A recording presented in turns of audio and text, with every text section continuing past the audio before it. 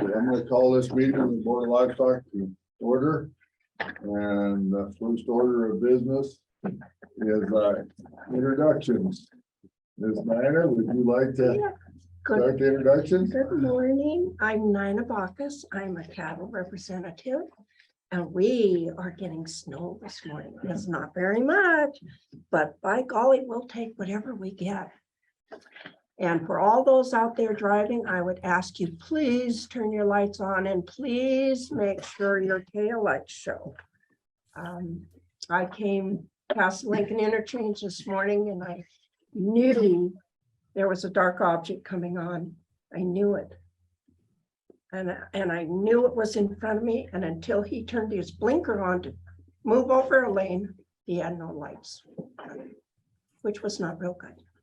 But anyway, may everyone have Other questions, but you don't need to find these answers maybe. All right, Evan, how about me or your mic? Deficit or in centralized services for payroll. Brian and Evan, we hear you. May everyone have a marvelous Christmas, and may this new year be a blessing unto each and every person we know. Thank you. Thank you. Yeah, Ed Wellner, swine representative. Yes, we're getting snow, at least we're getting some moisture. We've had about a foot of wet snow, not in different parts. But it's looking a lot better than it did. So hog prices are pretty steady. As you mentioned, there's problems getting trucks. We really don't know when we'll ship. And we're on a schedule, you know, every week at this time, we have to wean and move. But it's getting to be a problem to get trucks to move them to California. Anyway, and with that,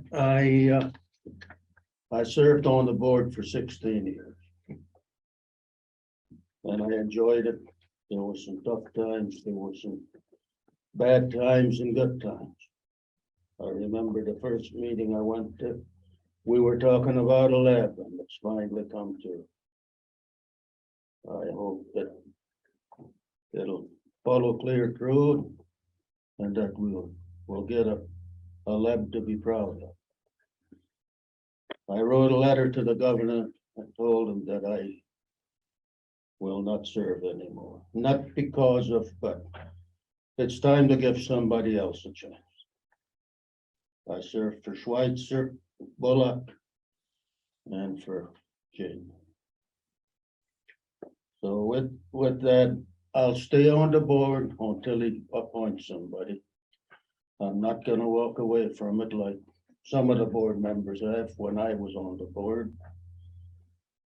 I appreciate the governor's appointing me and the senators ratifying me. And I hope I done a good job for the state of Montana. thank you, Ed, and for that, all of the livestock producers in the state, we all thank you. For 16 years is a long time to come to Helena and sit here and I shared not being on the board, but on the outside looking in when you this department was, I said, for a few minutes underwater. You assured me that maybe it was more than a few minutes, but it's much easier, I think, to sit in the meetings, and thanks to you and some and other people, we have a way better situation than what you went through at times. So thank you on behalf of all the producers. Well, Ed, following you is a little tough, being one of the new guys on the board after you've been here for 16 years, but thank you for your service after 2 years. I'm not sure how you did it for 16, but good job. Jake Vettis, cattle representative from Manhattan. Finally got all the calves shipped. All my deliveries are done, so I'm done traveling. I'm not nearly as excited about the snow as Nina is. We'll start calving in about 30 days, and I'm not ready for it yet. I'm hoping it turns to spring by then. was at Stock Growers last week and pretty optimistic outlooks in the cattle industry from what I picked up. People are starting to realize how short we are on numbers nationally, not just Montana, but nationally. And I think we're gonna gain some leverage back in the cow-calf sector, it looks like, which is good. We all need it. Like Ed said, we had trouble this fall finding trucks. I think that'll continue to be an issue. I don't think that problem is going away anytime soon. They did talk about ELD mandates and different things at Stock Growers, talking about trucks and how they're trying to navigate that, because I believe our agreement comes to an end, is it this fall? And they're trying to get something else figured out, so we can continue to haul cattle in an efficient and safe manner. Other than that, you know, things are looking up, prices are coming back, it looks like, every week, a little bit better, a little bit better. Hay's still expensive, but I think all in all, in the cattle industry, we can look forward to what's coming the next couple of years. Greg Witchman, sheep representative. Thank you, Ed. Most definitely, it's you and Nina and a couple other board members brought from what was a pretty ugly situation to a very good situation. So thank you very much for your time. The lamb market is starting to perk back up. We had convention here last week, I guess. Good optimism, a lot of new people there, and just everybody's trying to figure out how to stabilize that industry so we can all make a little money and stay in it for a lot of years. So yep, snow is good. I don't need the cold, but snow is good, but it does sound like it's going to get cold. So we had to bump up to full feed. So I guess winter's here and here we go. So Alan Redfield, cattle rep south of Livingston. Thanks, Ed, for working with you before I was on the board too, and continue to work on some of those issues. We've had a winter since about the 1st of November at our place, and over 1.5 feet back then, and it was soft. It gets still graze, but I've been on full feed for about 3 weeks now. It's just how it is, and I guess I enjoy living up on the mountainside. Everybody talks about just having a little bit of snow. Well, it was drifted. I mean, it doesn't normally blow at our house, so you know you didn't want to go to Livingston because it was ugly. 60-mile-an-hour winds in town and stuff like that. And there's drifts where I haven't seen drifts in years, so it kind of reminded me of this winter of '78. So, but things are going good, and just in the winter feed mode.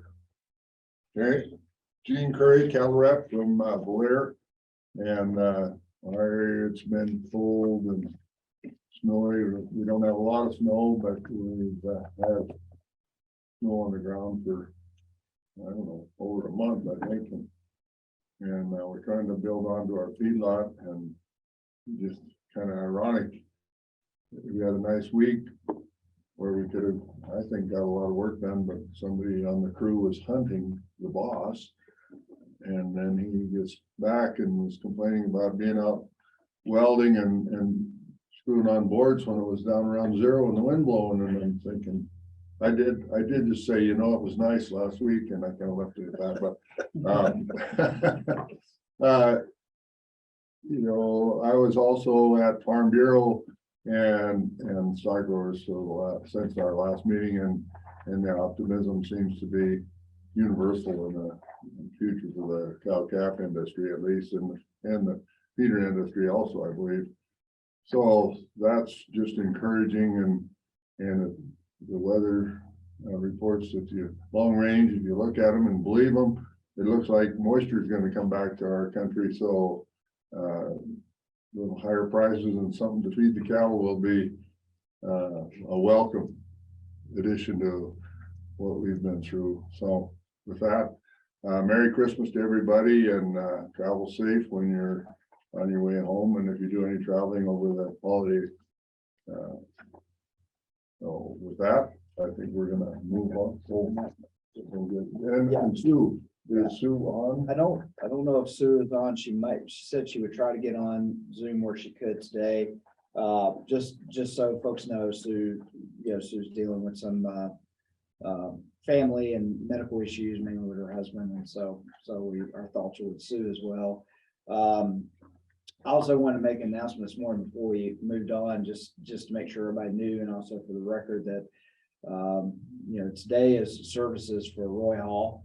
Roy Hall passed away last week. Roy worked 30 years as a sanitarian with the Milk and Egg program. So for our dairy producers, he pretty much worked with all of them at some point in time. Also helped with the egg program at Great Falls. Did a lot of work there. He retired in 2019. So, only been retired about 3 years, but passed away unexpectedly last week. His services are in Great Falls today. We do have some staff that'll be there representing the department, and we sent a memorial, but I just wanted to make that announcement that we didn't learn about that and that his services are going on today. So our thoughts are with the Hall family as well. So thank you. Mr. Well, yes, and just a little side note in our operation, we had a tragedy. Our hired man's wife passed away about a month ago now, 39 years old, left a senior in high school, a sophomore in high school, and a 5-year-old. And she was working for my daughter at the grocery store, didn't feel good, went home. And one of the girls, or both the girls, came home from school at noon and thought she was sleeping, came home after school. And so we've, our hired man is still struggling and will for quite some time. But that's just something that is not supposed to happen, but it does. So, all right, we'll move on to approve of the minutes. I move they be approved as, I think she corrected a couple of things. Okay, maybe grammatical, or was there some subs? I think it was just grammatical. Okay. Is there a second? I'll second. Any discussion? I did call and have. Well, that one, yes. I had him go read the minutes and if it's really what it says. So I think that got corrected a little bit. So. Do we need clarification of that before we? Yeah, we can. I can address that. Yeah. So what Ms. Redfield, Ms. Box are referring to is Brian said something backwards during the last meeting, and so when you in the transcript it reads different than what is reality. He was talking about vacancy savings and looking at our budget for the year, and he was trying to call attention that the vacancy savings are already out of the budget. But the way he said it, he was saying if you accounted for vacancy savings, we'd be in a hole, and that's not true. We were positive at the last budget, and the vacancy savings are taken off the top. So what he's just trying to say is we'd actually be much better if we didn't have the vacancy savings already off the top. But he was trying to make sure he called attention to that we always have to remember that if we have fuller employment during the year and things like that, that 5% for this budget year, that 5% vacancy savings was already taken out. And so we have to remember that if we end up and of course we don't have a year like that ever, but if we ended up fuller staff throughout the year, then we might have to tighten up as time goes along because they've given us that 5% haircut, if you will, from the beginning of the budget to account for trying to recoup some of those vacancy savings that agencies get and get those back into the larger state budget. So he was just trying to explain that, but the way he said it made it sound like that we were in a hole and we're not. So just so we're clear, do the minutes reflect that, or the minutes reflect what verbiage? The minutes reflected said backwards. Okay. So I don't know if you want to change that, We need to, or is Mike's or explanation sufficient? is it, that's the minutes of the meeting. So without going back and having that discussion over, I don't know the proper way of changing that. So I think if I'm correct, that we would approve the minutes because that was what was stated. And then maybe we make sure we have a clarification when Evan comes in and was it Evan or Brian? Brian comes in and we can ask about it then and get it into this set of minutes exactly correct. Yes, we know what wording is used. So with that, any other discussion? All in favor, say aye. Aye. Opposed, same sign. Motion carried. All right. We're on to old business, OGSM. Yes, sir. Sure, screen out there. So I'll go through, we just, the last meeting I had with the governor was on, the 29th of November. So is when I did, the most recent, meeting with the governor. I'll run through, what I shared with him. Obviously, you know, this time of year, we're always a little bit revenue strapped because most of our revenue comes in as per capita and other things start coming in the spring. And also last year is kind of a big revenue year because we had re-reporting going on throughout the year. I mean, the good news is when I look at dashboards, expense is not exceeding budget. You know, and we do know we'll probably have some down years in revenue because of the cattle cycle that we're currently in after drought. But that won't be as big a gap as is represented in that dashboard as we go through the year, especially as we get to spring and per capita starts to come in.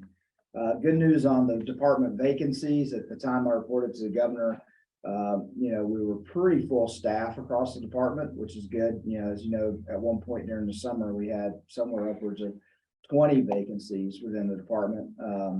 And that has largely, you know, corrected. You know, we still have one vacancy in milk and egg that is kind of systemic. We did hire back a sanitarian, so we're back to 3 sanitarians, but we still have a FTE there that has been there for a long time.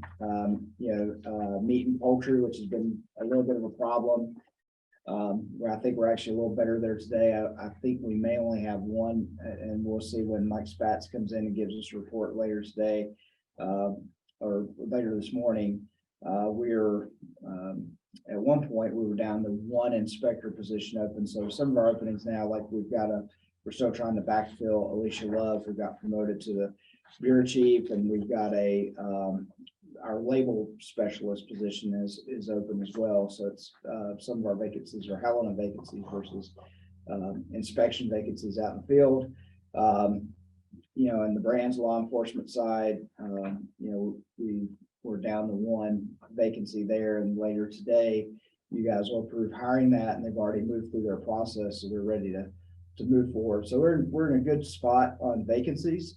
And you can see on what I reported on what's moving through the markets, that we're back on more of a normal trend. So 115,000 had moved through in October through the markets, which was, you know, if you go back to 2021 and 2020, that's a comparable number. And so we expect to see, you know, not the big movements like we had last year because of drought and really started back in 2021, that we're back to a normal cycle there. Just as far as like highs and lows that we reported is that, you know, staffing was consistent. We did confirm that feral pig as domestic, the one that had been haunting us a little bit from up around Lake Kukanoo. So we finally got the genetic results back on that. You know, we're close to completion on TB testing. And then of course our financial audit was successful. You know, we'll talk about that a little more this morning, but that, you know, that's better than a lot better than some of the audits we've had in the past. But on the low side, we were still at that time when I talked to the governor dealing with Trot Creek schools and their ability to get milk. The IBMP, we were headed into that meeting and of course had a lot of uncertainty around that. And just concerned about, you know, BLM grazing rules, EIS that'll come out later this summer, which I think is going to be a really, really big thing, particularly for people who utilize BLM grazing to pay attention to. And that we had some tedious negotiations going on in our collective bargaining agreement with meat inspectors at the time. As far as the goals, the 6-month goals that we had set, we were in really great shape. The only things that I really wanted to call attention to, and those are things that were in yellow on that page, was that, we haven't had as much interest in the cooperative interstate shippers program with the meat and poultry inspection as we would have liked to have had. And so we are working on trying to make sure people know about that opportunity and know what that allows them to do if they were to choose to move that direction. Have we had any? We had one application in this last year, and we haven't seen, and I think they've actually gone back. They were looking at USDA. They applied for CS, and I think they have decided to go back and try USDA again, and really want to go that route.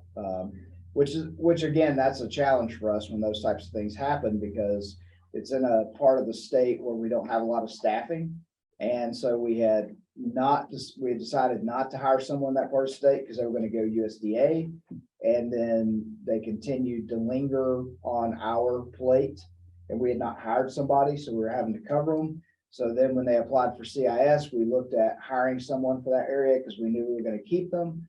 And again, now that they're back to wanting to go USDA, we're like, well, pull that down. Let's not hire anyone right there because we won't, we probably need, not that we wouldn't hire someone, but we maybe don't need to hire them in that part of the state. We could hire them somewhere else where they can do more good for us. So those are just some of the things we deal with from a management perspective on that.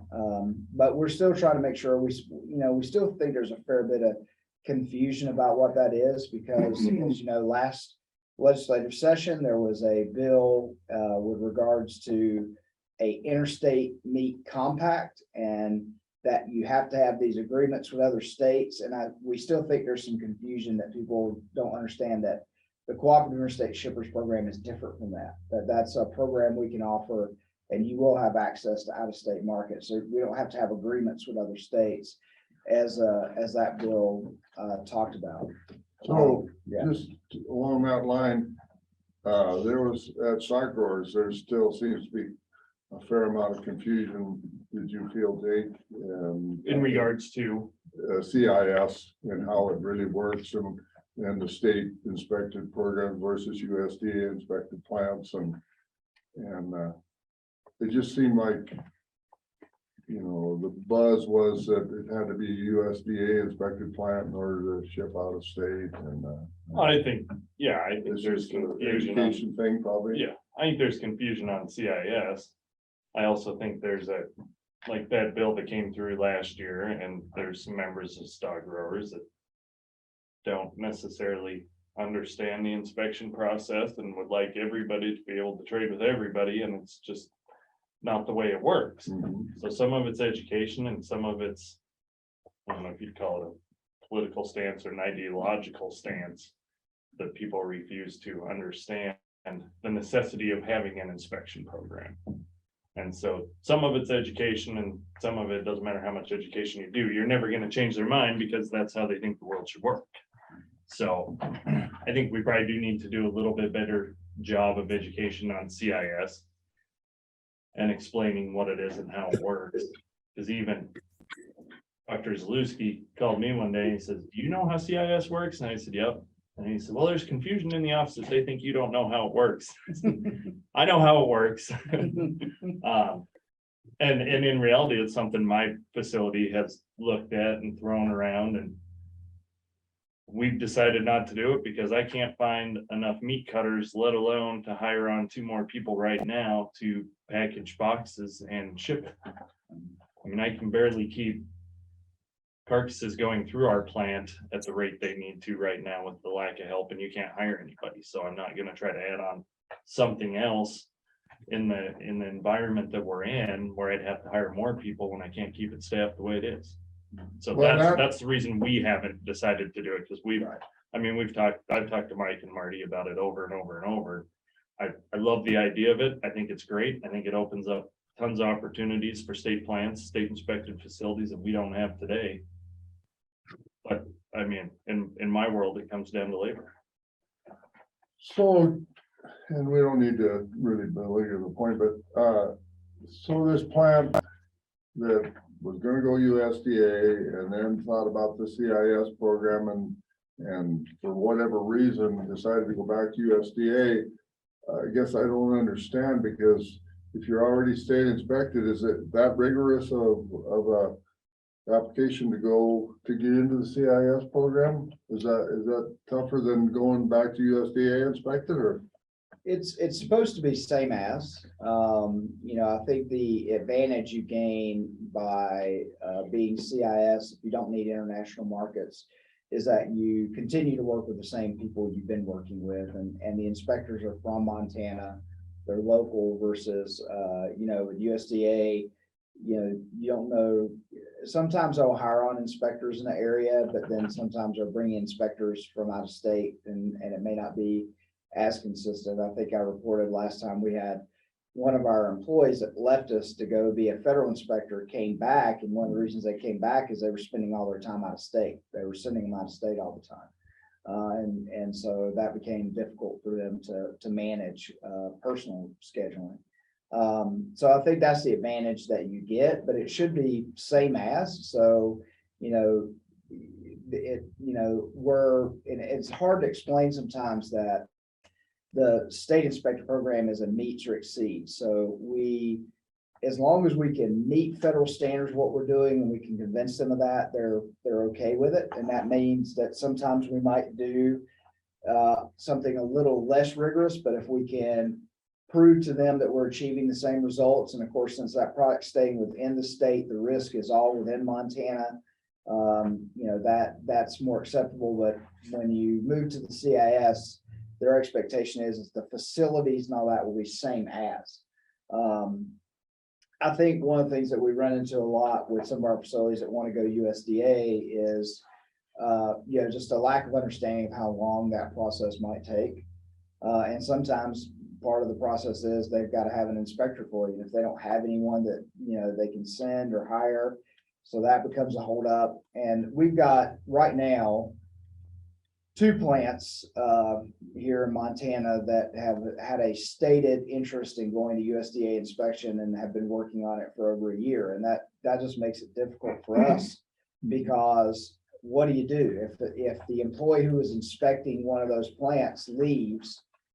Do you hire someone in that area? If you think, or do you take the risk and you hire someone, and then finally their USDA grant inspection comes through, and now you've got somebody hired in an area where there's not a plant for them to go to. And so it's just that's where I think for us is some of our issues. And one of the reasons we suggest or try to suggest to people, like, well, why don't you stay with us? Because and we would have a preference for people to stay with us if they were looking at going to USDA, if they didn't have to, because then we may, that helps us with our staffing and scheduling, and not having, people in places where we don't have work for them to do.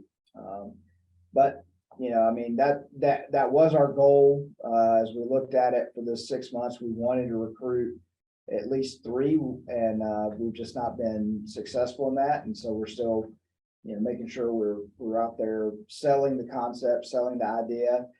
A lot of the new plants that have come on have, for whatever reason, they decide they want to go USDA. And I guess if you're building greenfield from the ground up, that's what you want to do.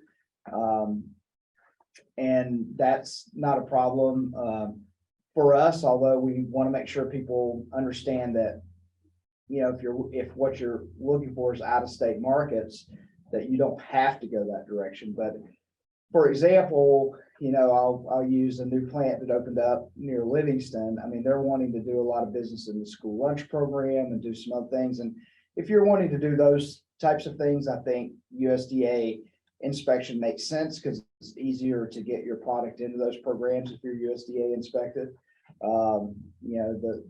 Some of the hurdles are cleared for you, but for most people, if all they're looking to do is maybe do internet sales or things like that, CIS would work very well for them, and they'd be able to keep the same inspector they have now.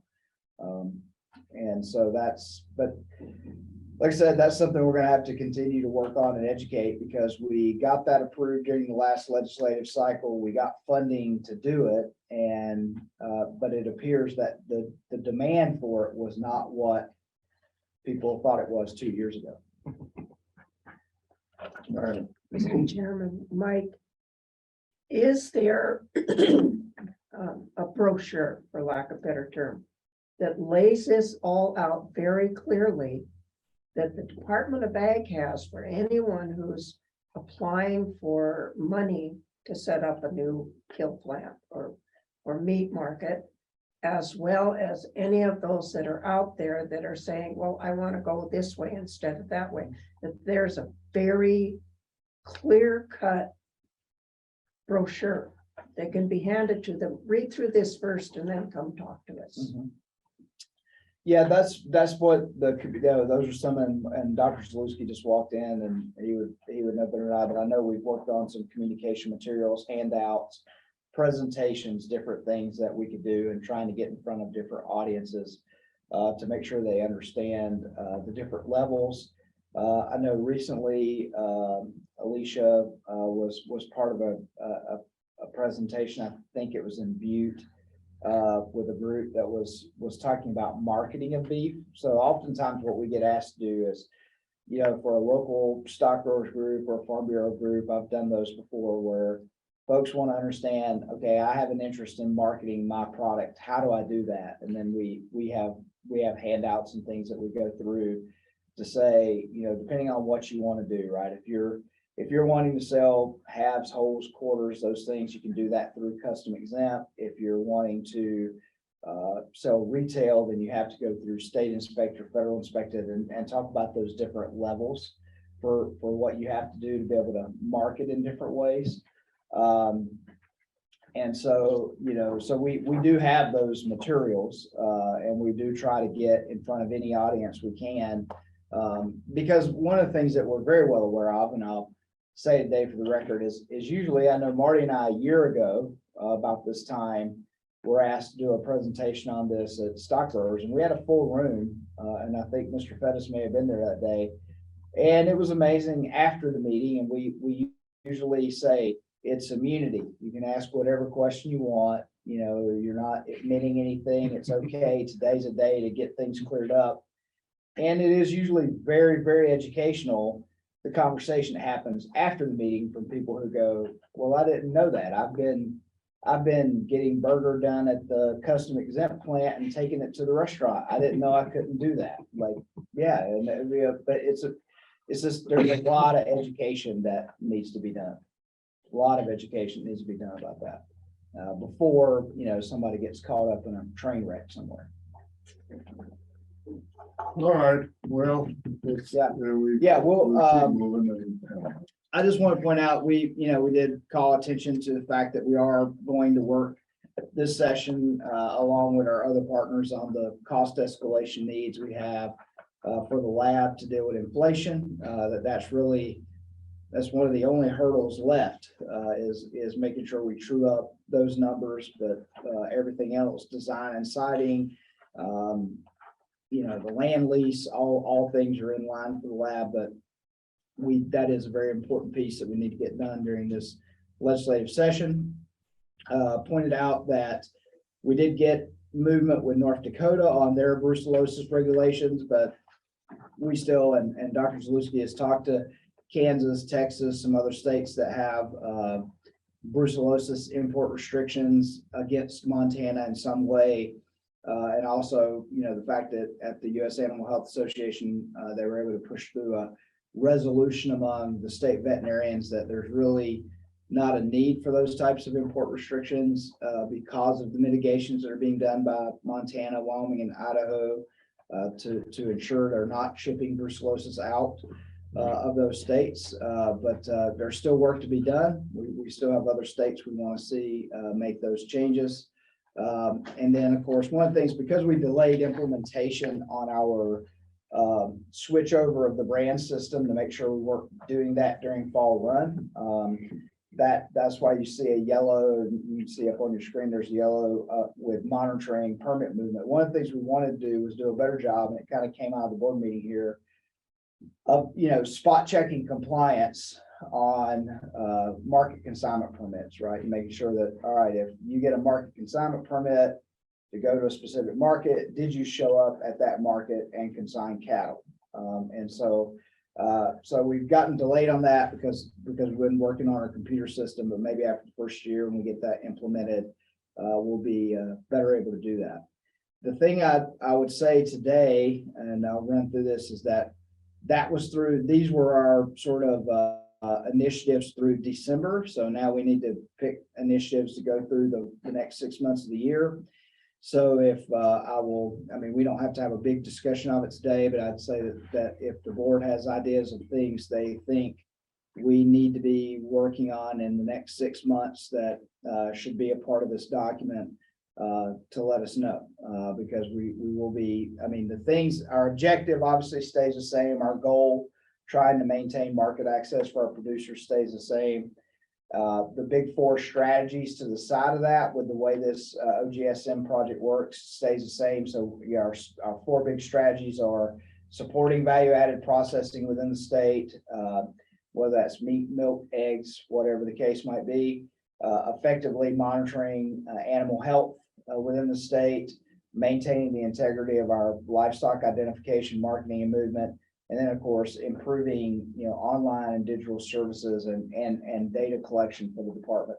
But within those four things, if you have initiatives you think we need to be highlighting and working on for the next 6 months, we obviously would like that feedback, because we're going to have to come up with something new to be reporting to the governor for the first half of next year.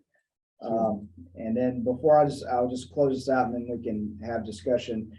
I'm still tracking, because the governor wants to see them. I'm still tracking the livestock slaughter numbers. One of the things I'll call out here is this year is slower than last year, probably because our cull rates are much slower than they were.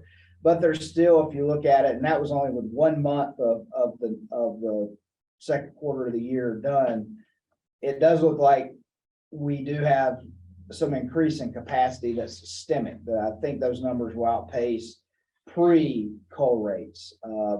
And so I do think we've increased capacity across the state, but it probably won't be as strong as last year. Can you pull it up so we can see Yeah. what species you're talking about? Oh, yeah. The color, Yeah. My graph, but. Let me move this over to this side here. So yes, so you can see that on the slaughter by species, cattle and swine continue to be sort of the big numbers. Poultry, obviously, if you look, I would say we're doing, and thanks to our colleagues and some of the work they're doing, under inspection, we're doing a lot more slaughter of poultry than we have in the past. Sheep and goat continue to be a pretty good chunk of the pie, but it doesn't seem to be moving a whole lot right now. And when you see other on there, other are things like deer, elk, bison, things that there's not enough of to really be in their own category. But you can tell that, the slaughter of species is much more diversified this year than it has been in past years. And of course, now this isn't including the Thanksgiving numbers, but a lot of those turkeys and things are slaughtered earlier and then frozen. But, so it is changing. We're seeing a lot more poultry slaughter than we have in past years. And but the cattle numbers are up, the swine numbers are up. But it's, it's an interesting thing to look at is, the differential of what's happening versus what was happening, let's say pre-COVID. And of course, as time goes on, that graph to the left, the over time outlook, and we only went back to 2019, will change. You'll see that there is, one of the things I'll note up top is by inspection type, custom exempt versus state inspected. You'll see that state inspected makes up, the pie itself is bigger and state inspected is a bigger piece of the pie. So that's another thing that I think is you're seeing people get more into trying to retail sell stuff versus selling animals to owners for custom exempt slaughter and those types of things, which is pretty much most of what we did, pre-COVID, some of the issues we've dealt with the past few years. But it's good to see state inspected making up a bigger piece of that pie. Maybe we're capturing more value in the state than we were before, you would hope. So the custom exempt numbers, are those accurate or are those? Yeah, they have to keep records of what they slaughter, and so when we do our twice a year inspections, that's one of the things we look for. Now, you know, the state inspected gets updated a lot more quickly because that's happening on a daily, weekly basis, that those numbers are coming in. Custom exempt, you know, we're only going to them twice a year, so we pick up those numbers when we do that inspection. So it's sometimes a little slower to get the numbers of what's happening out there than it is with our state inspected facilities. Right. I have a lot of questions, but we'll start with this one. First off, I'm a little lost here. I thought custom exempt was I had them slaughter my cow for my freezer, Mhm. period. But you keep talking about custom exempt selling meat. Well, they're not And- selling meat, you can sell animals. So the way you can utilize Ah. custom exempt is, let's say I sell a quarter beef, you know, 4 people buy an animal, right? And then it goes to the custom exempt plant and I get my quarter, you know, my part of the meat back. Well, then, to me, how you're phrasing it is incorrect. Because the way it's coming across to me, the custom exempt plant is selling the beef, and they're not. No, it's the Okay, owner. so I was misunderstanding that. Can I continue? You have the floor. All right.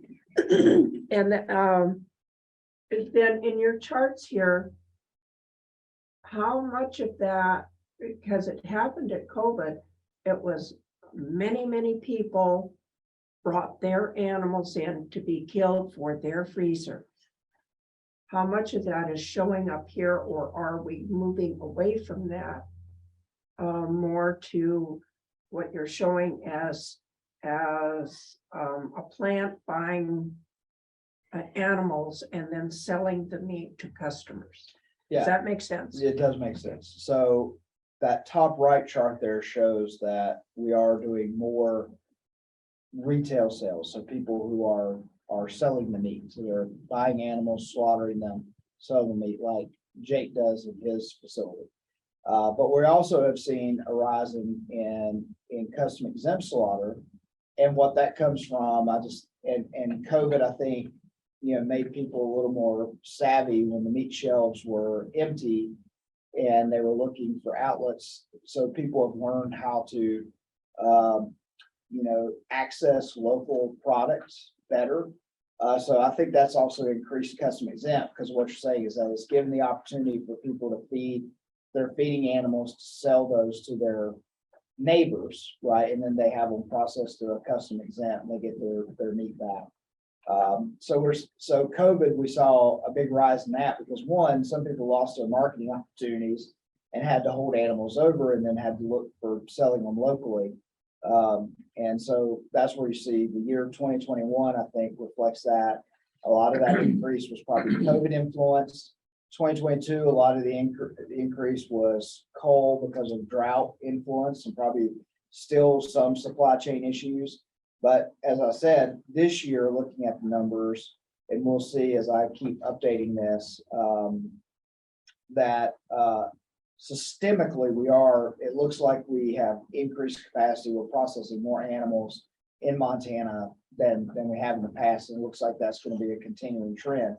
It just may not be as strong as it was last year because people were looking to cull a lot of animals and a lot of things ran through. And there was a big influx of money, as we well know, through grants and other things into the system. But You look at that 2023 first and second quarter and they all equate almost to 2020, not anywhere near what 2022 was as far as Yeah. numbers. And that's a stark difference, especially in Right. quarter two. And there's 2 more months to be reported in quarter 2, so that bar will Okay, go out. so there is a, Yeah, that was only That's 1 month of the second. okay. So that yes, would make definitely, sense. we are on pace to be beyond 2020 and 2019. And so that's where I'm making the, the hypothesis, right, that, okay, so we have seen an increase in processing in Montana that's going to continue into the future. May not be as strong as it was last year, but that increase is, we have added capacity and added marketing opportunity that wasn't there pre-COVID. Okay, then one more. Can we go back to the negotiation with the meat inspectors? Yeah, we can talk about that a little bit, but not too much. Okay, well, we have to go to the governor's office and ask for a special, whatever you want to call it, to increase what they were receiving enough to make the option of becoming an inspector look good enough so that we could get people to actually apply. Is that still in place, or have we gone through a period where that has now been removed and we have to go to legislature and start all over again? Yeah, no, we got permission from the budget office to do a plus up $2.30 an hour, I think is what it was, or $2.25, somewhere in that neighborhood, because we were having issues with recruitment retention. So that is permanent, that's in the system, but we still are in our meat inspectors have a contract that we're negotiating. And that expires June of next year. So we're in those conversations. And so what I say is it's just difficult going the back and forth. And of course, usually the requests are more than what we're budgeted for. And so it's just and I would say that I would put it in the category of we did that work this summer, but yet that doesn't mean that negotiations end. Folks want more. And so we're still working with that challenge. Okay, we have to work, Mr. Chairman. We have to work within the salaries that the state tells us we have this frame, we have to work within. But we can't go beyond that, can we? It can be negotiated beyond that in an individual collective bargaining unit. Now, But we then, try not to. but then legislature has to, am I right here, Ellen? The legislature has to give us the permission to go beyond the boundaries that are set by state employee wages? Not necessarily. So we have an appropriation that we have to try to stay within. And that's been part of the problem. So you've seen systemically year after year, meat and poultry, that particular area. If you look at the personal services and you look at the wages, we're always struggling with that.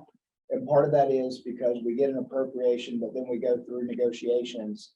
Those negotiations were not part of the snapshot, part of what made our personal services budget. So that's why we're always sort of a little bit chasing our tail on that. Now, when you're dealing with organized employees, it's governed by the National Labor Relations Act. And so you are required to negotiate in good faith. And that has different meanings to different people. But one of the things is that, saying, well, this is what we got from the legislature, so we can't do anything, could be considered what's called an unfair labor practice, because you're not negotiating in good faith if you just say no every time they ask. And so that's part of our challenge, right? Part of our challenge is what we did this summer, we were able to get done through the budget office before snapshot. So it's being accounted for in our appropriations moving forward. So budgetarily, we were good on that.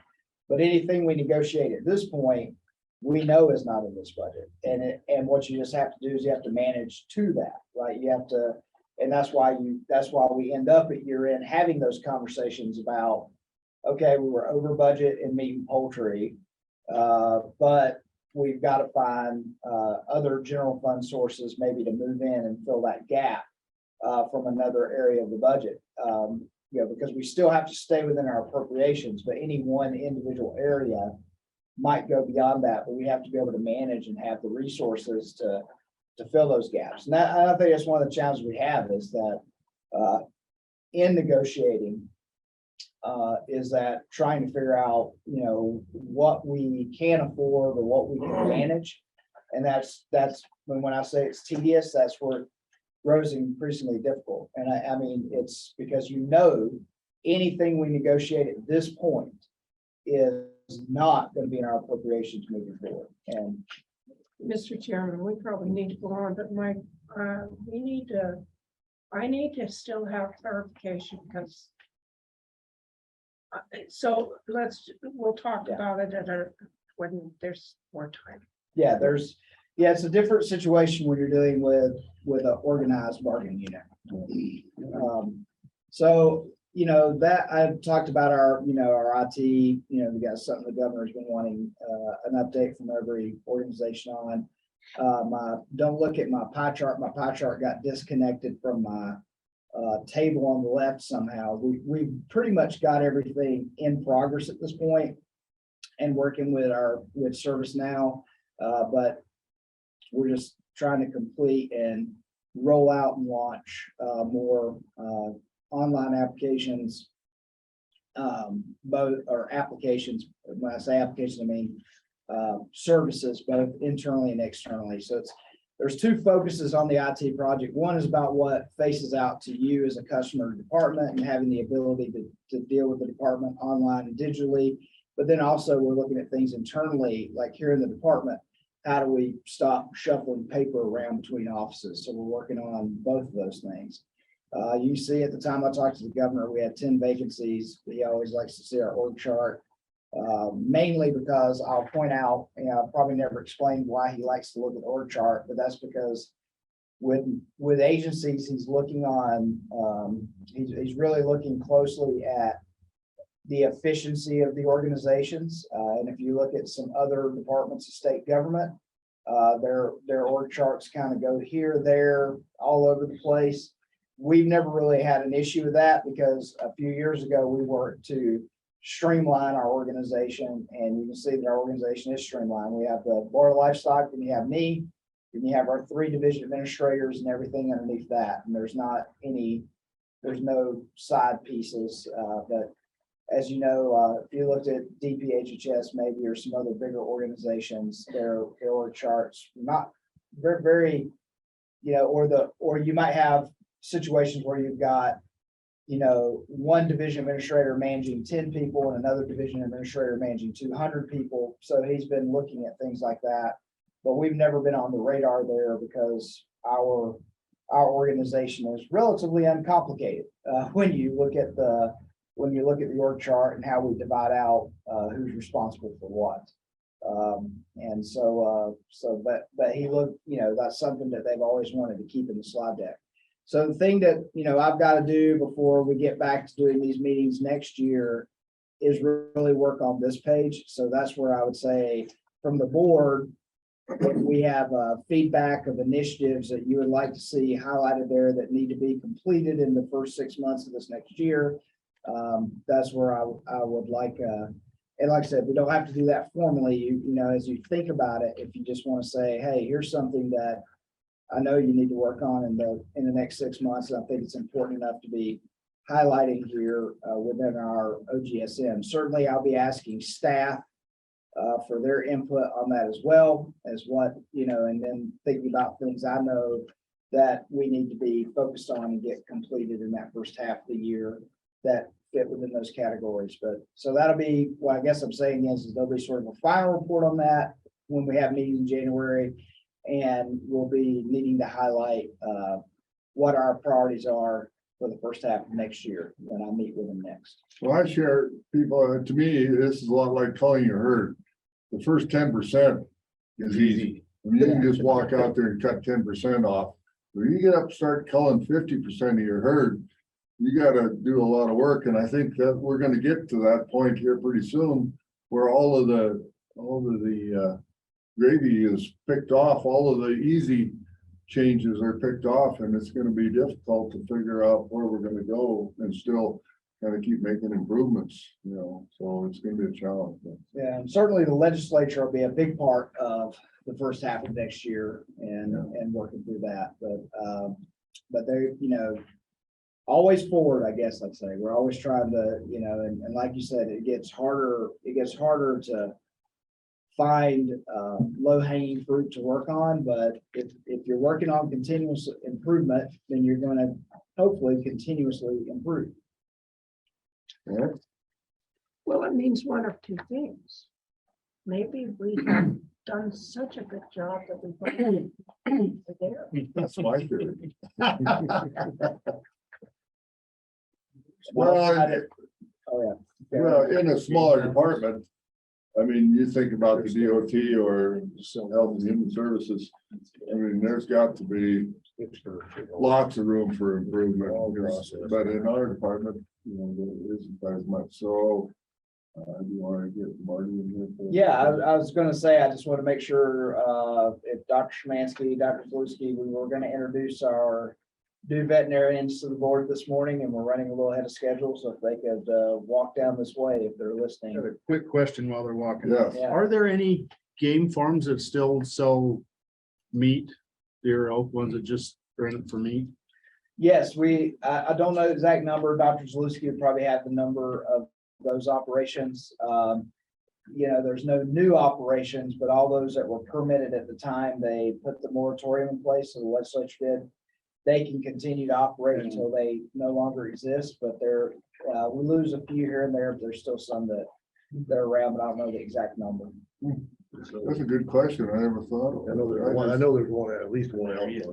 I thought after they couldn't hunt anymore, they pretty much closed up. How many game farms? Well, maybe Dr. Zaluski, you could ask him that question. That does. Well, just, I'd have to look at the annual report. Okay. for September. all right. Sorry, So I'm you- just trying to, Dr. Mahalski, Hi. Thanks to meet everybody. you come in. Yeah, come sit in, introduce yourself. Get the hot seat For down. for the record, introduce yourself and then share with us so a little your background and.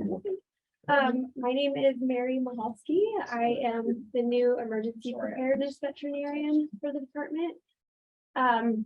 My background, I've been out of vet school since 2013, and I started in private practice with small animals. So I have very limited large animal experience, but I'm learning a lot. I have great teachers. And yeah, I'm really enjoying it. I've been here for 3 months now. Where did you go to vet school at? In Colorado. Okay. Colorado State.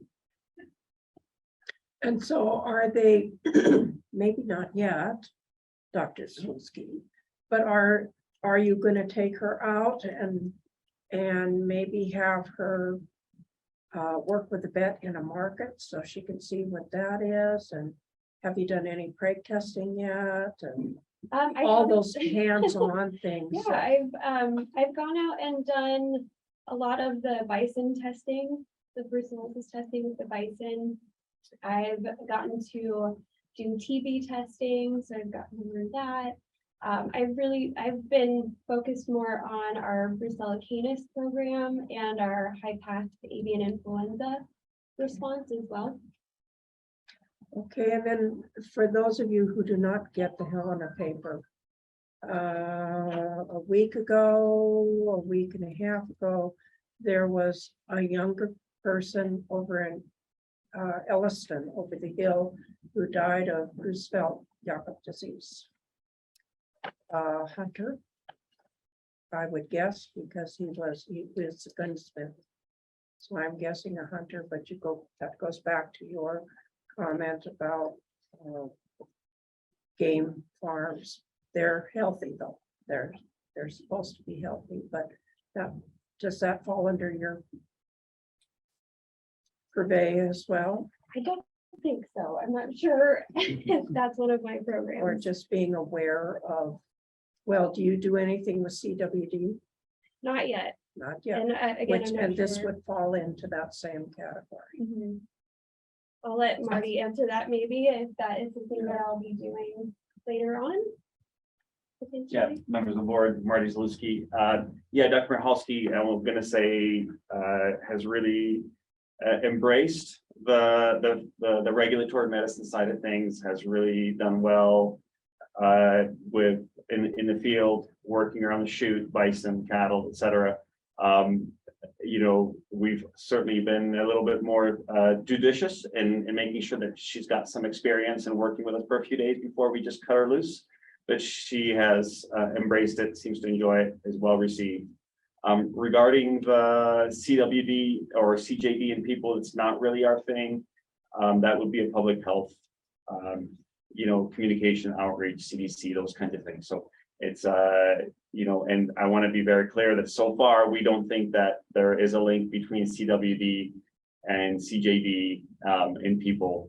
And so those two things are treated separately. So our CWD program is a small program. We just have a small number of herds. Really, I believe only 2 producers now have an appreciable number of elk and deer on the facility. So. And that's the thing I think it's important to make that distinction is that, you know, we do CWD testing for wildlife at the veterinary diagnostic lab. So they deal with it or deal with CWD or have that as a part of their responsibility. We deal with CWD in the alternative livestock farms, deer and elk farms that we manage, but largely CWD in wildlife, as Marty said, is a public health or a wildlife issue. And I just always remind that we're not the only ones that hire veterinarians. Department of Health and Human Services has a veterinarian on staff that deals with the public health side of that. And of course, Fish Wildlife Parks, Dr. Ramsey and others have been here to these meetings before, and you may have worked with them. So that Fish Wildlife Parks has their veterinarians that deal with the diseases in wildlife, and we pretty much stay confined to the diseases in domestic livestock, with the exception of we did add CWD testing at the lab because we wanted to have that opportunity to have that turnaround much faster here within the state than what it was previously when they were having to ship all the tests to Colorado. So Dr. Zaluski, just so we're clear for anyone that might be listening, there is no animals that this department has under its jurisdiction that would be susceptible to CWD. Is that a correct statement, or do we have? That's almost true, Mr. Chair. So we have an alternative livestock industry in the state of Montana that's been undergoing some pretty significant attrition since the year 2000, when there was that ballot initiative that was passed that significantly restricted those operations and the licenses. So at this point, we have like about a dozen facilities in the state of Montana.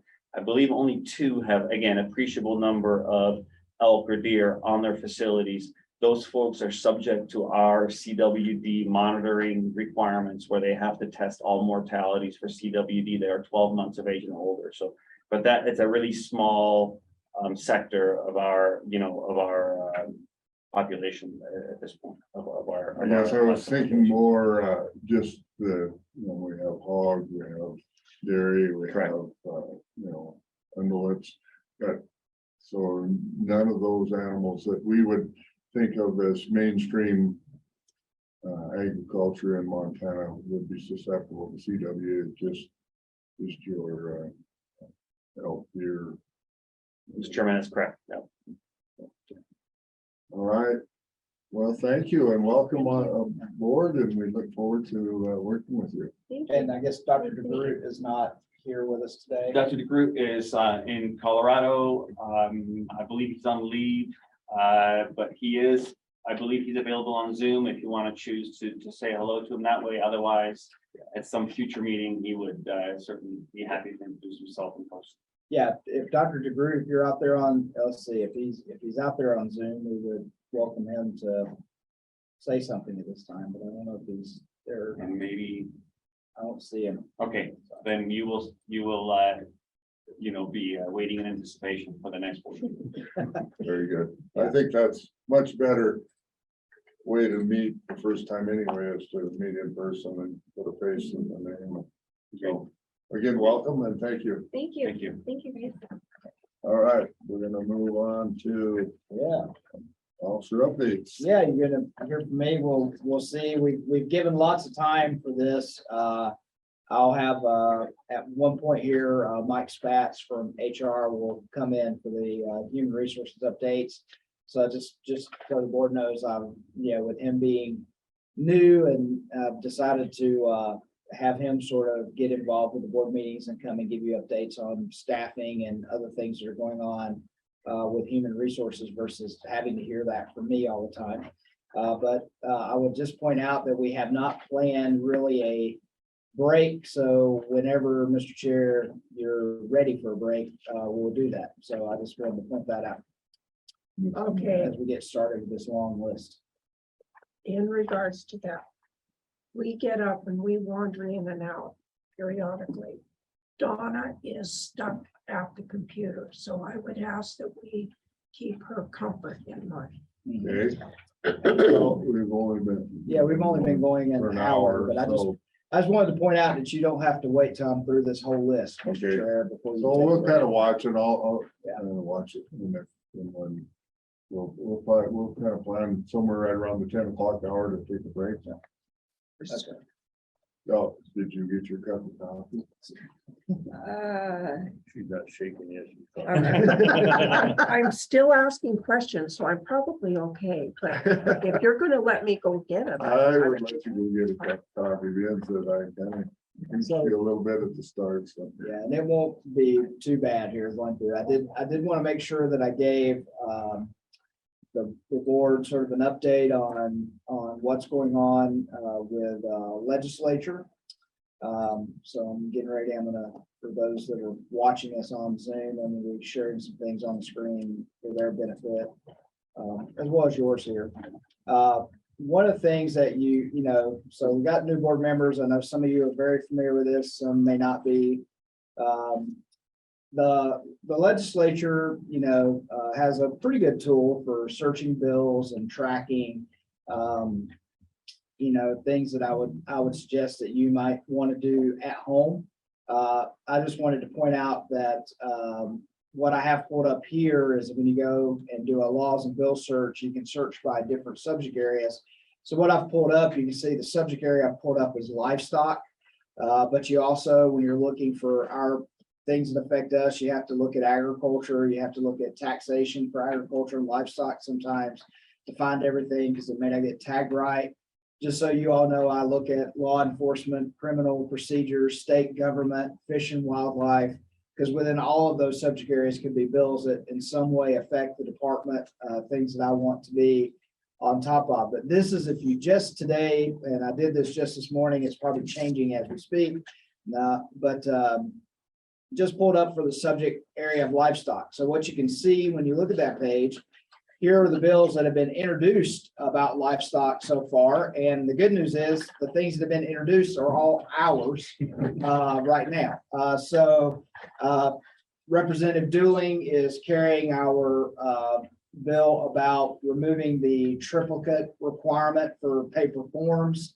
And she's got that paperwork in. Representative Reed, who's a part of our subject or part of our section subcommittee. And because he has a lot of background with veterinary issues and those things, is carrying the indemnity bill for us. Representative Fitzgerald is carrying a bill to extend the sunset on our wildlife services appropriation, and they also combined in the livestock loss boards sunset. They at legislative services, they ended up combining those into one bill. And so Representative Fitzgerald is carrying that for us.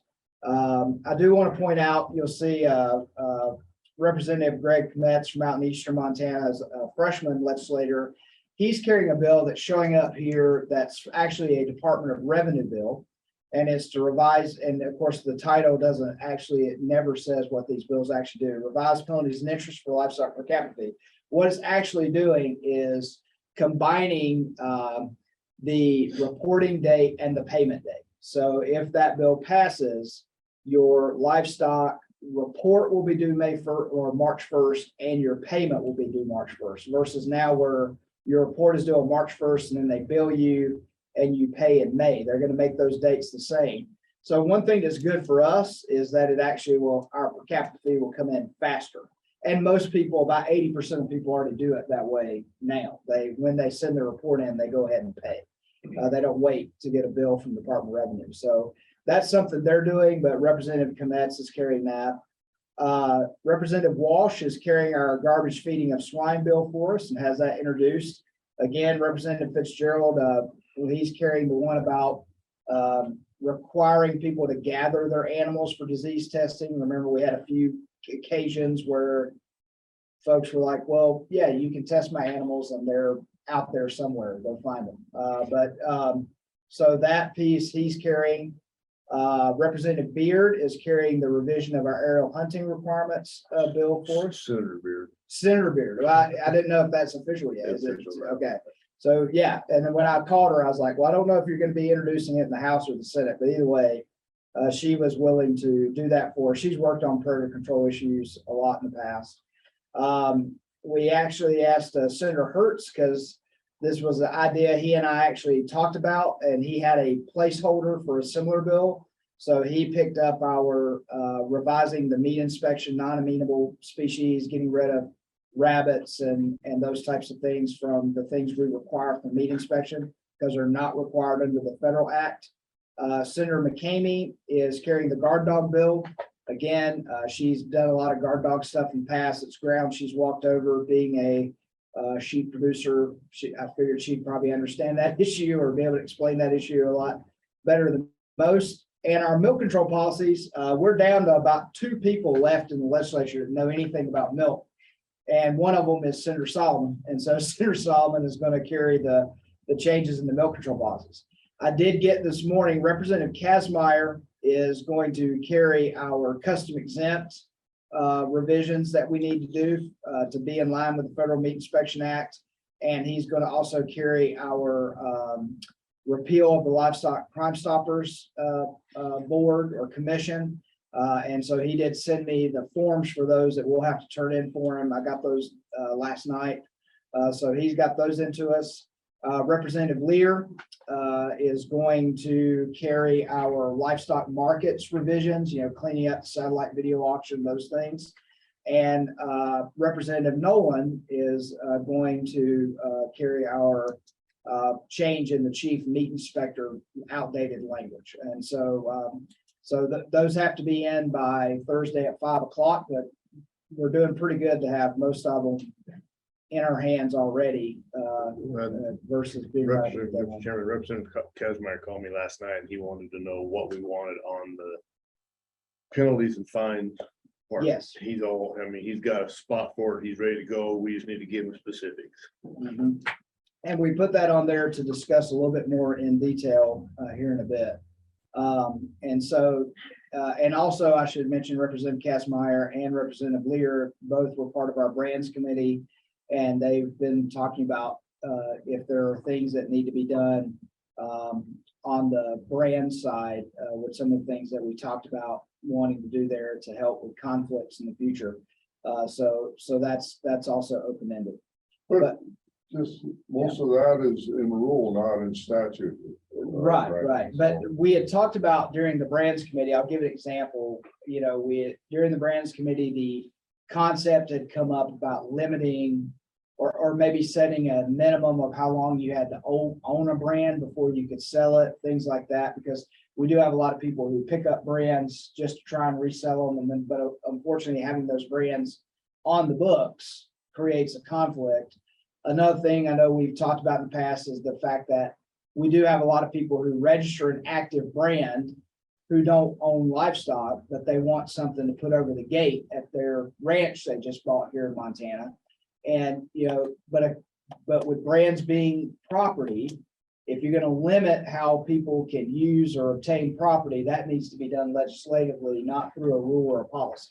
So I don't know if any of that would move forward, but they have said that they would be willing to work on that if we needed it. So like I know Jay, we can talk to him later today, but one of the things that he's noticed now that he's been here and got about a half year under his belt and looked at a lot of brand appeals is the number of people who are trying to register an active brand, but they check that box saying they don't own livestock. And so let's say you were going to say, well, if you check the box that you don't own livestock, your brand will be recorded as an ornamental automatic.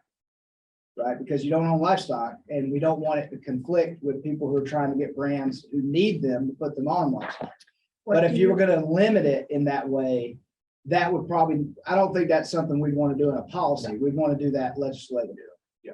What do you do if they say, well, I might buy a horse in another year? So Check the other box. they need to check the box they own livestock or want to own livestock. Are going to own livestock?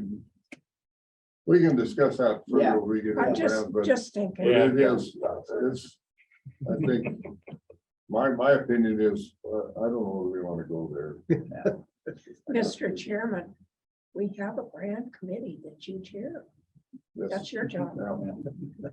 So I'll point out, that's what's been introduced so far, and there'll be a couple more that'll be popping up into that box later today. You'll see some things here did not sort of make it through the governor's process. So, we're not moving forward with the bill on changing the language in our predator control statutes about destruction. They just didn't want to touch that.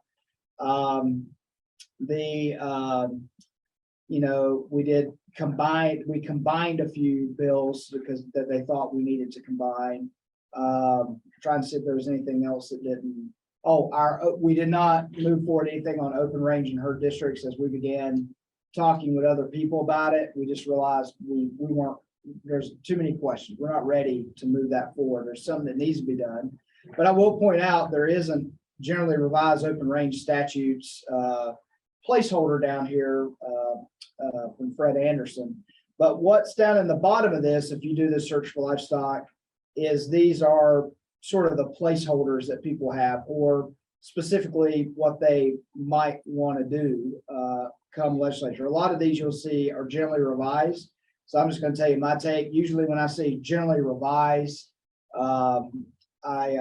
it means somebody's putting out a placeholder in case something comes up they want to work on, or a constituent comes up with an issue they want to make sure that if they need to introduce a bill related to livestock, they can.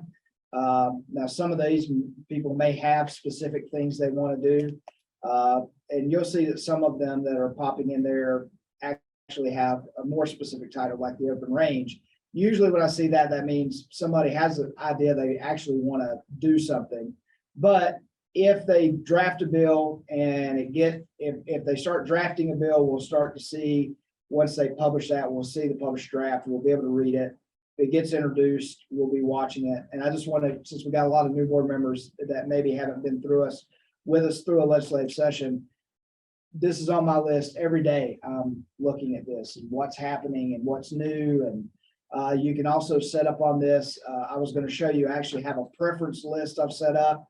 This is bigger than just livestock. These are all the things that I have in looking through bill titles have grabbed, like require management of delisted grizzly bears. That's something that I want to pay attention to. These are under ag, they're under livestock, but there's a country of origin labeling, some other things like that. So I'm grabbing those things and adding them to this and have it set where if anything happens with those bills, I get an email update. And so I'm looking at that every day because that list is growing and will continue to grow here for a while. But the good news is that looks like a lot of stuff. But for those who haven't been through a legislative session, half or more of that will just sit there and nothing will happen with it. We'll get to transmittal and it'll be dead. Back up one page. Yeah. Or to the other page. That you Yeah. were on. So, Yeah. I go to the bottom. So the second one from the bottom, revised laws related to land grazing fees. So that doesn't necessarily bother me, except I look at who the sponsor is. That bothers me. Mhm. Yeah, we'll be paying attention. So that's a Missoula person that doesn't have anything, no knowledge, no anything. She was on that committee when I was there, and it was like a nightmare the whole time. Mr. Chairman, I didn't notice, maybe I missed anything there.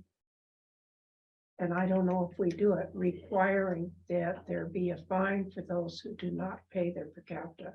And I gave Right. Alan this morning, I went back through some minutes to dig up some of that. And we had a fine on, but revenue decided they did not want to fine anybody who did not pay their per capita. If they didn't pay it, oh well. And because it's our per capita, it funds our agency. And according to this, any fine that comes in goes to the general fund, does not That's how- come to us. That's how But all can funds are. we put something up there that requires them to fine and a substantial fine for not paying their taxes? Yeah, and that would be Department of Revenue, that would be in their house to do that if they wanted to. And I'll say, and I've gotten a few more explanations from the Department of Revenue about what their thinking is with some, not just with per capita, but what they've done with a lot of these is that enforcement of that is very hard. And if you make the fines and penalties, there's a happy medium there. If you make the fines and penalties too stiff, then those who want to be honest won't ever become honest, right? If they come in the door and say, oh, I recognize I shouldn't be doing this, or I should have been doing this, and now I want to do it, but they're going to get hit with a bunch of penalties and interest, it may discourage those people from squaring up and getting honest. That's what has been explained to me. But from a executive point of view, to put that bill in, it would have to come from Department of Revenue because it's their fine, it's their statutes that's under, not Department of Livestock. But it doesn't mean a legislator may want to do that. They certainly could introduce a bill. And like you said, what you would do if a constituent, I'm going to say it this way, if a constituent wanted to raise that issue, you'd have to find one of these people, or maybe you go over and find some people, somebody who has some Department of Revenue placeholders. They could probably use one of these livestock placeholders, but one of these folks could use one of those to start drafting a bill on that, if that's what they wanted to do. What do they do if you don't pay your state taxes? What happens? Well, that's what exactly was gonna be my point, that if you don't pay your property tax, pretty soon there's a tax lien on it, and the next thing there's a sheriff's sale at the steps of the courthouse on that property. So what's the difference here? 5 years down the road before anything happens. Well, yeah, but so right now, if I don't pay my per capita fees, so what consequences? Is that So you can There's just none. let them roll and roll and roll and. not You're in pay the them. system, they know about you. But there's how many people out there that they don't even have a clue on. But even though they know me, if I don't pay them, what consequence There is is there none. down the road? Is there There any is none. consequence whatsoever? Jake, you had a question or Well, comment? it wasn't about per capita, but I was just wondering if there's any more of that meat stuff coming back again. There- around. Yeah, so if I go over to this list, so far, meat has actually been very, very calm. Good. The only, and I'll have to find out where it is, it's on my list because it got tagged as ag, not livestock, but Senator Bogner has a placeholder regarding meat, and so far that's the only. I mean, other than you got country of origin labeling laws, which, people try to do that every time. I'm trying to see what the actual title is of, Oh, it's okay. Don't worry about it. I was Senator just wondering if Bonner's, we were gonna have the same situation as we had 2 years ago.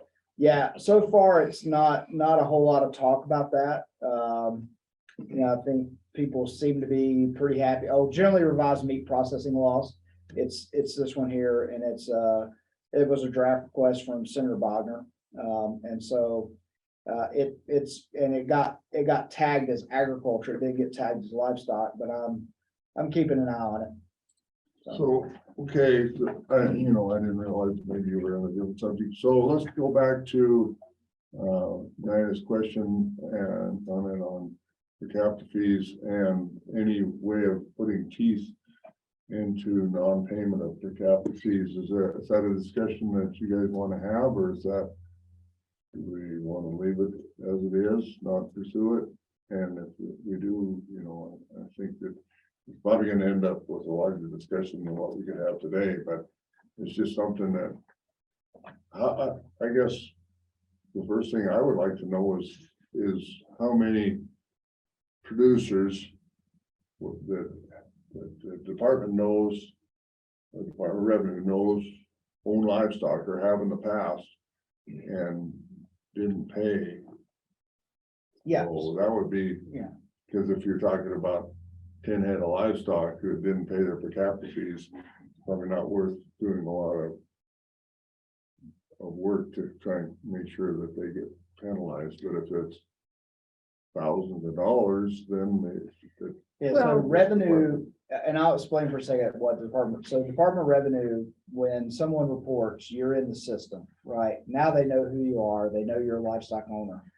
And as long as you're in that system, you're gonna get billed.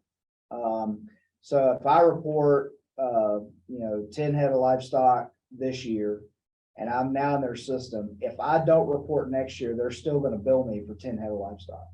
And if I ignore that, if I don't pay that bill, what happens is it's called the offset. So that goes in as debt in the offset. And then if I ever am owed a refund from the state, whoever else I owe, that comes out before I get my refund. And we do get money in that way, where someone's getting a refund from another type of tax, but they owe revenue or they owe per capita fee and they're over here on this list. And so that money comes out of that refund check.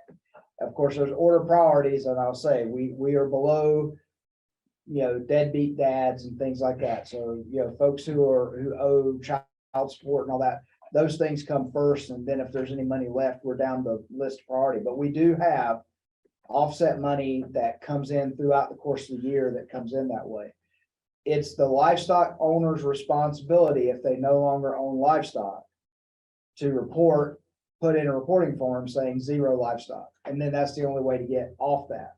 But I think what Mr. Redfield is referring to is the number of people who own livestock that have never reported, and maybe we don't have a lot of interaction with them, because if they've got a horse that's never leaving the county or something of that nature, they have relatively very, very little interaction with Department of Livestock versus commercial producers who are dealing with brand inspectors and markets and all that all the time. just that's my. Okay, I was gonna say, and please correct me if I'm wrong. The list that revenue has is what they get from livestock, and livestock gets it from inspections and registrations for brands, etc. So just as you said, if it doesn't come from livestock to revenue, then revenue doesn't have your name. And it's actually the other way around. That's what I was gonna say. I The don't list think- that revenue has is those who have reported, have put in a per capita fee reporting. So the project we did a couple of years ago, to Gene's point, a couple of years ago, and we took horses because we thought maybe that was low hanging fruit. That's where we would find, because cattle's hard. Because I would say that my belief on cattle has always been that we're 90+% compliant, maybe 95% plus. And to Gene's point, if you put forward $100,000 worth of effort to get $10,000 worth of revenue, it's not really, you're not winning in that case. But horses we thought were underreported. So we did, and it was now with our new computer systems in the future, I mean, we're a few years away from that, but in the future where we can do a lot of that search and comparison using technology to get easier, we did that project by hand. But we were at that time looking for evidence of ownership, right? So if you've gotten an inspection, if you own a brand, those types of things, that is evidence of ownership of livestock. And we were comparing that and we did do a project where we sent out letters, and we did get, some reporters. We got some people, once we sent out the letters and said, this is what you're supposed to do, they reported revenue. Now they're in revenue system. But revenue system is only those who have reported to per capita. There's not, to them, there's not a comparison back to inspections. And one of the things I'd point out, and just make sure everybody understands, that there is no denial of service, right? We don't have a legal ability to deny someone service who has a pay per capita. Like, we can't deny an inspection and things of that nature. So we're not doing any comparison at that point when we're doing inspections, and I think our local inspectors probably don't want to be having to check per capita before they do inspections of cattle to move and things of that nature. But so there is not congruence between the evidence of ownership we would have and revenue. I just want to make that. And then of course, that's the other thing, is that there's always, and I want to put that because that comes out all the time where someone says, well, what about the county list for the petitions? Well, the county list for the petitions came from revenue, so they're the same. That list isn't coming from us. They go to the per capita list that Department of Revenue has to do those sheep and cattle petitions at the county level. But, Well- oh, sorry, go ahead. So revenue is not totally on top of it. The neighbor, they changed the ranch name, changed an owner or whatever, and they never got the cards again. And so for 2 or 3 years, they didn't pay until they applied for grizzly bear refund, and that triggered everything. You know, and he goes, you know, we always used to get a card from revenue and you'd do it. He said, I haven't had one. Cause he said, I know I'm supposed to pay, so he had to backtrack and pay it all before he could do the livestock loss thing. That's one spot it picks up, but I'm just saying, they're not always up to snuff on it. And it's frustrating because I feel that revenue's got a lot of stuff going on and they don't have people to really pay attention to that, and there is no real penalty if you don't pay it on the livestock, on the thing that I can see. But I Yeah. think, because I've talked to Jay, and Ethan before Jay, and you've started I think some programs where inspectors are checking animals at fairs. Do you have your paperwork? Here's what you need to do. I'm not gonna fine you, but you need to, and they're getting names there. Coming into rodeos and horse shows or whatever's going on. And I think our presence there, our inspector's presence and taking names is a beginning. Absolutely, yeah, I think that's great. The thing is that we just have to remember, we can send a letter to that person that we checked an animal. So telling them that they need to notify revenue that they own and follow through and pay per capita. But we cannot go to revenue and say, Nina had an animal inspected at a fair and she is not on your books as being a taxpayer. I don't That side of it, correct me if I'm wrong. No, but I think I'm what you're pretty sure- saying is that the responsibility, if you want to do compliance work is going to be our work, not revenue's work. And so we would be the one that would have to be putting the resources forward to do that. Other than, now, certainly they have the ability to assess penalties and those things. That's well within their laws. Because the other answer is if we make the collection too complicated, then they might just say, well, Department of Livestock, figure out how you want to collect your per capita. I don't know if that's something that we would want to take on. I think, because revenue already has all the tools and everything to, that's why they are the tax collector of the state.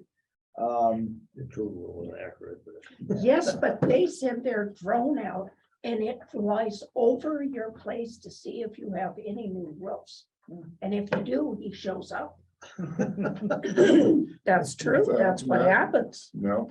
yeah. So- Or the assessor drives out and parks in your yard and looks. And looks, and when it was the county assessor, they used to do that for livestock. They used to. Okay, well, it's gonna take a lot more discussion and it's something that's not gonna happen at this legislative session at this point in time. So it's something that we can So- discuss in the next 2 years, I guess. So before we leave, talking Yeah. about legislation, I would say, and of course, we've got to talk about that sub bullet there, maybe a little bit more. On the budget side, obviously we're working on, I thought we'd have it ready for today, but we don't. So I'll send it out to all the board.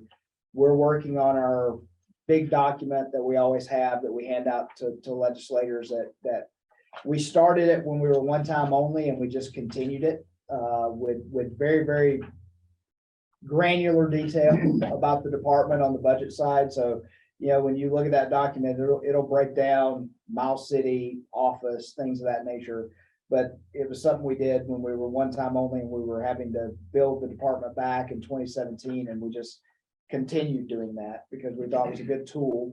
And it helps us by doing it. It helps us when we go and be prepared for budget hearing. So we're working on that. Obviously, in that will be all of our new budget, our new decision packages that we're looking at getting into House Bill 2.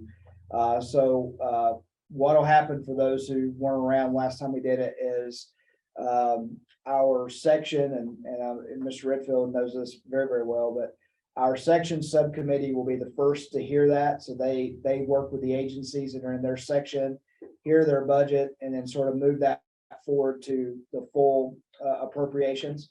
So we will have, 1 or 2 days, hopefully just one, of hearings for us that'll be scheduled at some point, usually later in January, somewhere in there. But we'll have a day where we'll go to that and have a hearing on our budget. Most of the conversation will be what new things we're asking for. Not as much the base budget. So that'll be something we'll be paying attention to. And we know we have this augment for the lab for the cost escalation because of inflation. That will be in House Bill 5. So we'll have to be working and paying attention to that. We will also, our IT projects are in what's called House Bill 10. That's the state IT plan. And so that's a bill we'll have to be paying attention to and watching as it makes its way through. So those are the big ones that for this time outside of like policy legislation. So we'll be working obviously on our part of the House Bill 2 budget, House Bill 5, House Bill 10. So those will be things that we'll be working on going through the session as well. So just that's where we are. I think we're prepared. We're ready to go. In a couple of weeks here, January 2nd, it'll fire up and we'll be operating with that until May. The other things I'll point out for folks who don't know is that it'll come up today when we start talking about scheduling a meeting maybe in January. Tuesdays and Thursdays are typically the days that House and Senate Ag meet, typically at 3 o'clock in the afternoon. And with the number of bills you see there, at least probably at the beginning, a lot of our stuff will probably move fast because it's already out there, it's already introduced, and they want to get it out of the way. And so usually me or somebody from the staff will be at those hearings pretty much every day or every time they meet, as the session goes on. Usually we get lucky and they're not, House Ag or somebody's everything they're talking about relates to Department of Ag and we get a day off, but usually one of us, myself, Marty, Brian, Jay, one of us will be there on some issue that we need to be in the room on. One of the things we'll need to maybe touch base with and talk about as we go through session as bills come out that aren't department bills is talk about positioning. I do believe that, the direction from the governor's office is to try, if it's not agency legislation, the best we can try to be informational and not take a position against someone's bill. But there will be bills that will come out that I know we will probably have to take a position on and I'll need that clearance to go in and either support or oppose a bill. But there will be most of these bills, even if there's not a position, we typically need to be there informational in case there's questions about implementation or things that they would need to hear from the department on. So just kind of thinking of timing, transmittal would be somewhere 45 days. Yeah, so that's gonna be the end of February. In March, beginning sometime in March. Okay, so our January meeting, Saturdays. I'm they just- got that in. I'm just thinking about our meetings, our January meeting, a lot of the bills are gonna be introduced, but not all of them. I was just trying to, Yeah. because up until transmittal, you have the opportunity if I'm. To change or to get stuff done. Yeah. The closer you get transmittal, the tougher it gets. Yeah. You say 45 days, I'd say 30.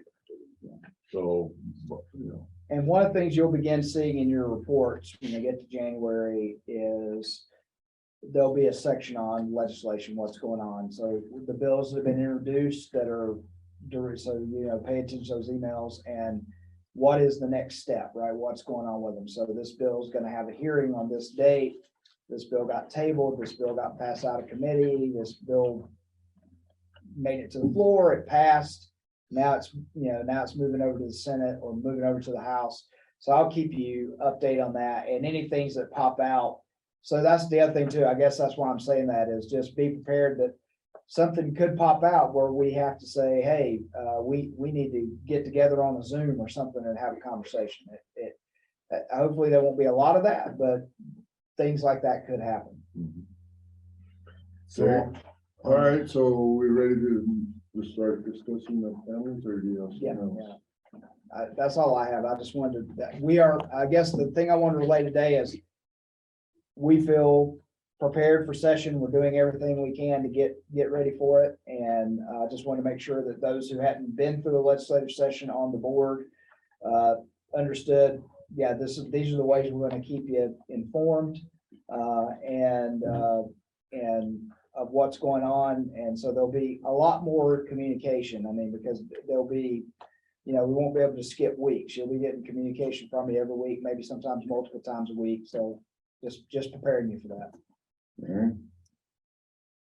So do you have something, No, I put on there and maybe Mr. Redfield has said all we need to say about that, but we had talked about, penalties and our fines for many of the things that we do.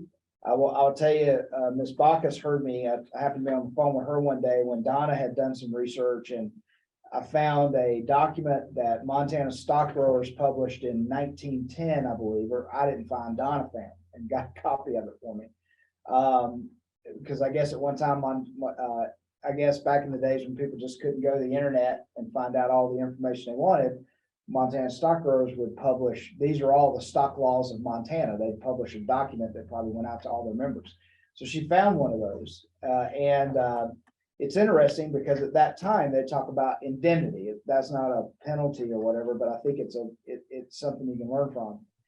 And the indemnity that was being paid to livestock owners who might have to have an animal put down for disease was basically the same that's in our law now.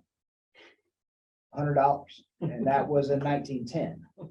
And so it led me to believe on this particular topic that we probably have not looked at those fines for a long time, decades maybe. And then at one time, a $50 fine was an imposing substantial. penalty to someone, but in 2022, it's not. And so I would say that's one of the reasons why that is an issue we probably should look at. It may just be that those fines are low because we've just never done anything with it. And that, they've been that way maybe for 50 years, 60 years. And so it's probably a conversation that's ripe. And we do have a legislator that's willing to look at that and I think is interested in doing something about that. I guess the thing I would ask the board for is that,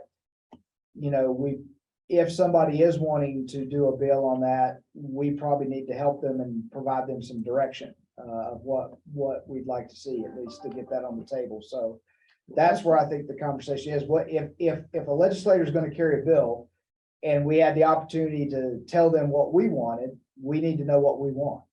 I thought when we were going through that, we discussed some fines and penalties.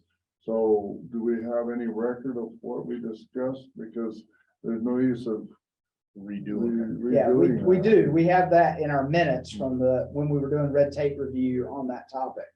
So, Mr. Chairman, my Yes. thing that I was looking at is, are these all in statute?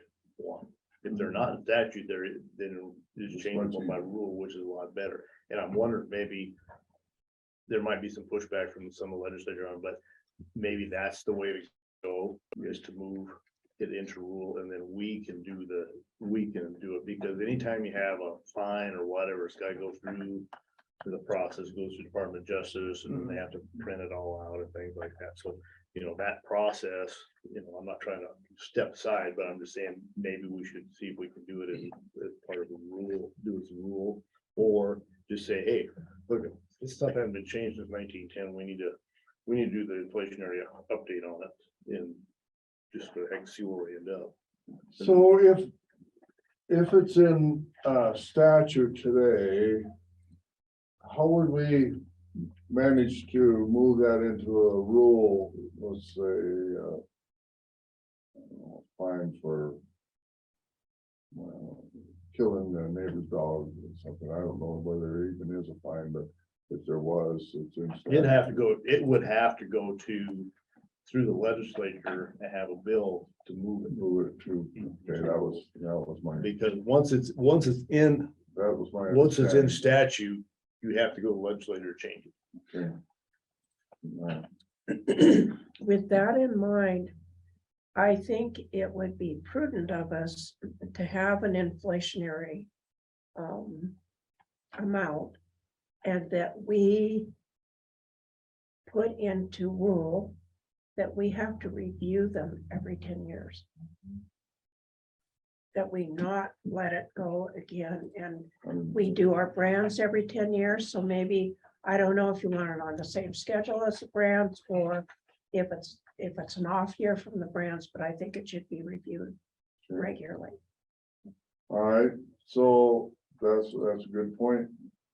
Today, though, we need to talk about whether or not by next, I'm thinking if we're wanting some legislation, we dang sure need to have that information to that legislative budget, the January meeting. Well, actually need it I'd say probably sooner. by a couple of weeks.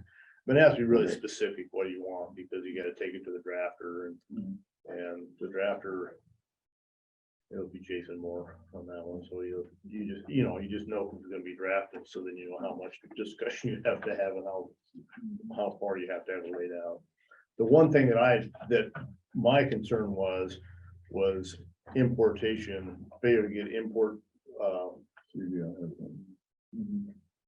Yeah, is there higher order things that you want to make sure you get? Right, that was one of them that's, so we bring a load of rope and cattle, state of Montana, so these are feeder cattle or whatever, but they don't have the paperwork.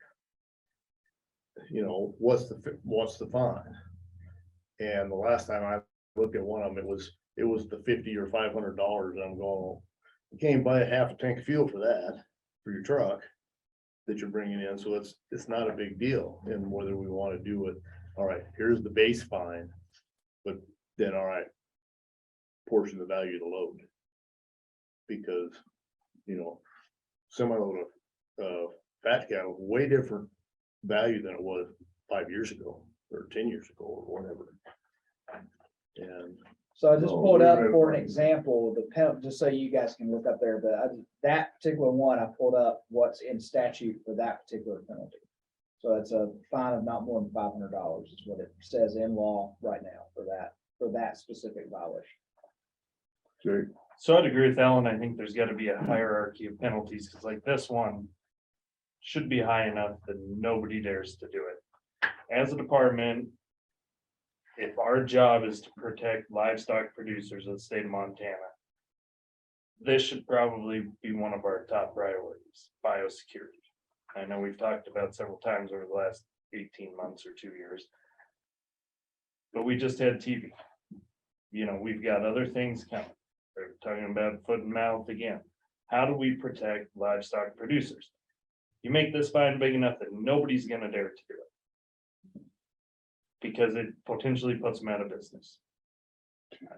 I mean, yeah, how else do you stop people? no, If it's I- $1,000, so what? I'll go the back roads through Broadus, and if it's $5,000, you're probably not gonna take that chance. You'll go get a $30 health certificate. To me, you do that, the fine is the value of the load. If you're bringing in a load of cattle that's not supposed to be here without permits, you take the cattle, you fine them the value of that load, whatever it is, make it just, nobody wants to try it. Yeah, just, That could get sticky. I was saying about the value of the load. Who's Well- gonna determine the value? yeah, but I agree with him, it needs to be so wicked that nobody even yeah, thinks about it, no weekend roping is gonna be worth it. yeah. We have I'm sorry, that's. what's a gonna- handout from Tony Smansky about New Mexico. And you look at the numbers of cattle and horses coming in from Mexico across just two ports, thousands. And those are the ones they know about. So I guess we're in agreement that we need to do something. So now the timing and, you know, we've discussed this at length over our red tape review and stuff. But I was hoping that we had that information kind of compiled a little bit, so we didn't need to go back through every statute and see. And I just give that as an example. I think what Mr. Renfield said is if you knew what your 2 or 3 top concerns were, that would be, you could probably deal with those versus dealing with every. Yeah, because doing every one is gonna be, the Yeah. bill's gonna be like this. Yeah. It's like when tried to do a sales tax bill for the state of Montana, it crashed the computer 3 times. Yeah, OJ. So Alan, you suggested seeing if we can move it from statute to rule. What does that do as far as enforcement? Anything? Does it change anything about how it's enforced? Does DOJ It shouldn't, still it get shouldn't involved? change how it's enforced. It's just, Or who collects it, or does DOJ look at it any differently if it's in statute than if it's in rule? I don't know whether they would or not. But the thing, I'm just saying, you would, this board would say, all right, Absolutely. we're gonna upgrade the fines for this next. And you put that, and then you can submit that to the Department of Justice. Here's our request for the. All right, so that $500 fine that's on the books today, and if someone is cited for that violation, if they're cited by our people, and we have livestock inspectors that are went through post training, are certified. Inspector do it. So is that, can they issue the fine then? Is that? They have to be, they can be charged and then have to be convicted. And then fine. And it goes, the fine, whenever you do a fine, half goes to the county attorney. Or half the fine goes to the county attorney, Just for the cost of. because they're doing the prosecution. Well, that's the other thing we talked about before, that $250, no county attorney's gonna spend his time or effort, so. All right, Does the load get confiscated? Until it has received a CBI? Yes, it gets quarantined and inspected by a veterinarian. I used the wrong word there, thank you. So somebody's paying a bill there. Right. And And that has to be- that happened this summer. They stopped some of the horse things, but you know, that the import one, that's a big one because all the rodeo people, all these people, horse shows and that, there's a whole bunch of those people do not bother with it. And I know they don't, because my wife used to go to the stuff and she has her permits and all that, and there's people showing up from Texas or wherever, they didn't have anything. Yeah. And it's easy to bring a horse in the state of Montana and never be inspected. oh, yeah. Or you just cruise in the middle of, if you're running at night, you're just going through and nobody's stopping you. You can go from Idaho to Broadus and. I have called Mike because went over the top of North Hill, 11 o'clock at night or something, and there's a semi, and it's got little Holstein calves in it. Mike, somebody's taken, who are they? Where are they going? Nothing goes north past us. It always goes south, and So, he laughs at me. all right, let's get back on. So we're in agreement that we need to do something.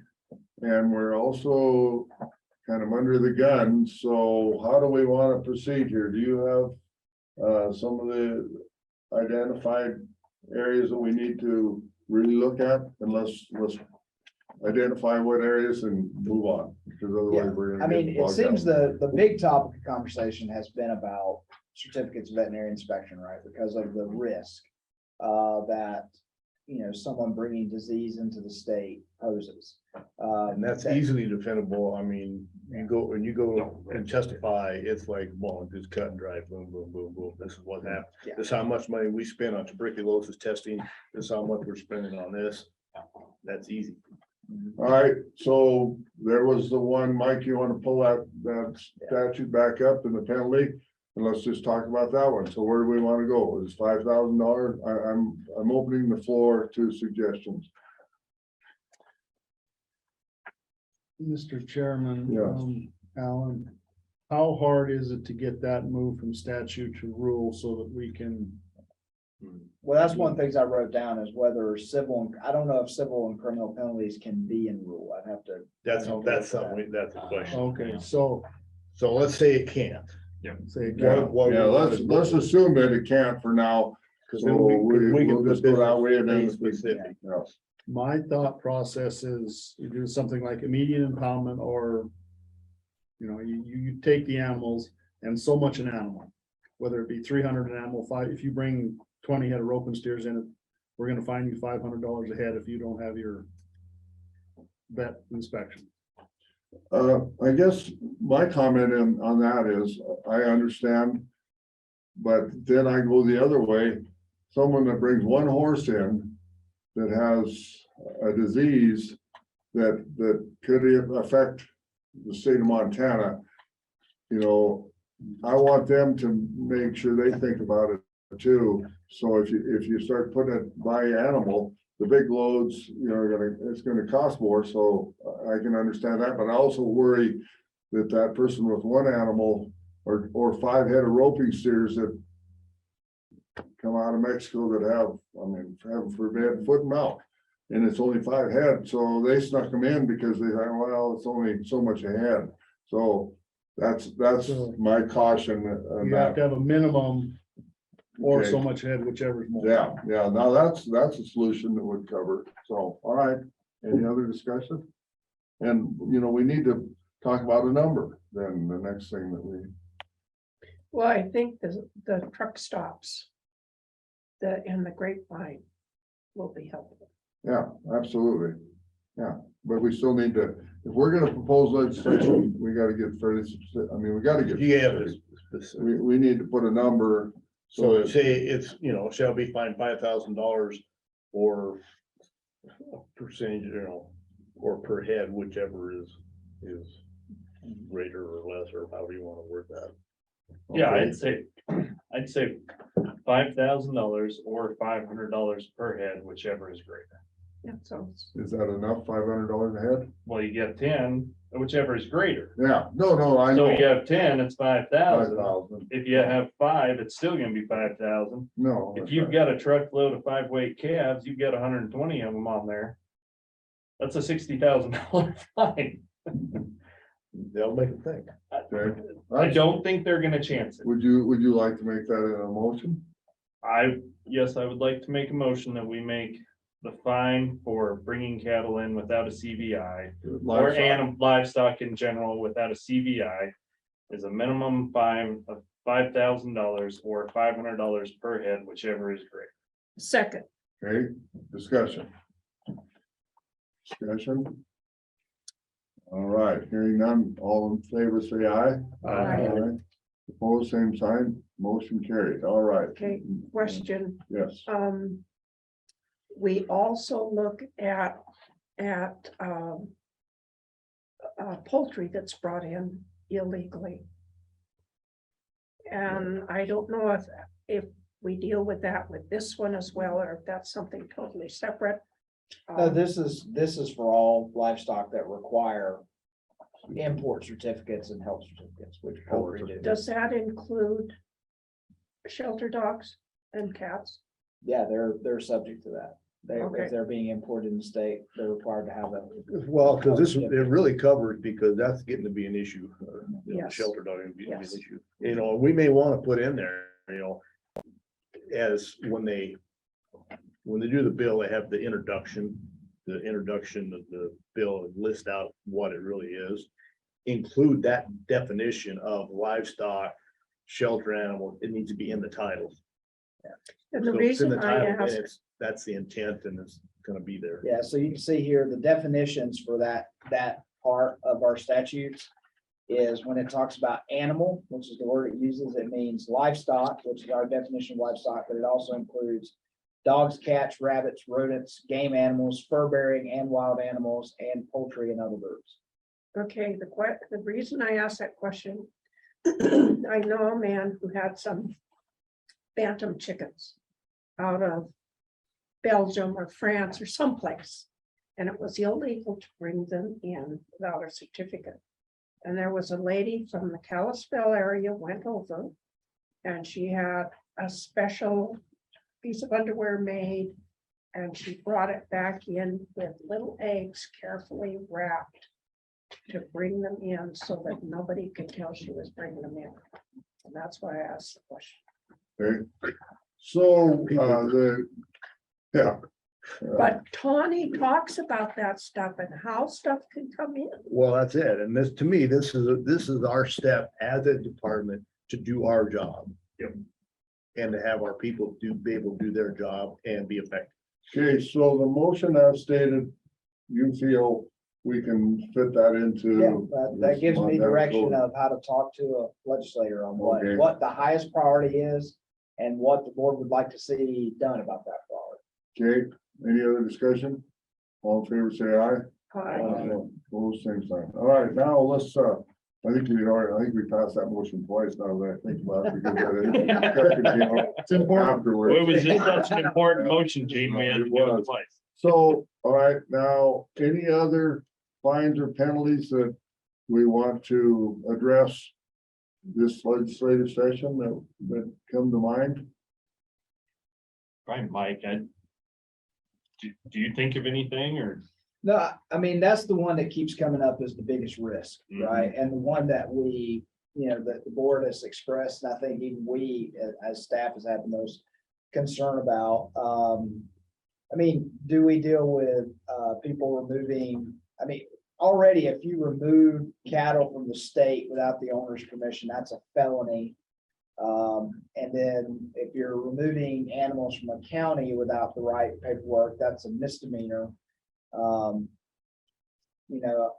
We've got other penalties I'm trying to think of other things that I know of that happen. So if people who are in a county that require vaccination for brucellosis, that's a misdemeanor. If you bring them to the market and have not been vaccinated by the right age. Most of that stuff are misdemeanor penalties, and I don't know that and the things that are felonies are felonies.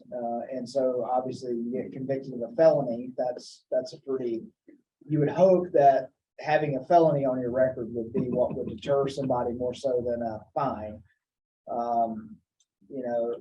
So a lot of things are, I think, in pretty good shape.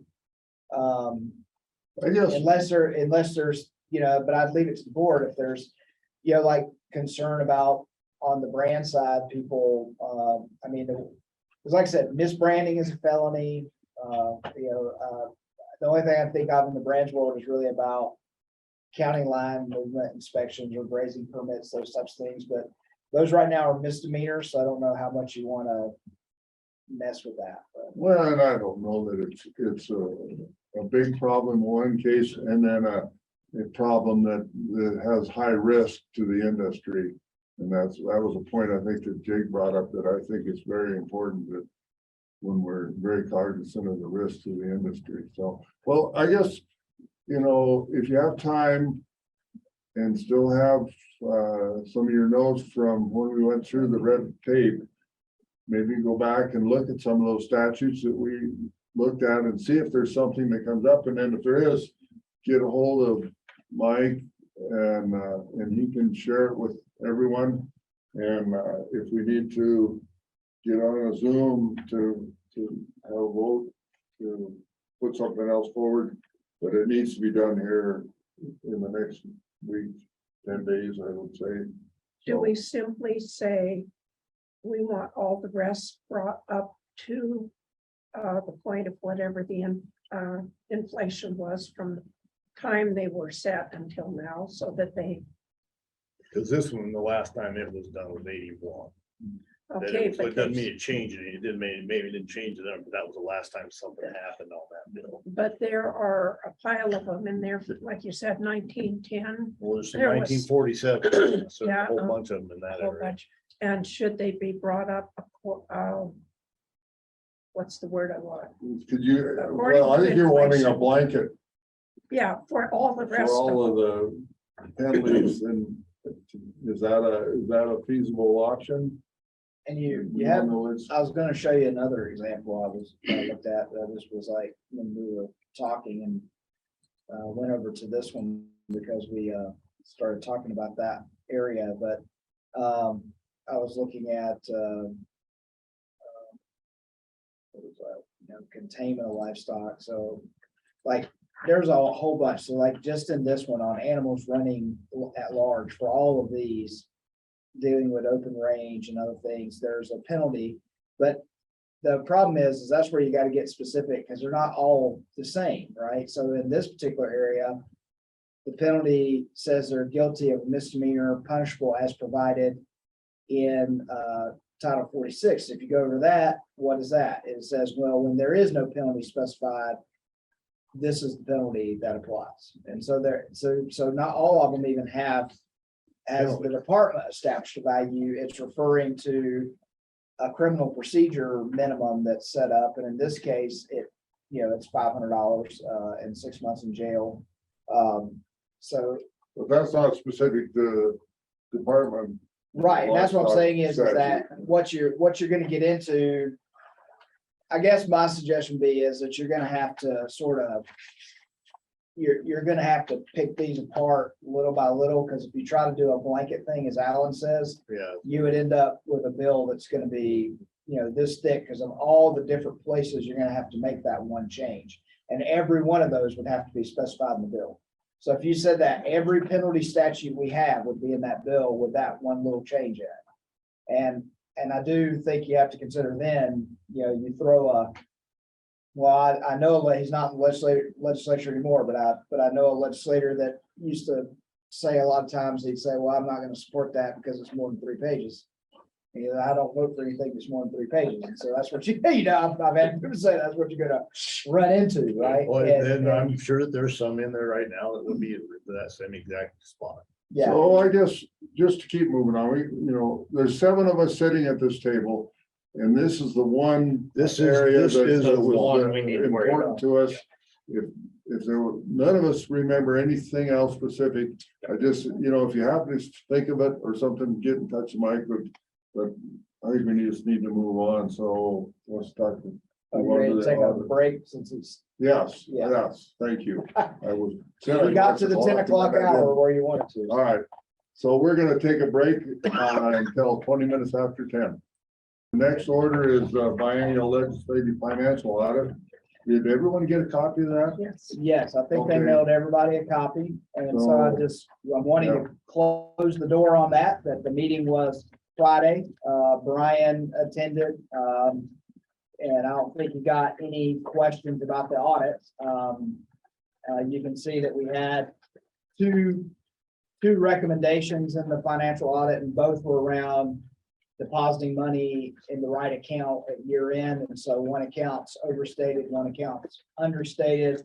But all the money's there. So as far as at the balance, everything's there, nothing missing.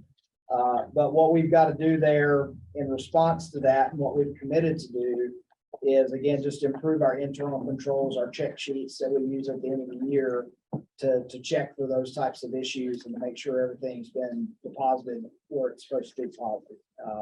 So that's pretty good, given that we've had, the department has had audits in the past that, said they broke state law or like, we had or that basically our financials were not accurate. So, I take that as a win. You're always going to have some finding in your audit. There's no way they can look over 2 years of records and not find something. They recommend you do better, but we're in good shape there. That's their job. So, no, I'm just teasing. And back, you saw some worse audits than what we.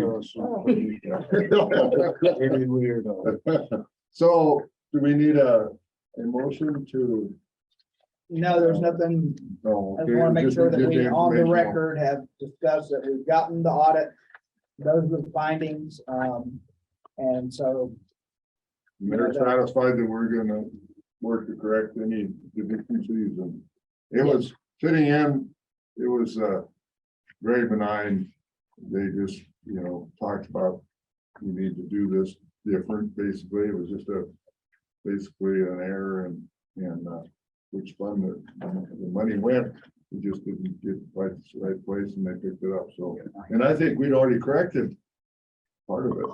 So, anyway, human resources, I think maybe Mike went to grab our HR, yeah. Yeah, so I was getting Mr. Spatz Okay. to come over to do a human resource update. All right. Yeah. You can introduce yourself. Good morning, you bet. For the record, I am Michael Spatz, the Human Resource Officer for the agency.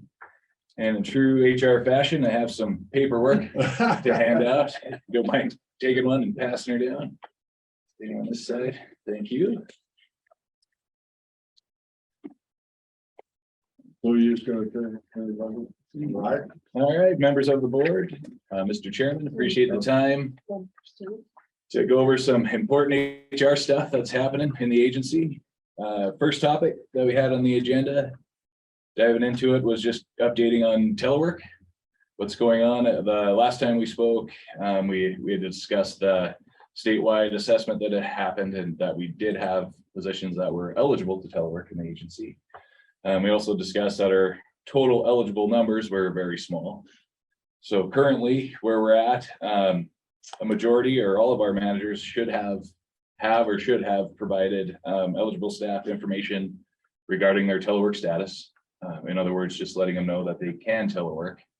And from that, currently our numbers there are also pretty low, but we have 6 employees that are utilizing telework through the talent system. So I had talked to people in DNRC yesterday, and the one that I finally got a real person was home.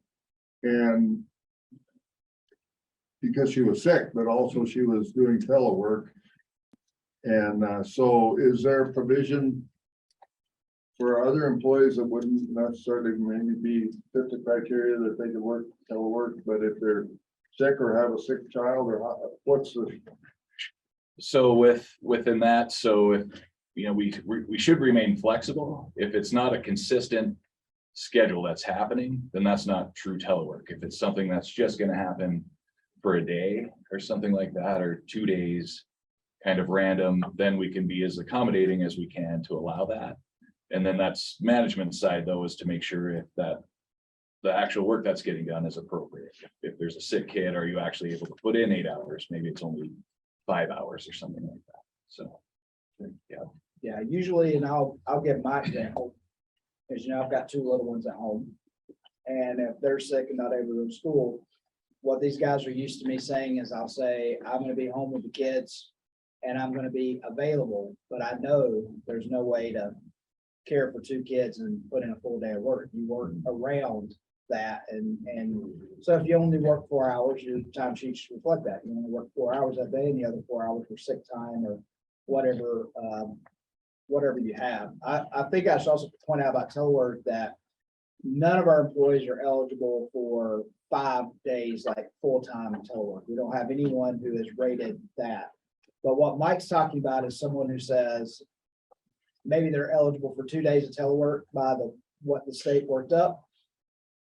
And they say, I'm gonna work from home on Mondays and Tuesdays. I'll be in the office Wednesday, Thursday, Friday, and that is their schedule, and they should be on that schedule every week. That's correct. Yeah. Sure. And then just regarding telework, I just wanted to share some reminders. I think it's important to share with people in the room and people listening, but the telework within the agency, it is completely optional. People don't have to telework. They still have to have access to their office and their equipment. We can't office share or anything like that currently.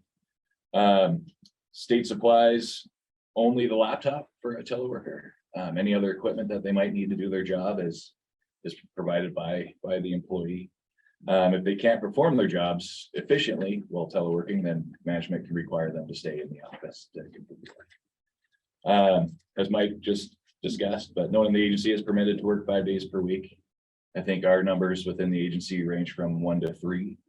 That's what we got. 3 is about our max for certain employees.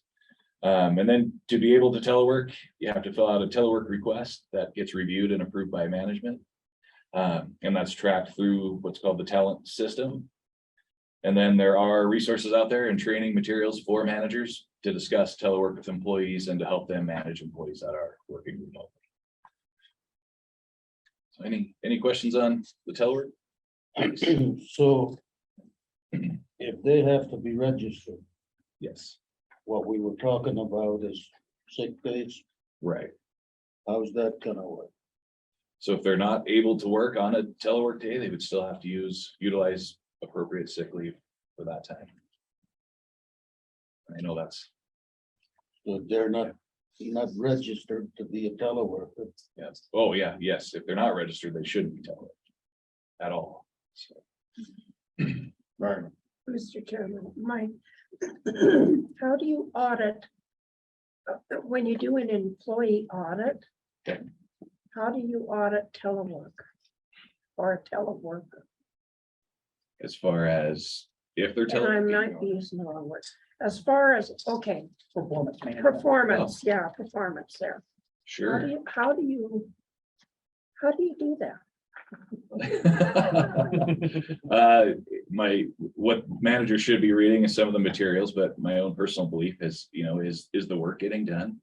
There's tips that help you work with people that are right next to you in the office, but there should be more communication and a few more check-ins with them and see how things are going, and discussion should be happening. But the biggest thing is work being completed satisfactorily? Is there any complaints or customers complaining?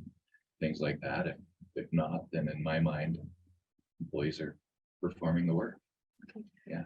The big change there, and there was documents when they rolled this out across all state government. There's documents there for managers to help them with, okay, if you've not been used to managing people who don't sit in beside you every day, what are some tips and things you could do to make sure you're staying in touch with those employees and watching over their management. I think, the biggest fear would be is an employee goes home and then nobody, and of course, without full-time, let's say you had full-time telework and no one's ever checking in with them or no one's communicating to them.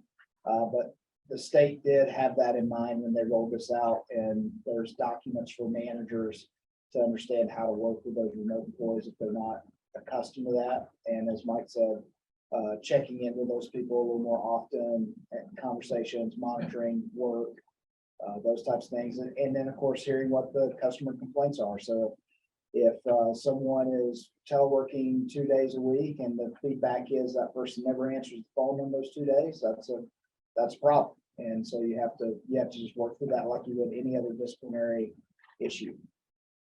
Yeah, and to tackle some of that, just adding on that a little bit, we've encouraged, as management began rolling this out, that management should be having pre-discussions with their employees about telework and the expectations up front of what they're expecting while the people are teleworking. So, and hopefully that's been helpful. And I assume Yeah. what the follow-up would be both while they're working and then if there is a problem, then I assume that you would say, well, I'm going to check in with you periodically. And Absolutely, yeah. Yeah, and so that it's not just show up and say, well, you were supposed to be at your desk and you're at the kitchen Right. sink or whatever. right, it should be well documented what days people are going to telework. The communication should be there when they're going to be in. That whole schedule should be really well laid out. Okay.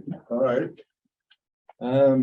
Staff openings and recruitment. I think I heard Mike say earlier that we are seeing a very significant decrease in our overall vacancies. We are filling them pretty well. Currently, livestock is actively recruiting for 4 positions that are posted out on the website. One of those I just learned that should be an offer to an applicant after today, hopefully. So down to 3. Since our last board meeting in October to today, we've hired 6 new people. We've had 3 newly vacated positions, and we got 1 future vacancy that's coming up, which is a retirement that's going to happen end of December. And then we're currently in the interview stages for 2 of those positions that are posted. So one of them should be filled. The Helena Brands office here is fully staffed. That's exciting news. And then the meat inspection unit, we're saying is fully staffed, with the exception there is one position that they're strategically leaving vacant for now, have chose not to fill that in. So other than that, they're staffed unit. They're running. And that's the one I referred to earlier where we're waiting to see what happens. So if we need to hire that person in a different location, we're able to do that. Yep. Any questions on recruitment? That was just kind of short and sweet overview. Okay. Year-end performance evaluations are happening. So as of November 1st, that process was open through what's called the talent system. It is our expectation that all livestock employees participate in the evaluation process. So everyone's been given instruction on that. As of today, we have a 70% completion rate on the employee side. All managers have and employees have a deadline to have evaluations completed by the end of this month. And then there's a process wrap up. There's a manager employee meeting where they discuss the evaluation. That has to be done by January 18th. And then employees get one final chance to respond that they've had those meetings. That should be done by January 31st of 2023. I haven't typed it. So, just go for my clarity, if there's a department employee that upon evaluation has some issues and you meet with that employee and discuss the issues and they don't feel that you are correct in your evaluation. So what is the process? I mean, I assume it goes up the chain and Mike essentially business with that, or you with that employee to make sure that. Oh, absolutely. Yeah, there's not a formal process for that happens, but I would suggest that I feel that we're going to see not a lot of that because they're having those discussions together. And so everything should be really well clarified and employees are actually able to see what's been written. In that final spot, the final process of that is that the employee actually gets to respond again. And that's where they could say, hey, I don't necessarily agree with this 100% or something like that. But I would encourage those to come to the HR office for everyone listening. So that would be, they would basically, the chain of command would go to you, and then if it's so. Yes, start with your manager, your supervisor.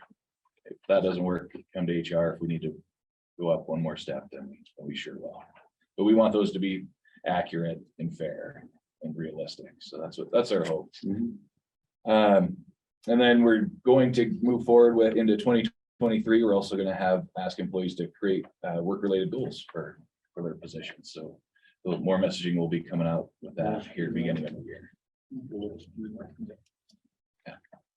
So, and then the exciting piece that's out there that's happening has been announced by the governor and public employees unions.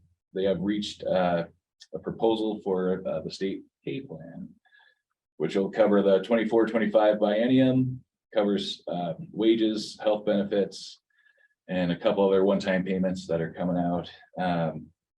They did this, of course, to address some of the challenges that state workers and Montanans are facing now, with inflation and different things like that, and market issues. Quick overview of that proposal. It includes $1.50 per hour or 4% raise to base pay, whichever is greater, and that'll occur on July 1 of each year of the upcoming biennium. Health insurance costs won't go up. Basically, that next bullet is saying those are going to be frozen until 2025. That's really great news for employees. And then all employees, if prorated based on a 40-hour work week, so meaning a full-time employee will get a one-time lump sum payment of $1,040 to every state employee. And if they're part-time, of course, that's perfect. And what is that for? That is. That's the kind of deal you wish you could get. Okay, I just, Yeah. okay, Yeah. fair enough. The last biennium, I would say this, part of it is the last biennium, the pay plan was very conservative. Okay. And then as you've seen, we've dealt with a lot of inflation, plus the state is making a lot more money than was anticipated. And so, so I think that's a little bit of we recognize, the cost of everything has gone up. You went an entire year without a raise. So that's a little bit of a making up and we actually collected a lot more revenue as a state than was anticipated. And this is kind of how we're making it up. But while I've got the floor, I should point out though, that this is a proposal. This is what this would be in. It's called House Bill 13, the state pay plan. So it has to be paid. So for any employees that are listening, this has to be passed by the legislature. This is the governor's proposal to the legislature. We'll see what the final numbers are when we get through the legislature. This is what the governor has proposed. Doesn't necessarily come out like that. So, just so I'm clear, there's different colors on those bullet points. And I assume that the color has some significance or not? No, that was just, Printer ink or? printer ink. Yeah, Okay, that's it. all right, Yeah, well, that's yeah, good no to know. significance. Yeah, they're all one package. And I can check off. I don't have to reiterate. I was gonna say that as well, that this is a proposal. It is exciting. But for people listening, it does have to get passed. But it does tie into, so we always have conversations with employees who want to talk about pay. And so just so you know, in case you talk to any of our employees out there, this would be one reason that right now, Mike and I are informing managers, let's wait before we start talking about it, because if we did something right now, we'd be giving that, and then if this gets approved by the legislature, this would go on top of it. Right. So right now, we're holding close to the vest and saying, let's not talk about salary until we see what comes out of the pay plan, because if this were to get passed the way it is, it would solve a lot of the issues that we have.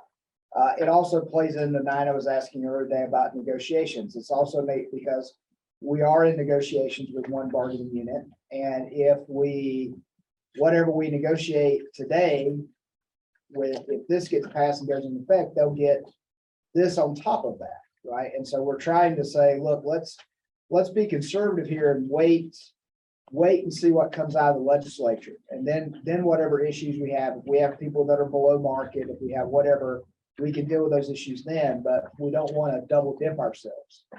And because what the governor, I will say, this is the most, I've been here 7 years, and I'll say this is the most generous proposal I have seen from a governor so far. And so if it got passed the way it is, that should be substantial enough to deal with whatever recruitment, retention, inflationary issues that we're dealing with. It's a way to handle some of the budget surplus. Exactly. So All right, anything else? that was there's other exciting stuff going on, but not for the boardroom. So Okay. yeah, but that was it. I blew through that kind of quick. I'm Well, no more camera so shy is than there you any are, other so. questions anyone has? Yeah. Well, I think it's a kind of a welcome addition to our staff is having you here, I think, to help Mike out and take some of the pressure off, because there is a for sure level of expertise in your position, and we appreciate I that. try. Thank you very much. I appreciate that. If there's All any right. questions, let me know. Okay. And I appreciate the time. Thank All you. right, All right. thank you. So the next bullet's kind of an HR bullet. It's preparation for the executive officer evaluation. I wanted to call Not violation, evaluation. evaluate. There, yeah, we have to do his. Yes. So I wanted to call to attention, we typically do that in January, so that'll be at our next meeting. And some of the things I want to call back to was, our last conversation on January 26th, when we did my evaluation the last time. Some things I'm going to be prepared to report on is that the board had raised was what were we doing about competitive salaries? What were we doing to cross-train employees? Keeping meat and poultry staff and keeping that, what are we doing to keep that group together? So a lot of this stuff we've been talking about all year. Per capita compliance is funny, all these things that were on the list, and we've already talked about most of them in today's meeting, and being prepared for the 2023 legislature and red tape. And then specifically there was getting another milk inspector, getting that back to more fully staffed, and keeping the diagnostic lab and moving forward and building a better connection with Montana State University. So those were the things the board had given me when we talked in January of last year. I'm going to be prepared to report on those things during my evaluation, but I also just wanted to open up if there are other things the board wants me to be prepared to report on. You don't have to list them out here today. You can just give them to me as you think about them. But that way, at least if I know ahead of time, I can be prepared to answer that question or provide any other documentation that folks would want to look at when we get to that process. So. And last evaluation I talked about, well, actually, we weren't here for, well, we were, yeah. So the evaluation process, the form we used, I don't think quite fit this department as well as it could. And I think I remember I talked to the governor and got some other options on the forms, and time caught up to me, and I haven't completed that, but I will before the end of the year, and I will send it out to everyone. And so you can look at it. It won't be absolute, but it's just some ideas, and you can critique it and get back to me, so that when before our next meeting, my intention is to have that evaluation form in all of the board's hands, and you will do the evaluation and then get it back to me, and we'll present it to Mike prior to that. So you know, I just watch for. I'll email you the stuff that as I get it put together. And we need to have it filled out before we come to the meeting, Absolutely. because it goes into his file. Yes. Okay. Yes, and I request that everyone spend the time to write your evaluation down, good, bad, or otherwise. I just think that Mike's doing a lot of work, and we're doing quite a bit of work, but we need to, that's part of our responsibility, is to evaluate the exec. And that's probably one of the most important parts of our responsibility, is to make sure we have a good exec and try and make him better. So I just ask that everyone take the time to fill it out, and then they will go into his file. I do serve at your pleasure, thanks to the work of a specific legislator. Will it be put in a form that we can write on it on the computer? Yeah, That I like yeah, that.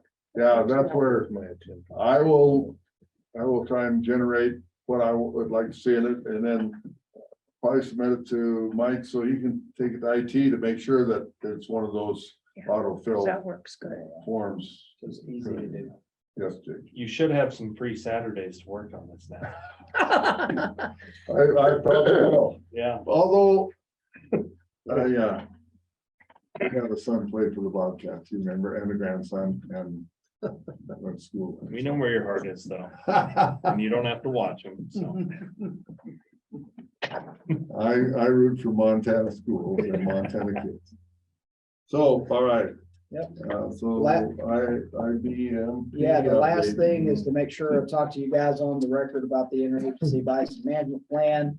As you're aware from the report I sent to you earlier, Marty and I participated in the winter meeting in West Yellowstone a week or two ago now. Time runs together. 2 weeks ago now, I think. I will say that there was a lot of change and shifting of priorities from past years. So what we come together at that time of year to do is to try to agree on a winter operations plan for the season, when the bison start migrating out. How are we going to manage that? Part of that's also what we need to do with regards to the population of bison. So that's typically the first time we talk about Yellowstone's count for the year. So Yellowstone's count, just for the record, was 6,013 animals. That's the highest it's ever been. I would say that one thing that we always have to keep in mind is that we peg the recruitment rate or the reproduction rate of that herd at about 14%. So at 6,013, they should have somewhere between 800 and 900 surviving calves that make it through.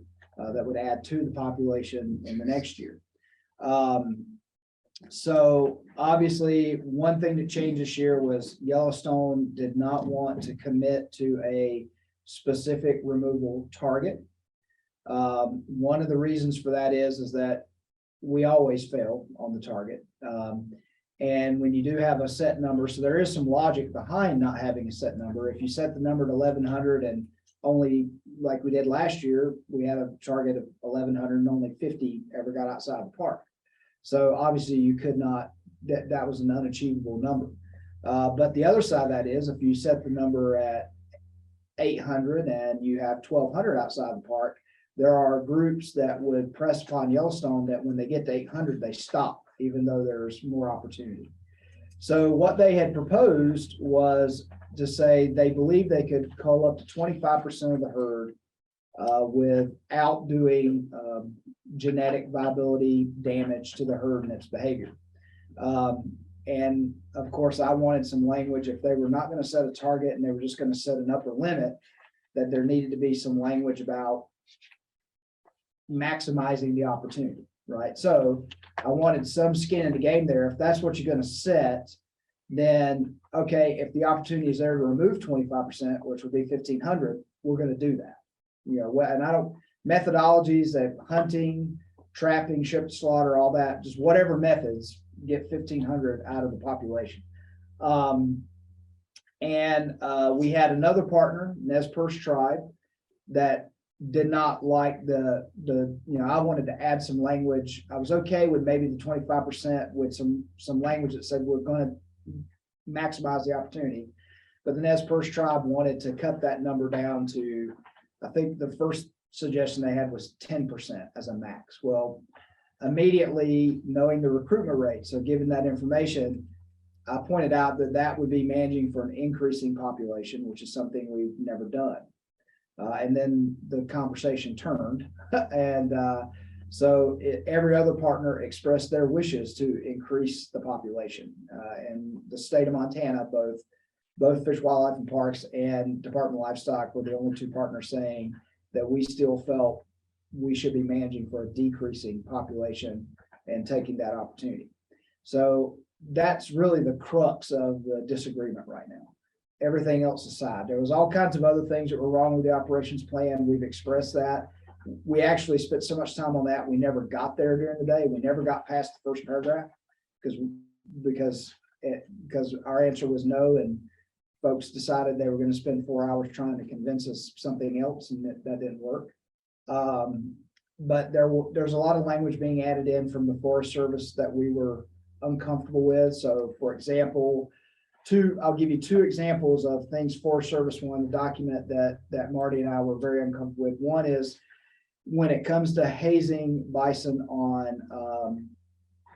on Forest Service, when we need access to roads and trails that may typically be closed to the public, it's always been, we notify the Forest Service that we're going to do that, and we might be taking trucks or other vehicles down those roads or snowmobiles with it being winter. They changed to say, no, you won't just notify us, but you will actually get a travel variance from us, which we fear would never be given. And so then, you're in 3 foot of snow, and the only way you can get to the bison is on horseback. You can't, get in there and see what's going on with a snowmobile or anything like that. We did not like that was a big change for us. The other thing was some language around if bison and cattle are commingling on Forest Service, that our language now is pretty straightforward. We will haze and we will separate that, right? That's what our job is to do. But Forest Service wanted some language around, well, no, we're going to stop and think about it and see if there's anything else we can do. Now, I'm just going to be blunt today, and I know I'm on the public record. My concern with that was sort of institutionalizing some things from the Custer-Gallatin National Forest Plan that I don't think need to be in an operations plan for how we're going to work together over the next few months. We don't need that language in there. And our job is to separate those. And I also didn't want to get on a slippery slope of where the answer might be remove the livestock from the lease, right? And so we just, a lot of things there we were uncomfortable with. So we walked away without an operations plan. There's still ongoing work to see if we can get the partners to agree. Marty and I spent 2 hours yesterday with the IBMP facilitator expressing in detail our concerns and what types of language we would accept. And of course, her job is to gather that from all the different partners and see if she can find a document that we'll all agree to. You know, we are going to put forth a good faith effort to stay in the conversation. The likelihood of success on that is very limited. And I would say at this point, Marty and I expressed that as we look out the window here today, we're in the operations plan now, whether we have one or not, because the time is now. And our reports are in the northern area is what I worry about more, the northern management area of Gardner Basin. You know, we had 150 bison in zone 2 earlier this week. There might be more today, and there were no hunters there yet. And so, you know, we foresee another thing we just foresee is more zone 3 conflict. So more bison that figure out a way to get around where the zone 2 line is. If you're familiar with that country down there, basically Yankee Jim Canyon, you know, we are worried about where bison are now that they're kind of spreading out over, if you know that landscape, towards Cinnabar Basin. We know they're going to come back up over Tom Miner and come down into the area where we have to proactively manage them. Of course, we always try to haze bison back, but oftentimes if they're too far over that boundary, then lethal removals are possible or maybe even required. We are getting, FWP is trying to work on plans now. I mean, so we're all preparing for with this winter, and maybe if we don't have full commitment of all the partners to doing removals, that we need to be prepared for the next step that comes after that. And so us and FWP are working on that about how we will respond when we have private landowner conflict in zone 3. But you know, I don't know if the hunters get active. Sometimes once they get active, they'll run back to the park. We'll see if they, I do believe I think CSKT is down there this week or has come into the area. But there has been, I just have to point that out, there has been a major shift in folks who want to use the interagency bison management plan and its operations plan as a tool to increase the population of Yellowstone bison and to possibly allow for them to disperse across a larger landscape, which is in direct conflict with state law. And so that's sort of what's been set up. And that's where we are in the relationship today. I'm welcome to take any questions folks have on it, but we are preparing to do what we have to do if we have to do it. Yeah. Jane, Mike. I remember years ago, the limit was 3,200. Now it's over double. So the record of decision of IBMP stated 3,000 as the population. That was what was in the 2000 record of decision. Of course, you know, and I'll say that the population got to 6,000. I've had to say this because people have said, well, what's wrong? The population is 6,000 now. We don't have a lot of problems. Why are you not okay with that? You know, the issue there is we're not at 6,000 because that was what we were managing for. We're at 6,000 because we went 4 or 5 years with no opportunity to take because of mild winters, hunting pressure. There were lots of things that discouraged the bison to ever leave the park. So the population continued to grow. But you know, you hit a point there, if you get the right weather conditions, then those animals do have to come to lower elevations. They do have to find resource. And so, you know, at some point you're going to have a migration that comes out of the park that you have to deal with. But that's where we say we need a decrease in population. As I said, the record of decision was 3,000. So what I think we are obligated to do is put forward a plan that is taking us back towards that number. Now, everybody knows you can't both for what's good for the bison and also probably public opinion. You know, you can't get there in 1 year, but you need to be working that number back. Mr. Chairman, Mike, if the tribes are not ready to go hunting, should the bison come out, does Fish, Wildlife and Parks have a list, and can they just start calling the list? And can those hunters go in and just take whatever they need to take? Yeah, they do have a list of state licensed hunters. I mean, I think it's preferential for all of us to see if a bison has to be taken, that it be taken by a hunter. And so they will call on that list. They will get more hunters down there if we had bison that were out and we weren't getting other hunters to deal with the situation. That's actually one of the things we talk about, working better with FWP. We do have a much better working relationship on that with FWP than we've had in the past. Because in the past where we had bison in zone 3, our preference might be, and when I say zone 3, that's up towards Allen, that's up towards Immigrant Prairie. And in the past, we've tried to get state hunters there because we'd rather a state hunter harvest that animal than one of our staff harvest that animal. And we do try to get it to the food bank. We don't want to waste anything. But you know, in the past, FWP has been reluctant to call down the list. Sometimes the timing doesn't work out. I mean, you know, because if a hunter's on the list and they're in Sydney, by the time they get outfitted and get down there, you know, who knows where the buffalo is going to be, given that amount of time. But FWP is trying to work towards being more nimble to where maybe we can use hunters to deal with some of our conflict more than having to have state employees, whether it's us or game wardens, take those animals. Do they advise the hunters that, okay, the bison have now moved to zone 2, be prepared because they may come on? So so they're not just sitting there and suddenly get a phone call, but that they know that the possibility is that they're going to be there next. So while they're there right now, but that's the season, right? So that's why so they're down there, the state license hunter. There's been, I think, the Region 3 FWP director reported at our meeting, I think there had been 9 harvests at that point in time, and that was with limited opportunity by state hunters. So the hunters are there, and of course, that's how they line it up. They know when the bison are migrating out. What we're talking about when I say is those are areas that, so bison are tolerated in zone 2, what we call zone 2 up the Yankee Jim Canyon, and that's where the hunting should take place. But what we have to deal with is when bison figure out a way around and they get north of that management area, that's where we have to be more proactive in either trying to haze the bison back, or if we've got imminent contact with cattle and danger, then we lethally remove those.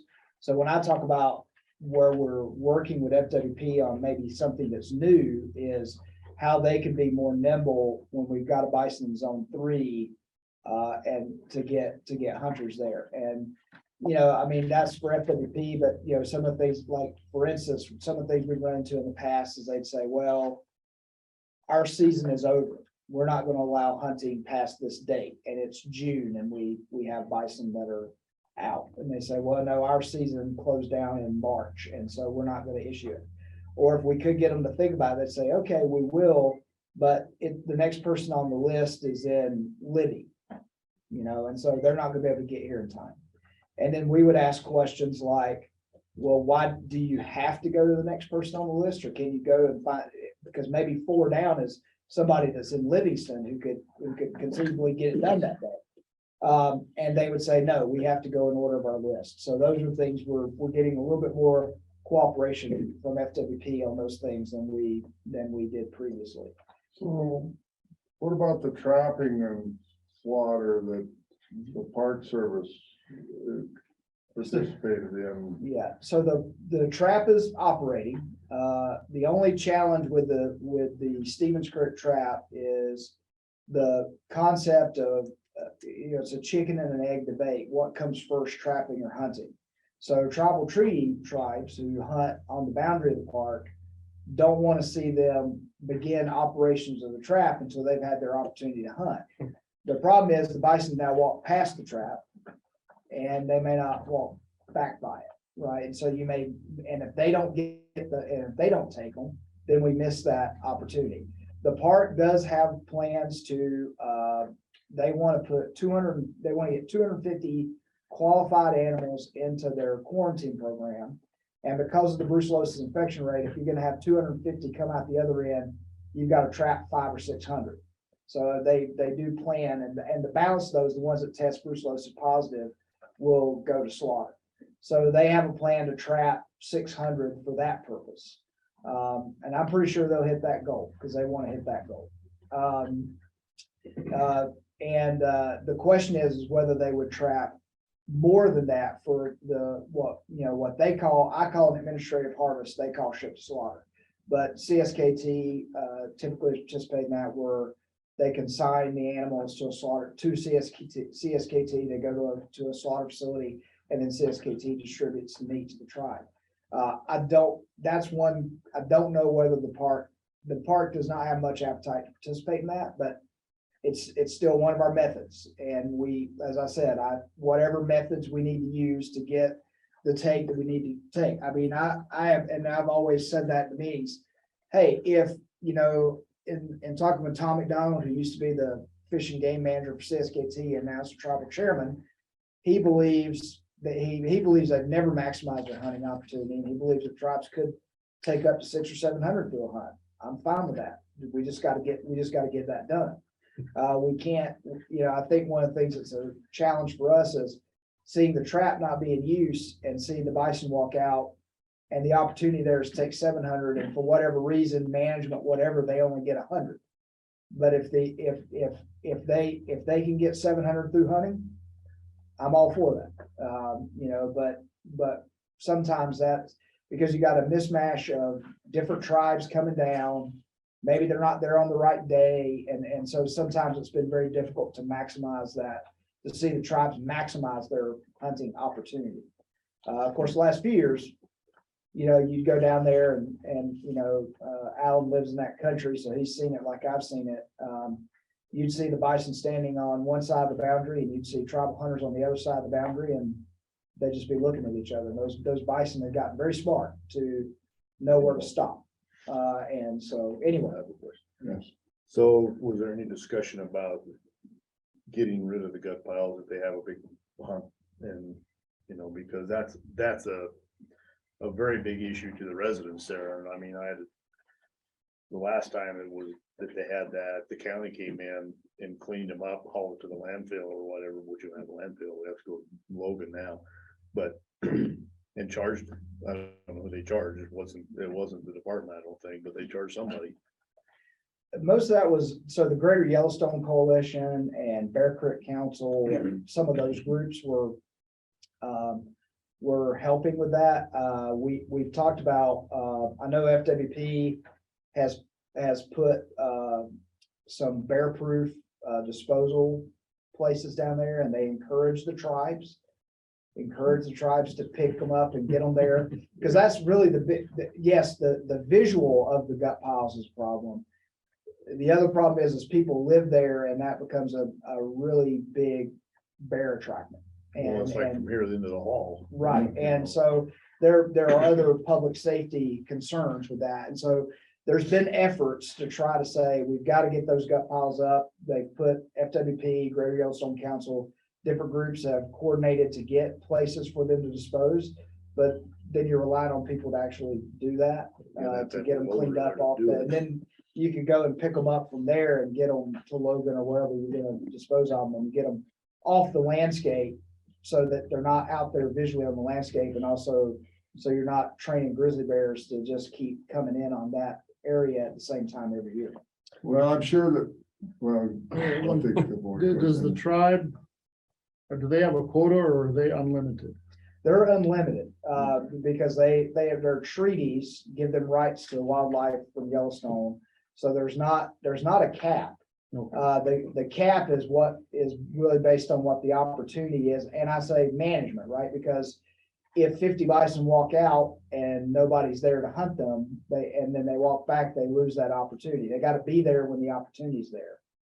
But not all tribes have the same, I mean, because the Blackfeet, they don't have a treaty, they only get like one or two, and the Crows don't have one. So you're looking at certain tribes. Okay. So you said you haven't come to agreement on an operational plan and you're doubtful that that's gonna happen. So if we don't come to an agreement on that, do we revert to last year's operational plan? Yes. And what do those numbers look like, or what's that? Well, there's a bit of dispute because Nez Perce didn't sign last year's. And so the question is that we haven't sorted out yet is whether we would revert to 2020 or we would revert to 2021. 2021 is more acceptable to me. One, we still have language in there about managing for a stable and decreasing population. So that's an important piece that language stay there. And the numbers were up to 1,100, which if you took 1,100 would be a decreasing population by a few hundred.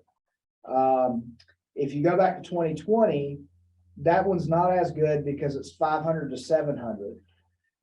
But you still have language saying we managed to a stable and decreasing population. I mean, I think if we ever consent to a document that doesn't specifically say we're managing for a decreasing population, we'll never get that language back in. No.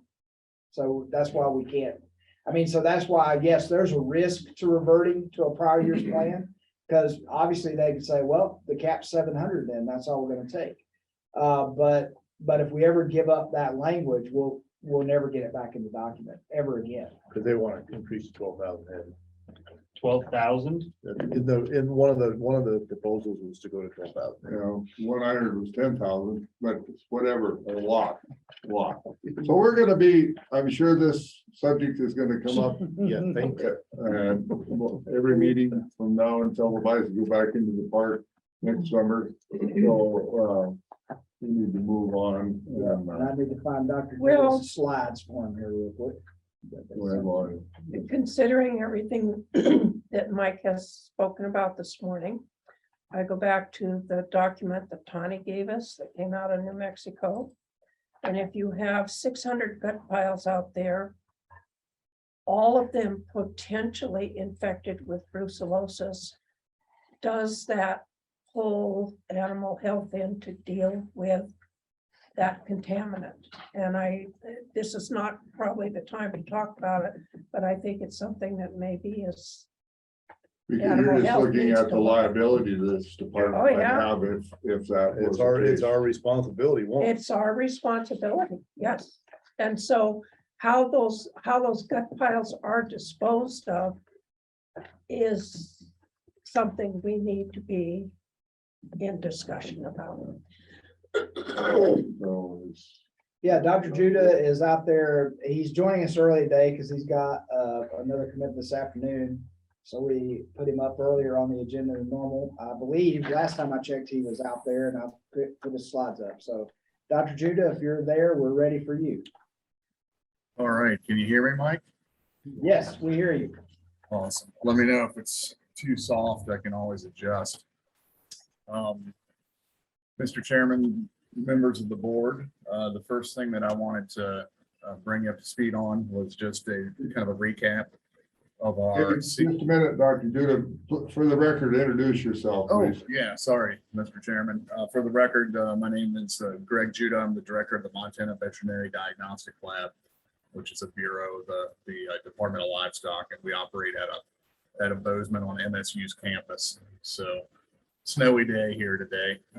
Seems to be a big theme in Bozeman lately. Mr. Chairman, members of the board, I wanted to give you an overview of our operations here, particularly with respect to CWD and brucella testing. I know that's always of interest this time of year, and we're now kind of coming to a close of our peak testing seasons for those two diseases. So what Mike's got pulled up there is a PowerPoint of some data. The first slide showing kind of a recap of the CWD season. And if you look at you can either look at the graph or you could look at the sample totals in the table. You'll notice that we were slightly higher this year, and these data are just capturing the 7-week peak hunting season, basically. So there's some additional testing that came in before this, probably since this was generated. which was this week. But you'll notice we are slightly higher this year than last year. Of interest, though, is the fact that the total samples coming from Montana significantly decreased in 2022 relative to 2021. And then that difference was essentially made up by samples that were submitted from North Dakota, which is also a hunter surveillance program that they offer their hunters there. I can tell you that we did achieve our goal of decreasing turnaround time, going from 2021 to 2022. Last year, we kind of got a bit overwhelmed. And this year, not only did we plan better heading into the season and put a rotating schedule in place so people that are cross-trained could rotate in and assist with that testing, but we also had, if you recall, this public health fellow who's working as a full-time employee for us during this year. So it was a great benefit to have her, an extra set of hands kind of helping out with that testing. And I think it was probably a lot less stressful on the staff this year, just due to the planning, which is always a good thing. But we went from an average turnaround time of about 11 days last year to 7 to 8 days this year, which we were pleased with. And we do anticipate doing a kind of a post-mortem, post-season meeting with FWP as well as North Dakota to gather their feedback and see if the services that we provided were adequate, or if there's ways that we can improve on this as we head into next year.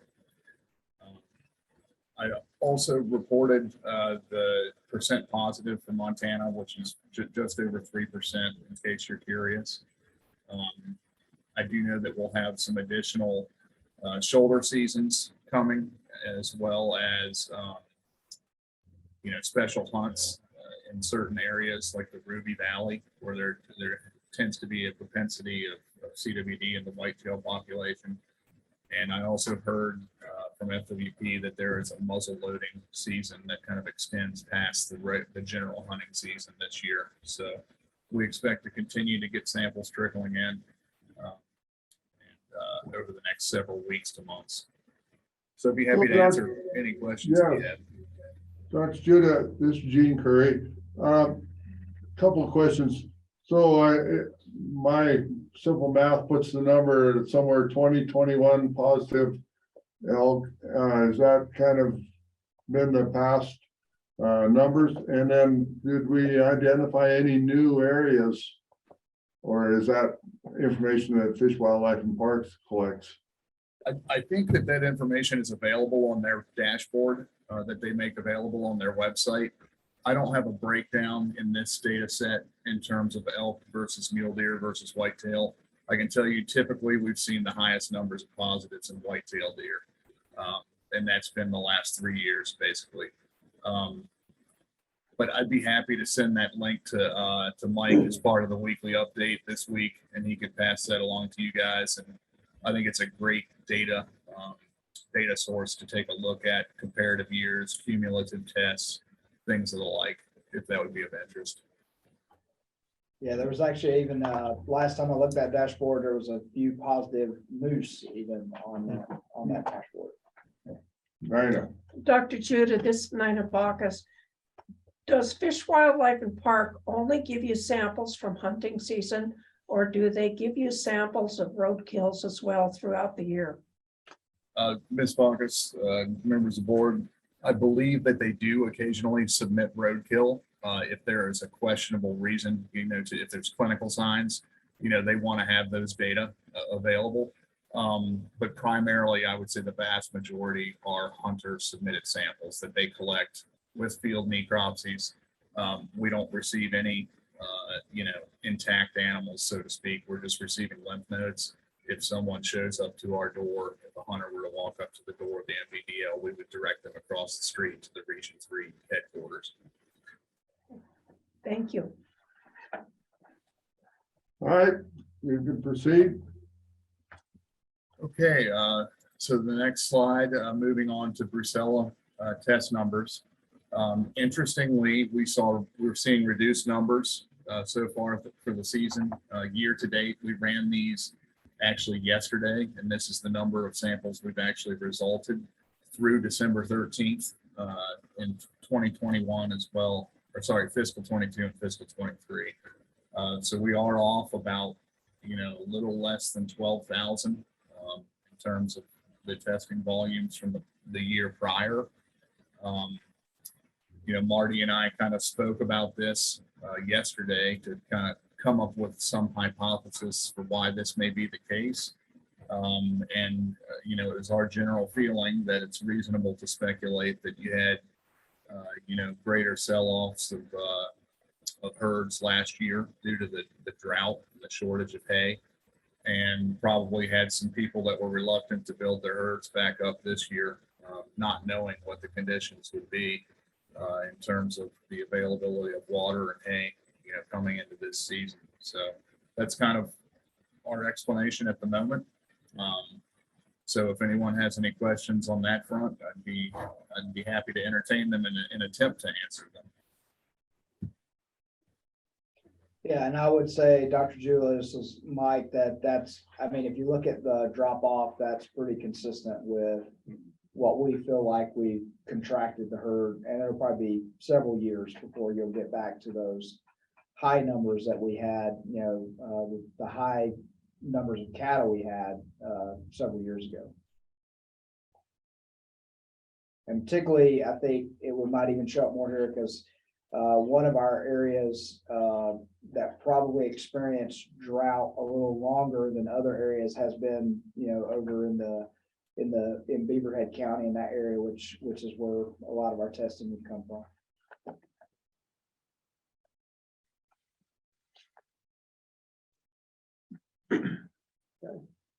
All right, you can proceed. All right. So moving on, and this is, I don't believe Mike has any collateral to show you for this, but I did want to give you the latest on our staffing efforts. If you recall, the last time we met, we had some pretty significant holes to fill in terms of staff at the lab. The board was kind enough to approve a temporary worker who came in, and her employment ended on November 28th. It was a rousing success, for lack of a better term, but she basically saved us during a time when we were looking to add people. We have now hired all positions that were vacant at the lab, so there was 4 of them. The first was a shipping and receiving clerk in the front office. We had James Toriano started November 2nd. He's doing a great job getting up to speed. The second shipping and receiving clerk, we just extended a job offer, and a gal named Raylan Hagan will begin her employment on Monday. So the 19th will be her first day. The molecular diagnostics lab tech, Nathaniel Antonoli, started on October 18th. And then our clinical pathology lab technician, Courtney Cass, began employment on November 1st. So we're pretty pleased with where we stand at the moment. Obviously, there is a lot of training that needs to be done in order to get people fully up to speed. But I think the lab technicians have done a great job hitting the ground running due to their prior employment experience and having direct knowledge of kind of the testing that they're being asked to perform. I'd also like to thank Mike Spatz, as well as Mike Honeycutt and Marty for the support that they provided and doing a lot of interviews, signing a lot of paperwork, making sure that all the I's were dotted and T's were crossed to get this done. So we're pretty pleased on that front. I'd be happy to answer any questions regarding staffing if you have any. I don't see any, and it's very encouraging to see that you're able to hire staff there with the environment that you're working in. So we're pleased to hear that. So I guess with that, we can move on. Okay, Mr. Chairman, members of the board, another item I just wanted to speak to quickly was to recognize Dr. Erica Schwartz for passing her virology specialty examination. And she is now an official diplomat of the American College of Veterinary Microbiologists and certified in virology. So this was a huge accomplishment on her part. It's a very stressful process to go through. I believe the historical pass rate for this examination was 18%.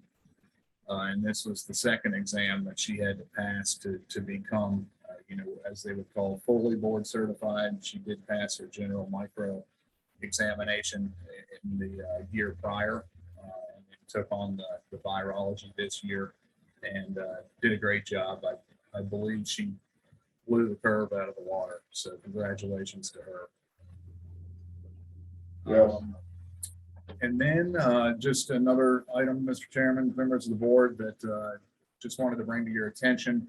And this is the clinical pathology chemistry analyzers that we have.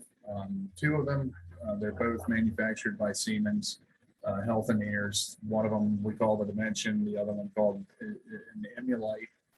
They were purchased in 2005, 2006. So we're drawing close to the effective life of these instruments. They are rather pricey to replace. One of them upwards of $100,000. The other one, the last quote we got was $80,000. We currently do have third-party preventative maintenance or service contracts on them, so that they're also serviced under this contract if they break. And that runs through September of next year. However, we have noticed a significant increase in the number of repairs that we have needed to perform with this coverage. Another thing of note is that the OEM manufacturer Siemens will no longer offer service agreements on these instruments due to the age of them and having newer models available. So currently, our annual contract costs that we signed back in September was $26,000 to cover those two instruments for this year. So far this year, since September, at least the last 3 months, we've performed $14,700 in repairs and about $4,700 worth of preventative maintenance. So we're already creeping up on that $26,000, figure. And periodic review of these contracts by the third-party provider may suggest to them that they either need to increase our price next year or discontinue us altogether. So I just wanted to throw that out there. There's nothing we need to do right now. The Emulite did go down again this week on Monday, so we'll need to get it repaired again. We're working through that. The net result of this is that anytime this occurs, we have to refer out that testing to other third-party labs. For example, Texas A&M does a lot of testing for us for clinical pathology. So Doctor, yes, I have a question and then Nina has a question for you. So we're of course on a biennial budget. So did you propose a budget figure for these two machines so I'm hearing $180,000 for the two machines, and I don't know with inflation, is that a current number? And then is it in your budget, and do you have the funding if that proposal would come to us? So, Mr. Chairman, we did not propose replacement of these instruments through the executive planning process the last go round. And the reason being that they seemed to be in good repair at the time. Unfortunately, hindsight's 2020, and we probably should have anticipated this. The hope was also that we may have the ability to utilize different funding sources to get this accomplished. Marty and I have met with Evan and Brian and discussed different scenarios. We do have the proprietary funding mechanism, but we need to get to the end of the year to see where we stand with that fund and how much money's in there. So this may be a scenario where we one-off one of them within the next year and wait to pull the trigger another year on the other one if we can get by with that. But I think there's still a lot of unknowns as we go through the rest of this year in terms of these instruments in order to best plan for how to approach it. But certainly it does need to be on the radar for our next EPP request especially with the continued maintenance agreements and things of the like, if that's going to continue to go on. Okay, Nina, I have a question. Mr. Chairman, and Dr. Judah's basically the same question. Is this a large enough capital expense that we have to go to legislature for this appropriation? And in your 180,000, what is the maintenance cost? Because that would be on top of the 180,000. Yeah, Ms. Bacchus, members of the board, all great questions. And perhaps I'm not the one to answer the question about the magnitude of the expense and whether that has to go in front of the legislature versus using an alternative, source of funding like proprietary fund. Maybe Mike can speak to that. Certainly with a new instrument purchase, the cost of the ongoing maintenance, it could go up or it could go down depending on who you source that through, whether it be third party or the OEM manufacturer. I can tell you that recent offers that we saw on these instruments, they were offering basically, you get the 1-year manufacturer's warranty for free when you make the instrument purchase. So you're not paying the preventative maintenance for year 1, but they were also offering a 2nd year free in terms of the manufacturer's warranty. So depending on what promotional you get and who you're getting it through, there is the chance that you'll save money in the short term on the preventative maintenance agreements. So that's something we need to consider when we go into making this purchase. Okay, and then Mike, do you want to comment on that? Yeah, so no, there's not a specific requirement that you'd have to have a specific decision package for it. You just have to have the appropriated budget. You have to have the appropriation to do it. The latitude that the lab has that we don't have anywhere else in the department is they establish the fee income as a proprietary fund, which means we can, but if they've got more funding than expenses, so they have a good year at the lab in collecting fees and they don't spend it all, you can budget amend in that additional. And that had been exactly what Dr. Drew's talking about. That had been, at least from my perspective, the preference of how to utilize those funds would be for capital replacement so that we could get on a better cycle of capital replacements for lab versus running stuff until it breaks and then trying to figure out what you do then. That's why he said that Brian had said, yeah, we've got to get through the budget year and see what's in the proprietary fund. There may be the ability to do it through that mechanism. The other thing is yes, we have gone to it is in our decision packages to add appropriations for equipment for the lab. And it may be if this is a higher priority than other things, that's what we have to use that for if that gets approved by the legislature. So he's having trouble keeping them up and running right now. And we have 6 months to the end of this fiscal year. And what if they just totally crash between now and July 1st? Do we have the funding to replace them? And do we have the authority to spend the funding to replace them? Yeah, then that's a good question. I mean, if we got into an emergency crisis situation and it would be we might have to defer other things to get that done, right? Because we've got to operate within the authority that we've been given or the proprietary fund. So to give that example, so if we had planned on spending $1.5 million of fees and Dr. Judah brings in $2 million in fees, we can go ahead and amend in that additional $500,000 to the budget and have the authority right away. That's when you have a proprietary fund that operates more like a business, that's what you're able to do. Now, like I said, the reason we were saying is we don't know what that differential is going to be yet, or if there will be a differential. But if he was to find himself in a crisis situation, we may have to defer other expenses, right? And move this to the top priority list. So we might, so if we had to go out and spend $100,000 for a piece of equipment, Dr. Judah would just be in the unfortunate shape of trying to figure out how he's going to save $100,000 somewhere else. I mean, that's unfortunately, that's the way it works in our budgeting process because you got to stay within your authority. Greg, Dr. Judah, were these two pieces of equipment scheduled to be new in the new lab? And if we have to buy them before then, can they be thus put into the new lab, and then are we saving that much money on the lab itself? So, Mr. Chairman and members of the board, I think there was an internal kind of expectation, if you will, that was the goal all along, was to replace these when we moved into the new lab. I do not believe that these instruments are specifically budgeted within the construction budget, if that's the question. So we would need to find some other mechanism to pay for these prior to moving into the new facility. As Mike said, you know, the original intent, I believe, of the proprietary fund was to be for expenses like this, or if you recall the incinerator repair that was, you know, north of $100,000. You know, we had to bite off a chunk of the proprietary fund to get that done.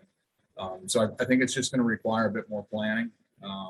You know, Evan and Brian are great resources. They're good finance guys.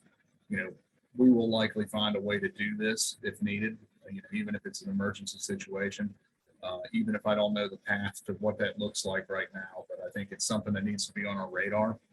Make sure we're prepared to go, and you know, as more information becomes available, we'll outline the path forward. Yeah, and just, oh, I'm sorry. They will be able to be moved into the new lab. I mean, it's not Yes. something like we're gonna buy two, and then 6 months later, the lab comes up and we gotta buy a new one for in there. Correct. These are mobile units. They will, yeah, everything will move when the lab moves, Okay. except the incinerator. All right, well, we need to keep moving, so, Do you have an out-of-state travel request too? yeah, I'll see, travel. Yes, sir, Mr. Chairman, members of the board, the final item I have here is for you, and which requires a vote, is an out-of-state travel request. This is the 2023 National Conference on Interstate Milk Shipments. It is a conference being held in Indianapolis, Indiana in April. And it was postponed in 2022 due to the COVID-related travel restrictions. At the time of this request, the agenda has not been made publicly available. And what this is a meeting that's recommended for people that are in the industry, in the milk regulation industry. For instance, our lab evaluation officer, Aaron Burns, who this request is for. And these meetings are recommended by FDA and the NCIMS for anybody within the dairy industry in order to learn more about the regulation of milk production, the U.S. Grade A milk program, and advances in the industry. So this is not, you know, I'm being upfront with you, this is not an absolute regulatory requirement to send somebody to this, but I do think it's a great means of furthering their education within the field and just maintaining a high level of professionalism for our staff and the most know-how. So, And have we, because we've had some shifts in staff, we don't have anyone at the lab who's been to this before right now, right? Because we had a retirement. Mike, I believe you're correct. I believe the last person to attend this was Julie Armstrong, and she was retired about a year and a half ago. Mr. Chairman, Dr. Judah, since this entails interstate movement of milk, is this something Alicia Love should be included in? Well, so what we're directing this at is the staff who work with the milk lab in Okay. Bozeman. So they're doing regulatory testing for us to be able to maintain the ability to move our milk across state lines. Yeah, and Ms. Bacchus, members of the board, Marty Zielinski, I believe Rosemary Hickey is also on tap to attend this in the spring as well. So we are having not just lab folks, but also the sanitarians. But yeah, it's not really for Alicia to attend. I think the folks that get the biggest bang for the buck are the subject matter experts. Okay. And like you said, our staff at the lab are out there certifying other people's milk labs and doing that in the state. And so I think it's good that since the one person who had ever gone to that is no longer with us, we need to get current staff in the milk lab to one of those meetings at some point. And I guess April is when we're hoping to do that. And from what I'm seeing here, there is budget, there is money available because of budget savings. Is that correct, Dr. Julie? Mr. Chairman, members of the board, yes, prior requests, actually, we had some savings relative to what was approved prior. I believe that Evan made an adjustment to our travel budget as well, if I'm not mistaken. I know there was mention of that the other day when we reviewed it, but this would come out of the general lab travel budget bucket. And there is funding bill. So I guess I'd entertain a motion to accept I this make a request. motion. All right, we have a second. All right, I have a second by Jake. Any other discussion? Where's the funding come from? Their travel Just their budget. travel- their Yeah, travel the general travel budget. Is that correct, Dr. Judah? That's correct. Okay, so any other discussion? I have a motion by Ed and a second by Jake to accept the request. All in favor, say aye. Aye. Opposed, same sign. Motion carried. So is there anything else, Dr. Judah? I guess I do have, something on, I made a note and, maybe this isn't the place, but how are we coming on the lab? And this maybe it was a question for Greg a little bit, but you know, there was talk that maybe the wool lab portion of the lab, their funding was a little bit in question of where it was going to come from. Can you give us, one of you guys give us an update or? At the convention, it was, Mr. Chairman, board. They felt that there was contributors that were ready to go ahead and backfill that. It was just a matter of getting the floor plan, and we did a virtual walkthrough of the building. And they felt that now that the contributors had that and had maybe a room to name or something, the funding would be coming up and they would meet their $1 million.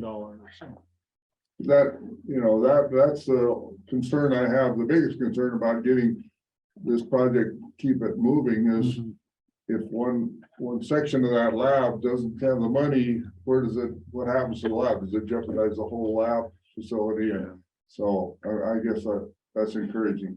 And Mr. Chairman, I've been in contact with some of the state senators and they're looking at this pot of money and they're saying that's a project. It's a close project. And some of them got burned up with what's across the street. They're wanting to do something that's really, in their mind, worthwhile. okay, all right. Well, and it's, Yeah, no, that's And that, exactly right. that's a big factor for them. Yeah.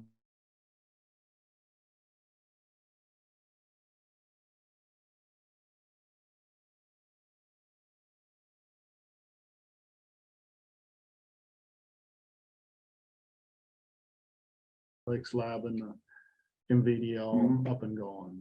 Huh, perfect. That's very encouraging. So anything else, Dr. Judah? No, Mr. Chairman, I really appreciate the time and thank you for putting up with me on another meeting. Well, thank you and have a Merry Christmas. You too. Happy holidays to you and your loved ones.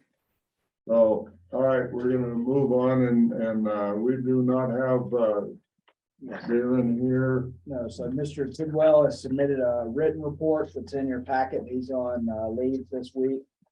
Tab two, they're right at the. Yeah, right at the back of tab 2 behind the BBL stuff. So Maybe you can just give us a couple of the highlights. yeah, the highlights of his report is that, you know, they're liking the new helicopter. They did get the performance issues cleared that they were worried about last time, being underpowered, I believe is really how he put it. And so they've gotten that straightened out. They've got their funding agreements in place, so they're ready to do another year of work. And I think is the big thing. And of course, he does mention in here that he's hopeful we'll be able to get the additional funding that we have requested to the legislature and get that in place, you know, in next year's work plan when we work through them. And of course, obviously, Dalen's been, like all the rest of us, traveling around all the organizational meetings and so meeting with producers and so on and so forth. All right. You have George's report as well. One thing I'll say, it's a little different on George's report this time. For Livestock Loss Board, you'll see he's got in red down there He's including, the numbers on unpaid claims, so those would be people who had a confirmed kill, submitted a claim, but they didn't pay per capita, so they don't get their claim paid. But for accuracy, he's including those numbers as well, so at least the data is showing what they have confirmed into livestock loss board. I guess Lake County would be an example, right? 3 horses killed, no money Right. dispersed. Yeah, that would be, yes, that would be one, and then there's the 6 sheep in Gallatin County that there's no payments for, so those would be people who had not paid. They tried to submit a claim, but they had not paid their per capita, so they didn't get their claim. There we go. You got a little foot bump. And, yeah, Tim, one thing is, I understand they had a fraudulent claim submitted to them. And there's legal activity going on that, so. So it seems odd because I thought all claims already had to have certification from Fish and Wildlife. He tried to alter the number of animals. All for that. All right. Thank you. So any other questions or comments on? Why do you want to Control admit you and lost livestock more than you did? Because you get paid for it. Yeah. I just have a comment up in our country. I think I commented last meeting that we were short quite a few cattle coming out the summer pasture up there next to the park. And we're relatively confident that it was either grizzly bears or wolves or both. And that seems to be consistent with other producers that have livestock in that area. And as we all know, the unfortunate scenario is without a carcass, the confirmed kill, we're out. And so that's my message to the federal people that I get a chance to talk to, is that it has to come, especially grizzly bears. I mean, the wolves, there's a pack that's moving up and down the front, and they haven't been eliminated yet, but I think they're getting picked away a little bit. So, man, That is a problem, not having a carcass that can be analyzed. Sheep people tend to be out checking their sheep all the time. And cow folks put them out on grazing leases, and they only go in so often to drop salt. Then maybe one of the things that we should recommend to the cattle folks is that they weekly check their livestock. Then they would pick up if there's a carcass, they would at least know that there's a problem going on. They could check more frequently then, and wildlife services could come in. I went in with wildlife services on some kills going on up on the east front. And the federal trapper had a piece of hide this big off a calf. And he had to look at that and figure out who killed the calf and who ate the calf. And those guys are so good. He figured out the wolves killed it, and the grizzly came and took it away and ate it. So the grizzly was not the culprit, even though he ate the calf, but it was the wolves. And that's all he had.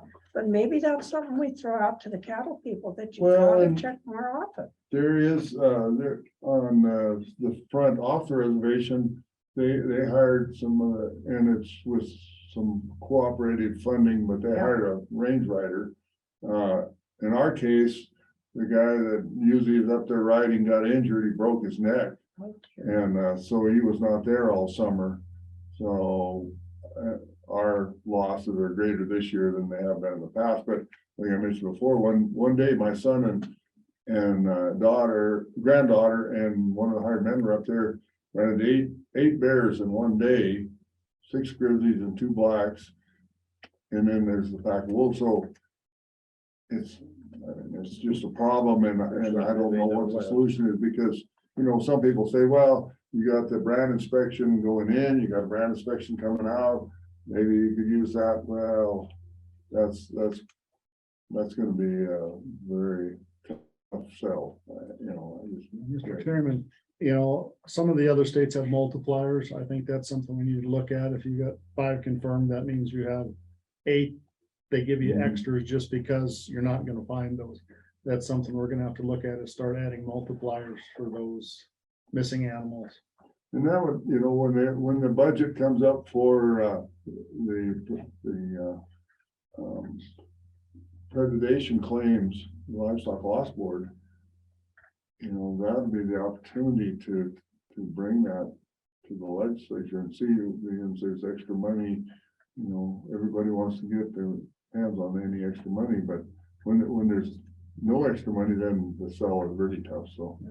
that's an But it option. goes back to you have to have a carcass, so that you know Even for a the first one. two-legged didn't take it instead of a four-legged. Exactly, yeah, you gotta have the first week. We had one calf when they were gathering that was sick. They left it in the creek bottom, not very far from the corral. My son went back the next day with a four-wheeler. He got in the brush, couldn't get him out. Following day, they went back with horses. And there's no calf, nothing. And that calf hadn't moved in 2 days. Prior to that, more than 50 yards. And they found nothing, not one piece of hide, a bone, anything. Well, so, all right, so we're a little bit early, but what we're gonna do is we're gonna break for lunch. So let's get off the record. We're gonna take a 30-minute lunch break. And just to report for the public, there is no action that needs to be taken as a result of the executive session. So we're gonna move right on in the agenda that was published. So right now we're at animal health and food safety. Dr. Szymanski.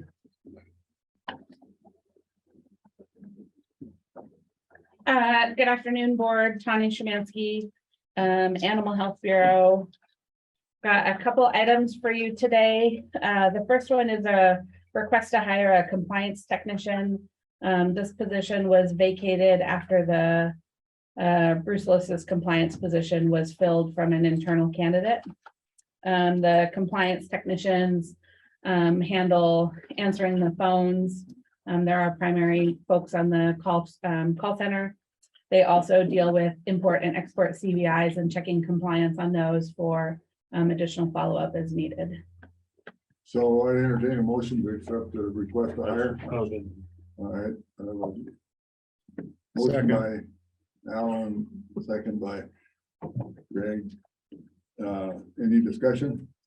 All in favor, say aye. Aye. Both sign, motion carried. Okay. Excellent. Thank you. The next one is a request to purchase RFID readers. We receive a cooperative agreement from USDA on an annual basis.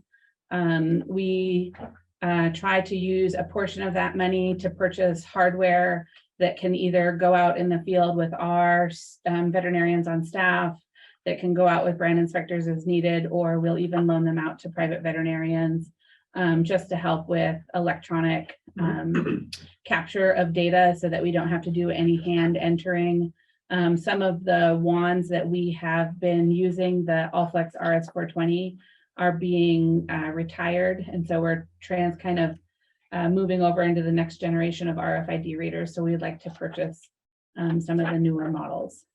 Okay, yeah, I entertain a motion. All right. Question. Does this money have to be spent by December 30th, 31st? Or can that be spent at April, May, June, when we do our normal purchasing? Cooperative agreements run on a cycle from April 1 through March 31st of each year. So the current year's funding for ADT has to be expended by March 31st. As part of writing those cooperative agreements, we have to submit proposed budgets of the different categories of how we will spend that money. And so we always put a certain amount of money in there for equipment. So this is kind of true to the intent of that cooperative agreement. So you're telling me, I'm hearing that there's place in your budget already for this expenditure. Correct. Okay. Well, in times past, sometimes one thing has been asked for and we get towards the end of the year, there's something else comes up that is really needed. And so I just want to make sure that you're addressing what is the most pertinent thing, or Yeah. is there anything else we're looking at? down the Yeah, road? great question, Mr. Chair, Mrs. Bacchus. So we have in the past, at the end of the cooperative agreement cycle, if we know that we've got a little bit of room left in there because we didn't have a substantial epi investigation in brucellosis or whatever reason expenses are running low, we'll use that kind of end of year money to do big purchases. I think there's been a chute that's been purchased with that. One of the veterinary boxes probably falls into that category. We're relatively well equipped right now. I don't think there's anything on the horizon. And additionally, we've also been writing some equipment purchases into the umbrella agreement. So a different funding, and that's typically where those larger purchases are made at year end, not from our ADT cooperative agreement. Yeah, How many people use RFID tags? Mr. Chair, Mr. Waldner, in the state of Montana, I wouldn't have any way to answer that. Most of our DSA producers use them because we've been able to provide them to them at no cost. I know that Montana gets an allocation of about 650,000 free RFID tags each year that can go out to private veterinarians to use. And we're one of the only states that uses all of our allocated tags every year. So they're in use. I just couldn't tell you what percentage of adoption there is. are you, okay, Jay, I believe didn't stock growers, we had this talk at one of the meetings and then they say it was 80% or something. on In the Montana. banks, basically banks tags are. Yeah, there's a lot using it and before long, we're all gonna be required to use it, so. So, Ed, By the readers. That's not my question. We've been using it for 8-9 years, and that's the only way to go. yeah. Okay, Okay, this morning we had a discussion about gut piles for the buffalo. That goes kind of to your the class you went to down in New Mexico. And those gut piles can assume to be a fair percentage of them be infected with brucellosis. And it is our problem of cleaning those up so that brucellosis is not on the landscape as per what you were discussing in New Mexico. Do these funds, are they something that should be used for that cleanup? Mr. Chair, Mrs. Bacchus, this cooperative agreement is specific to animal disease traceability. So this really pertains to systems that capture animal ID, capture movement data. So this is a really, really narrow scope. So this would not be something that could spill over into that category. Okay, Jay, I'd entertain a motion to, Motion so moved. okay, do I have a second? Second. All right, we have a motion and a second to agree to the purchase of the RFID readers. Is there any other discussion for the motion? Hearing none, all in favor, say aye. Mr. Chairman, I do want to point out, before all you guys were on the board, we got to a point a couple of years ago where we pointed staff to making sure that you ask for what you need in that appropriate time frame in March, April, whenever it is there, so that we are not doing this year round and lose track of what we're doing. Okay. And I just want to remind everybody that that is a discussion that we've had. Okay. Not that this is the wrong time for this particular discussion, but we need to remember that we do Duly have an noted, and, appropriate time. So, maybe, Dr. Szymanski, I'm sure you're hearing what the request is from board members, so, we're in the process of a roll, in fact is. We're supposed to be, that was part of what Mike gave us this morning, is start Mhm, looking at some of that stuff, what we need. okay. All right, all opposed, same sign. So motion carried to allow the readers, but duly noted that if there is a time frame that this needs to happen, that we kind of try to stick with that time frame. Okay, Next item, board is I traveled to Las Cruces, New Mexico and attended carcass management tabletop that they put on. The reason for my traveling down there is they had reached out to Dr. Zalewski and asked if someone from Montana would come down and present. That exercise was funded through one of the NADPREP grants, similar to the ones that we've obtained here in Montana. Myself and an individual from Kansas went down and kind of presented perspectives from our state to build their conversation. I don't have a lot to say about the tabletop exercise. It was a really well put together exercise. New Mexico obviously has some different challenges than we face here in Montana, but there are some kind of common threads I think that you can apply between the two. I think the biggest victory of my attending that tabletop was getting to see their format for their carcass disposal plan for New Mexico. That was what I included in my board submission items. And I think that that's something that's been on our to-do list. I think that's a great template that we can kind of use to apply to Montana and go forward with our own disposal plan. all right. Any questions on that? Just what I brought up a minute ago about looking at the brucellosis gut piles. As per this class that you went to. Yeah, Well, go ahead, let her answer that and then. Mr. Chair, Mrs. Bacchus, I know that at IBMP meetings, and I'll let Dr. Zalewski jump in here as appropriate, there are frequently conversations about the volume of gut piles that are generated in a relatively concentrated area associated with the hunt. That is, to my knowledge, that is not specifically our authority to manage those, but there have been conversations and attempts to get dumpsters in those areas so that they can be cleaned up and put on the landscape.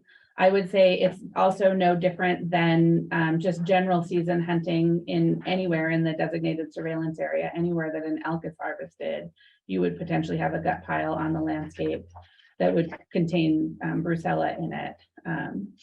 So I guess I don't have an answer that ties it to my experience in New Mexico. I can just speak to what I know the conversations have been associated with hunting in Yellowstone, outside Yellowstone. But if you have, what were we talking this morning, 600? If you have 100 animals that are all killed in a very close area, if the Indians happen to be able to do that, what is our position? I don't think I'm the person to answer that question. It's gonna roll out there. This one rolls uphill. Paper trail that puppy, huh? Yeah, no, Mr. Chair, Ms. Bacchus, so we recognize that the gut piles are a challenge for a variety of reasons. Disease spread, I suppose, could be one of them, but the primary concern that we have is really from the third party kind of observing, right? It's not really our jurisdiction, but there are certainly some safety concerns regarding the public. Gut piles attract grizzly bears. There's concerns regarding safety as far as shooting in a small area, et cetera. And like Dr. Szymanski said, there have been efforts to try to address or collect some of those gut piles and try to establish some no hunt areas. Having said all of that, I think the concerns that we have regarding disease are kind of take a back seat, because we know that entire area has the potential to have or has brucellosis in wildlife. We know that there are tissues in the environment that have brucellosis. That particular area in the park, let's keep in mind that those bison, the calving age bison, have a seroprevalence of about 68%, 67% in positive infection rate. So we know that calves being born have a 2/3 chance of coming out of a seropositive bison. So all of those things already create a situation that we know there is a significant risk there, and I would argue that the robust testing system that we have in livestock addresses that risk as well as the risk from elk, as well as the risk from live bison. So that's probably, we're kind of in a partner, but not really in a primary seat of addressing those carcass, those gut pile issues. Mike, anything else that I missed? So, and I'm assuming the department personnel, when they take an animal, then we clean up, we don't leave. I believe that, yes, we have roll-on trucks, and typically when we, like a roll-off bed, right? And so when we harvest a bison, do an administrative harvest of bison, it's typically on private property. And then we are able to winch that entire carcass and take it to the landfill. We're not or contributing to the. correct, or be able to salvage that carcass and take it to a food bank. So All right. Okay, so Nancy, you have.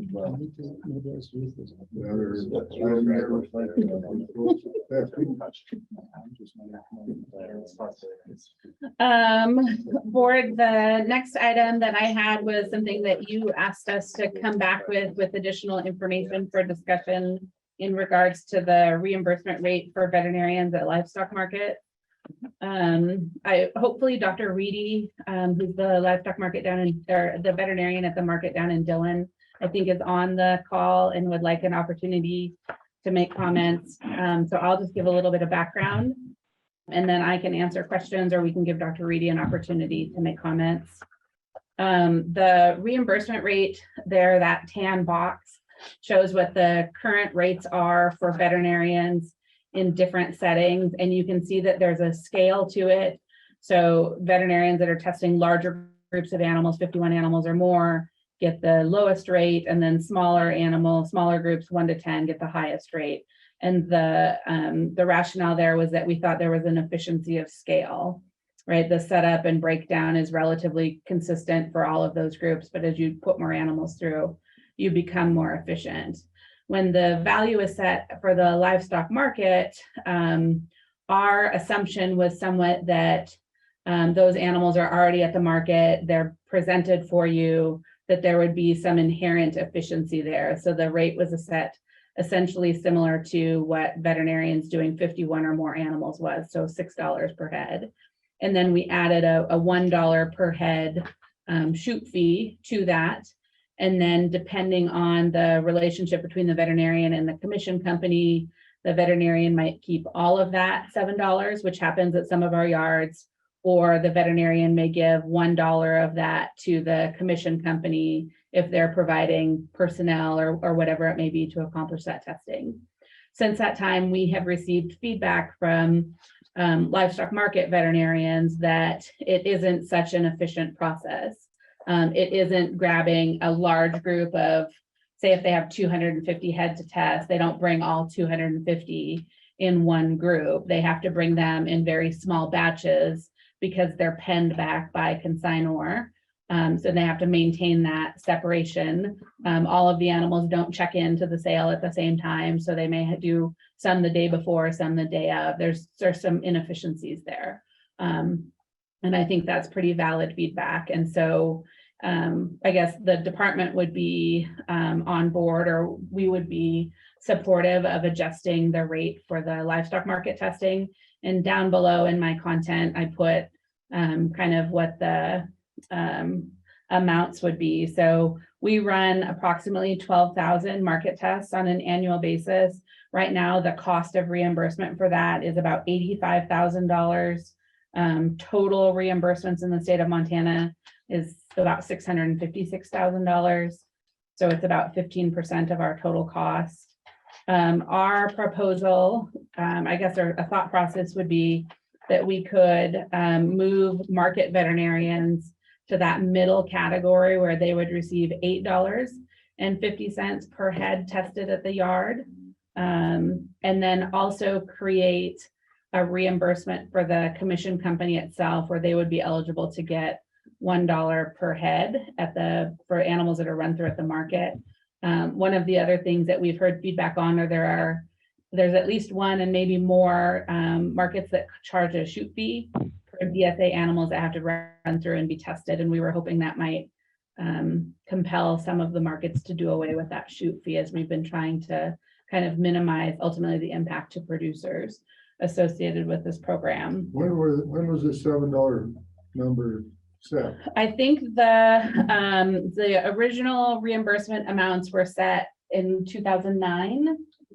2009, when the program was started. There was a moderate adjustment to the reimbursement rate in 2018-19, when we transitioned to the FP, and Dr. Judah at the diagnostic lab updated testing costs to be more reflective of what the expense was at the diagnostic lab.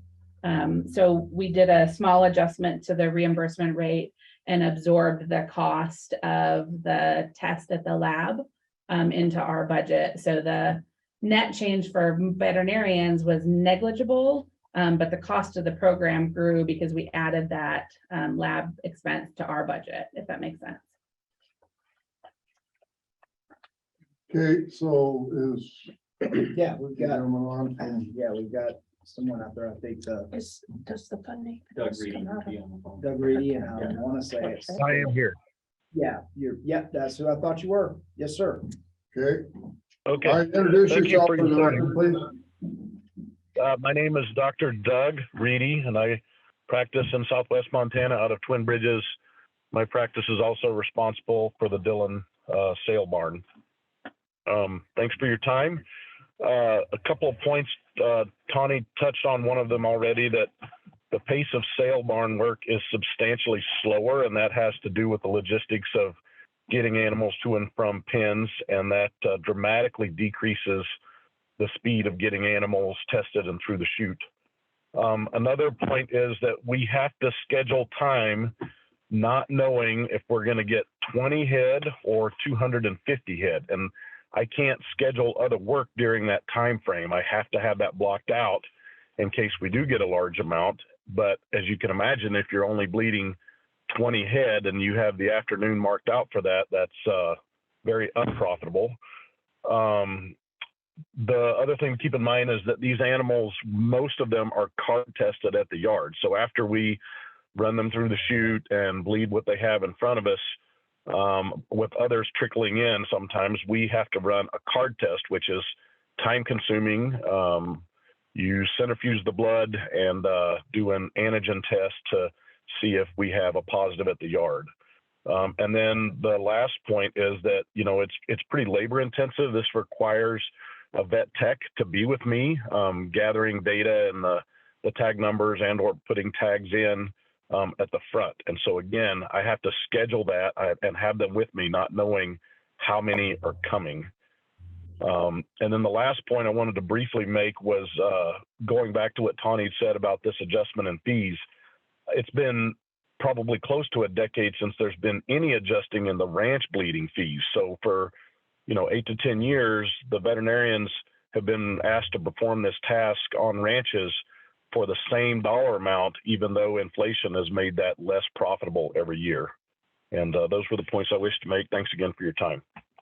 So, I don't know whether, Dr. Szymanski, or whether you're able to listen to it, but she has a couple of options that she has detailed for us. Do you have any numbers in mind?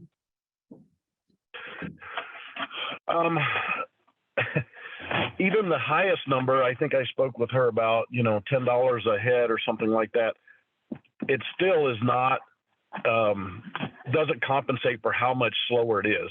It's at least 50% slower than being on the ranch, and sometimes even slower yet. It just depends on the help the yard has, which is always a problem, et cetera. So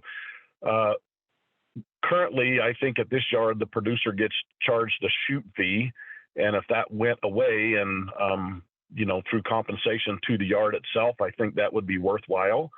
You don't want people to have a bad attitude about the testing, and try and circumvent it any way, shape, or form. Okay, well, it's always been my policy and my theory that when someone comes before this board or any board that I'm involved with, that if they come with a problem, I like them to present some form of solution that they see would be, would work in their eyes so that we have some basis to work from. Otherwise, we're kind of, there isn't a veterinarian So sitting using on that- this board, so. So using that, if it's $5 a head out in the field, at the ranch, and the work takes twice as much time at the sale barn, $10. That's a rule of thumb. And again, I would also ask for at a future topic or something, some sort of inflation adjusted increase in the fee for ranch testing. Okay. All right, so. Answer your question? Yes, anyone else have any questions? So, He said yes, last time was about 10 years ago. well, a slight adjustment.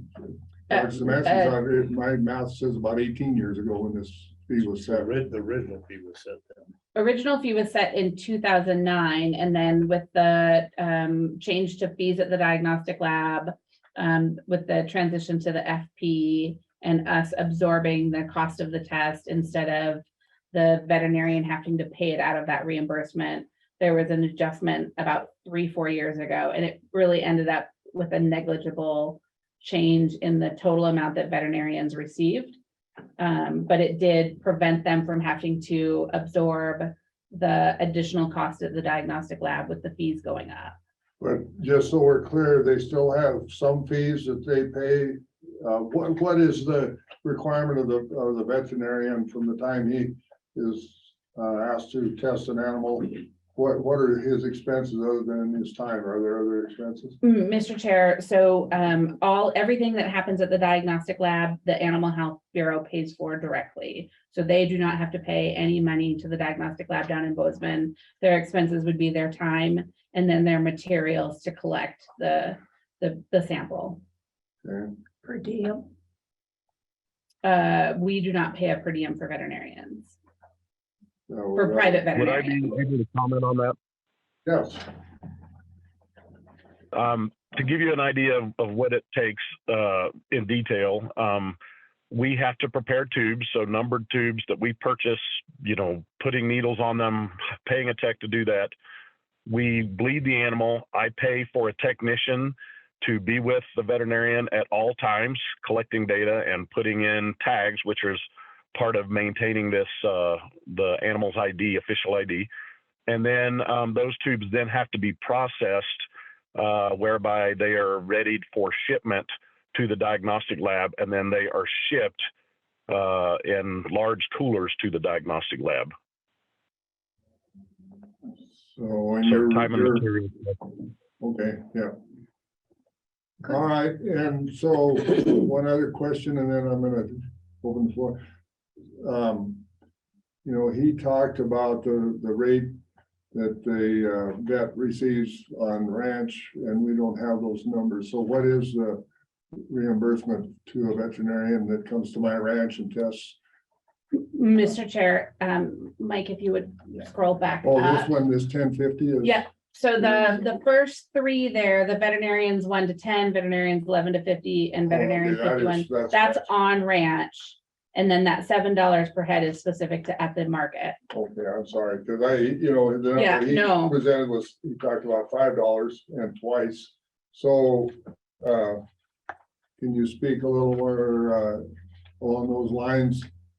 When you say twice of what the reimbursement rate would be for on ranch, are you talking 1 to 10 or 51 or more, or kind of where are you? I would refer that to the highest rate because it's usually over 50, Okay. or the So- lowest rate, I should say. Okay, so it's published right now as $6 on a ranch. So then you would, if I'm understanding you correctly, your number in the yards would be $12. If you were trying to replicate the same amount of compensation for the time, yes, that would be the Okay. case. Yeah, I just want to make sure everyone is clear with this, has the same understanding of your proposal. Like I said, I like to have an offering of a solution, and we will discuss that, I guess, and see where we come with the discussion of the board. But we thank you for sharing. And anyone else have any more questions? Yes. So, all right. Well, we're going to go back Okay. to board discussion and Dr. Samansky. So we have your figures here, and then I guess the question is budget, of course. Where does the money come from, and how much do we have to put toward this request? Mr. Chair, so the funding for the Brucellosis program in Montana comes from two different categories. One is appropriations that the legislature does that we call our DSA funding. That is general fund money that has been contributed to the state brucellosis program. We also get a cooperative agreement from USDA that provides funding for the program. Right now, how we approximately pay for the program is that all of the veterinary reimbursements, which costs again about $650,000 a year, comes out of the general fund. All of the costs at the diagnostic lab, so the tests that we're reimbursing for, which costs us about $370,000, comes out of the federal cooperative agreement. And I didn't put any of this in my board materials, but we've got a document that's called DSA by the numbers. And it just kind of shows the program has pretty much grown in size and cost every year since its inception. That is due to things like periodic expansions. We've had 5 expansions, which add new herds, producer buy-in on annual whole herd testing, which is not required, but provides a very valuable tool and something that producers can do to kind of control when their animals go through the chute, should they have to. And so all of those things has led to a growth of the program. As far as saying, I don't know what the answer is of when we run out of money. As far as not being able to pay for the program, we have not run into that at this point in time. And we pretty consistently go back to the legislature every session and ask for growth from them. And this year we were successfully able to argue with USDA to expand the size of our umbrella cooperative agreement. So there is additional funding. I think something like a market reimbursement rate readjustment, you can see there, it adds even at the highest rate, maybe $42,000 to the total cost of the program. That's relatively negligible. If we were to do an adjustment to all of the reimbursements at about $1 per test, it's going to be more like $100,000 change in the program. And if we were to go something more than $1, obviously it would go up from there. So I guess to me, then we have 2 scenarios. One would be to adjust the rate at the markets, but we've also kind of heard the underlying issue that maybe local vets that are doing DSA testing feel that their rate has been the same for Their rate has been the 18 same years, for a long basically. time, yes. And so I could see that might be the next item that would come. So I guess the reason I say that is, so he mentioned twice the rate for in market as opposed to on ranch. You know, if we tie it twice and we're thinking $12 today, next meeting we get a request to up the fee that we're paying the producer, the vets that do on farm testing. And if we say twice, are we opening up? I mean, are we going to automatically go twice, or are we going to just set a dollar amount and then go to another dollar amount? So I guess that's my question to any Nina. Could we? Oh, do you need to? Okay, That's fine. could we get a breakdown of what it costs the vet, time per diem, assistant, the tubes and the needles and everything for on the farm and at the markets. And I don't understand, excuse me, why we are not paying them a per diem to drive to the market. They are doing that for the market. They're there to do sale day. So the market They're also is, doing health inspection. Yeah, Mhm. yeah. okay, can we get a breakdown of all that so we can understand who's getting paid what from what funds? Mr. Chair, Mrs. Bacchus, I can do an approximate kind of list of where the expenses would be for a veterinarian. It's going to be highly variable from veterinarian to veterinarian. Some veterinarians take a hydraulic chute with them. They may take multiple staff with them versus taking a single staff, no staff. Some will do it electronically, some do it by paper. Everybody uses a slightly different method for blood collection. Some veterinarians are close enough that they hand deliver the blood to the lab. Some veterinarians are extremely efficient and can bleed, 600-800 head in a single day without an issue. Some veterinarians don't accomplish that speed. So I don't think that there's any way to really do true apples to apples across veterinarians on what their expenses are. But at this point, I'm a little lost in what it costs. Because there are so many variables. Well, the problem is numbers. If that sets aside for 250 and he only gets 50. I mean, this time is worth a lot of money. Alan, Well, I'm just looking at from experience of bleeding whole herds, and I was at the sale yard one day and the vet was gonna do something for me, so I just took the cow with me when I was taking stuff there. When he's doing in my chute, it's a minute. That's all it takes him to bleed a cow. I mean, a minute max. Because the one time I was doing it, he was bleeding them, I was preg testing. No. And Zip. you were wandering. And it was taking her longer than it was taking us. So that's the efficiency. You go to the sale ring, he's got one or two, he's got, and generally his people are bringing the cattle from the pens and taking them into the pen. And so I just talked to him and asked him what he thought. He said, raise it a buck or two, just because basically he said it's more of the cost of the materials now. so, yeah, I think, and I agree. I agree with Nina, that, it'd be nice to have the cost, but I don't see how we can isolate that, but we have a request and Dr. Samansky has posed some numbers here.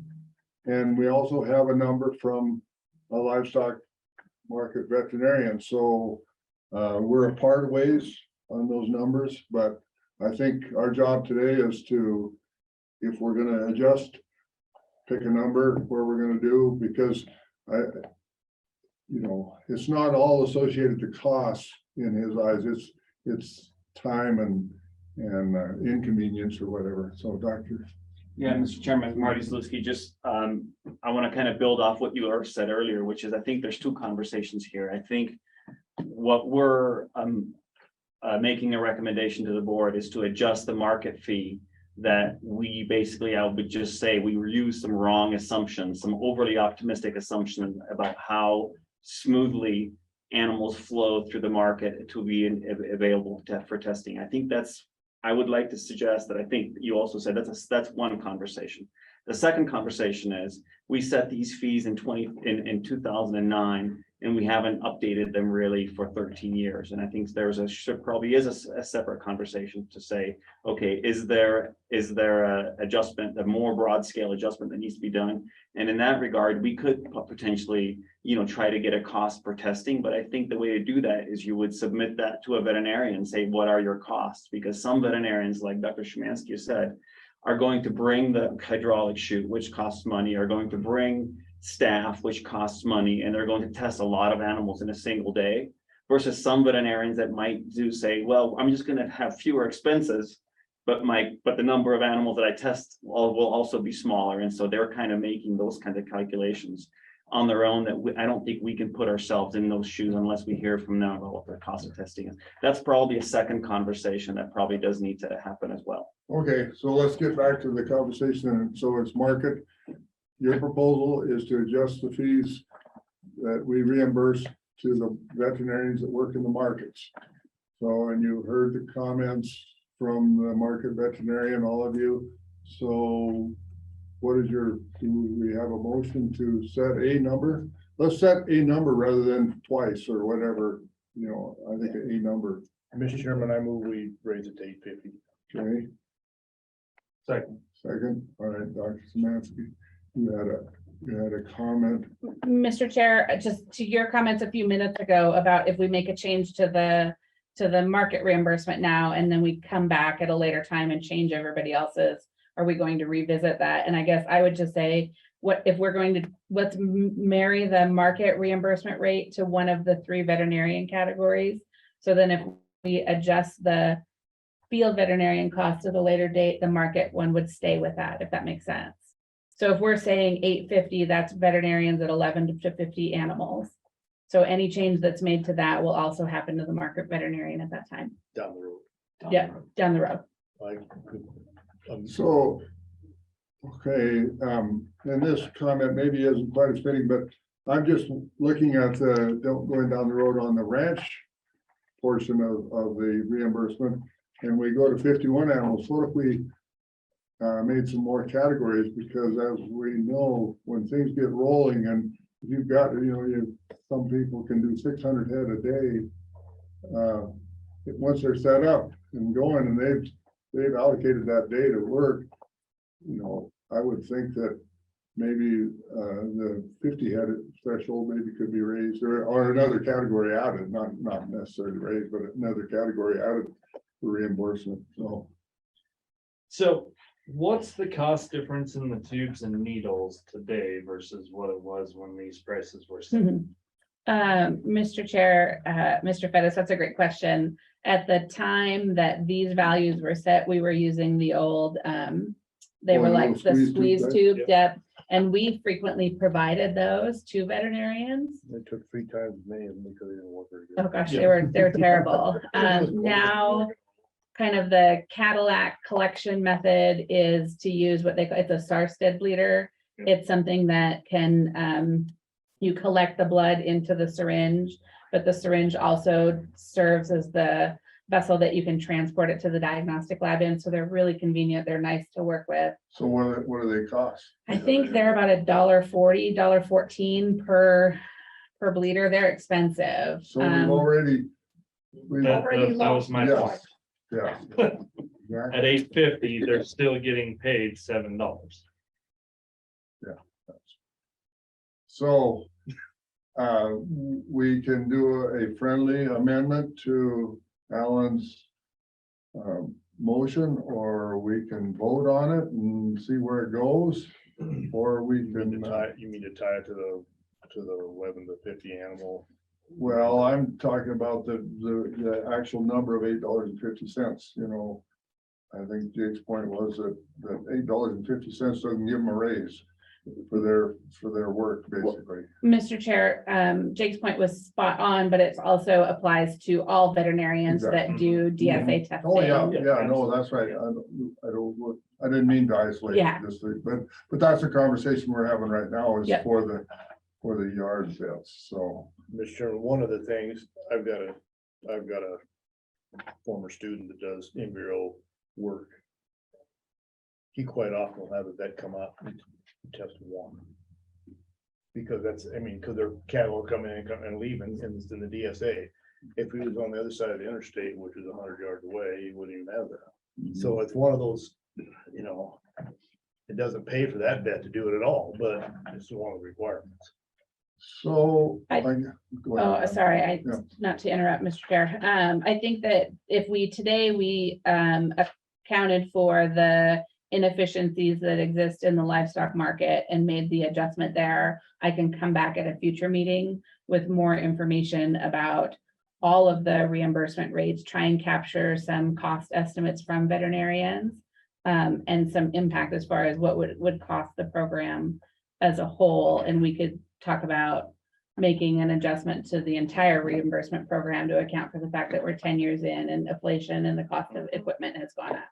Okay, I guess the comment that I heard kind of loud and clear was the assumptions that this department made up front of the efficiencies in the yards. And our assumption was apparently quite wrong. And so we're trying to compensate for that with this. And then in the future, we'll try and compensate for the costs that are the inflation and costs and, you know, labor, everything, all the costs, not just cost of collection equipment, but so I guess my focus in this conversation today would like to be is $1.50 more or so actually they're at $7 now or $6.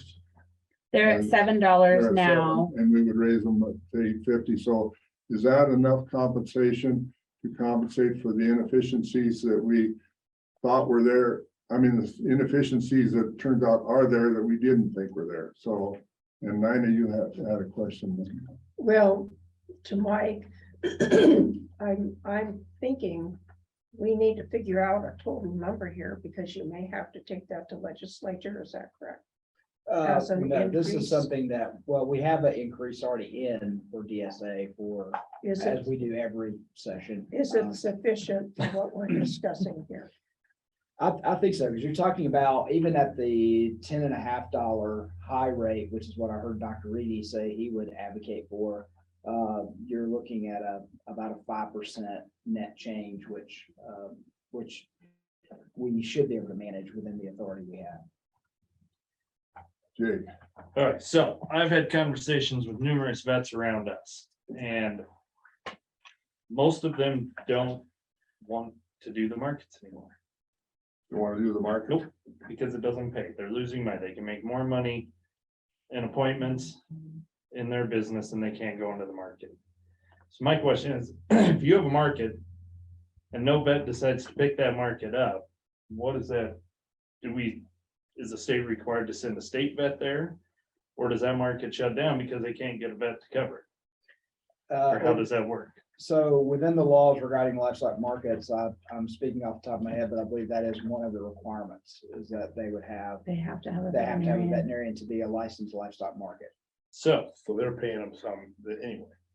They would have, yeah, I would assume they're paying their yard vet to be the person on call for Well, 7 days. it's Or right the day before, whenever they're doing the it. cost of doing business. So Yeah, there It is is. some sort of contract with it. yeah, but all I'm getting at is, this rate is gonna play into that, so. Mr. Chair, just, I keep doing this to you, I apologize.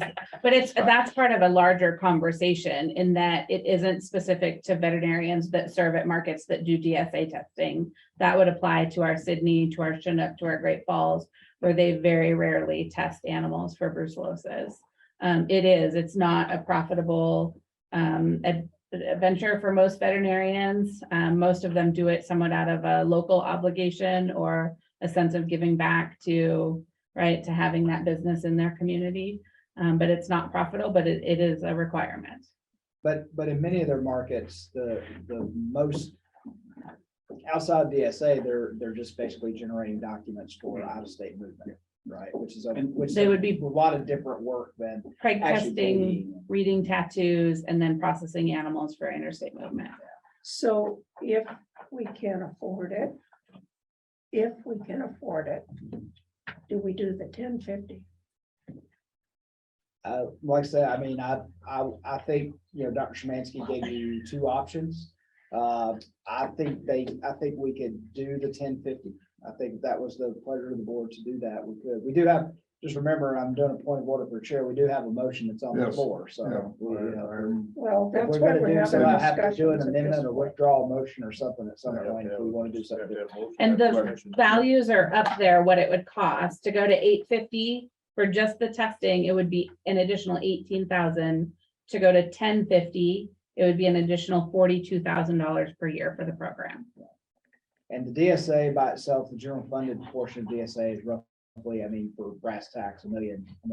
About $1 million of And reimbursements a we year. have requested an increase in it during this legislative session. And they also have some federal umbrella dollars as well that could contribute to making up any differential that's there. So we do have a motion on the floor to raise the rate to $8.50. The motion was seconded. And we've had discussion. So I guess we're gonna test the water here and see any other discussion. Would be a friendly amendment to tie it to any future increases in the base? Or do you want That'd be fine. Because I guess that's what I'd like to see is that then if we raise the base rate, it goes up as well. And I think that we wouldn't have to have this conversation again. So, What's the So base rate? dollar for dollar. We're I guess at range rate. 850 and then 2 months from now, we raise the veterinary 11 to 50 animals to 1050, then the market rate would go up in accordance. Or see, I'm matching it to the current 850. So if we moved it to 1050 on the 1 to 50 animals, then the market rate would go to 1050 automatically. 11 to 50. Yeah, the 11 to 50. So your motion then, if you accept that as amendment, would be to raise the fee today to 850. 850, which And matches then- the 11 to 50, and should we raise the veterinarian 11 to 50 at a different time, the market rate goes with it. With dollar for dollar, Dollar for dollar. okay? Is there any comments or questions on that? So just so we're all clear, the motion is to raise the livestock market testing rate to $8.50 a head. Tie that number to the value that would be reimbursed on ranch on the 11 to 50 animal rate dollar for dollar. Is that clear enough? Okay, is there any other discussion? Any other discussion? Hearing none, all in favor, say aye. Aye. Opposed, same sign? No, No. Duly I think noted. it should be higher. Well, you needed to lobby a little harder. Well- Get this one voted down. You could have amended it. I think it's imperative that there be, well, as Mike said, legally, they have to have a vet there.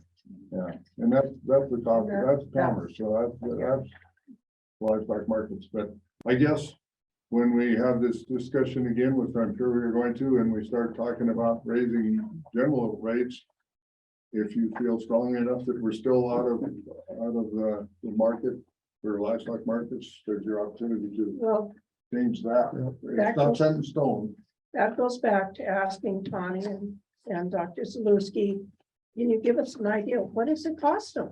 What does it cost them here? What does it cost them there? That's a really hard number though, I because think the increases though, I have one vet that can do as many as I can get through the chute at a time because Yeah. it sticks in one time and the little tube fills up and as fast as it can. I've got another vet, if he sends that one, it takes her 4 or 5 sticks to get it full. to hit the artery. And it just, Yeah. I don't know how you figure that because Yeah. one vet will bring one person, one vet will bring 4 people. So their costs are gonna be totally different. And it comes down to efficiency of that vet. Well, and so That's a far, hard number. I don't know, I'm not in the DSA, so you guys can speak to that, but it seems like I have not heard a complaint that we were not able to get vets to do the testing in the DSA. So we can't be so far out of the market that they're refusing to do the work. So, but I also realize that the costs of doing business are going up, and so, Correct. anyway, we gotta move on. All right, is that? Mr. Chair, can I just add one qualifying question? I'm gonna make this effective January 1, if that works for the board. That works. That's Okay. 2 weeks from now. Yeah. Are you comfortable with that? I'm not, the whole board comfortable, all right. Okay, excellent. I think I'm done unless you want me to give your report. Connie, I wanted to say I enjoyed the report from New Mexico. I did too. That It was was very enlightening. It's a great document, isn't it? It is. Yeah, no, I was happy to bring that home with me. Yeah. So awesome. Thank you, board. All right. So meat, milk and eggs. No, actually, Mr. Chair, Alicia Love is on the phone, ready to give Oh. the meat, milk and egg report. I was going to give you a quick report on the European African Oh, swine fever. okay, yes. However, if the written report suffices, I'm happy to sit down and defer to the next We'd love person. to hear a little personal experience, so. Did you, were you fluent enough in your native language? I actually, yeah, I was surprised. As you know, I left a week early to spend a few days with my family in Lublin, Poland, Southeast Poland. So I was able to brush up on my Polish, and I was able to understand probably 90%, 95% of the Polish report in that time. So I was pretty pleased about that. So, so Mr. Chairman, members of the board, the trip was fantastic. The folks with the group were pork producers from South Dakota and Missouri and elsewhere. There were pork board veterinarians that were there. And there was a member from the USDA there, and then of course the state animal health official. The trip was overwhelming in the way that the list of preparedness items that we learned about that we need to be doing is really long. And the experience that we had from hearing from the different animal health authorities and producers was also really, really valuable. So we spent the 6 days in 3 countries. We heard from 4 different countries during that time. And then we also received a Zoom kind of update from Romania after we go back. But the approaches from the different countries really vary from everywhere from Denmark that built a 50-mile pig fence to prevent incursion of wild boars from Germany into Denmark, to compromise their exports and their agriculture industry, to, on the other side of the spectrum, to Romania that has ASF in their wild boars and a pretty high rate in their commercial facilities, to the extent that no other countries in the EU actually will even accept Romanian pork at this point, and this whole event or this whole disease has resulted in a decrease in sow numbers in Romania by about 40%, when they were actually on a trajectory to go up before ASF started. So really, a whole kind of a menu list of interventions.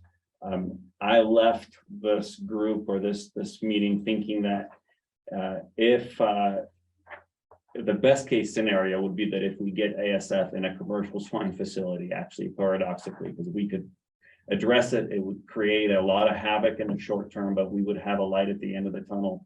If we got it in our wild feral swine in the South, we're going to be living with this for decades, and it really would be the worst outcome.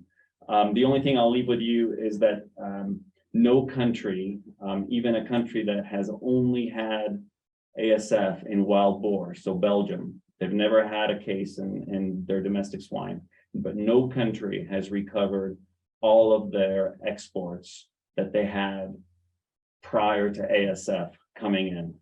So specifically, the market for China remains closed. Even for Belgium, like I said, even though they created an exclusion area where they're trying to where they're killing the swine.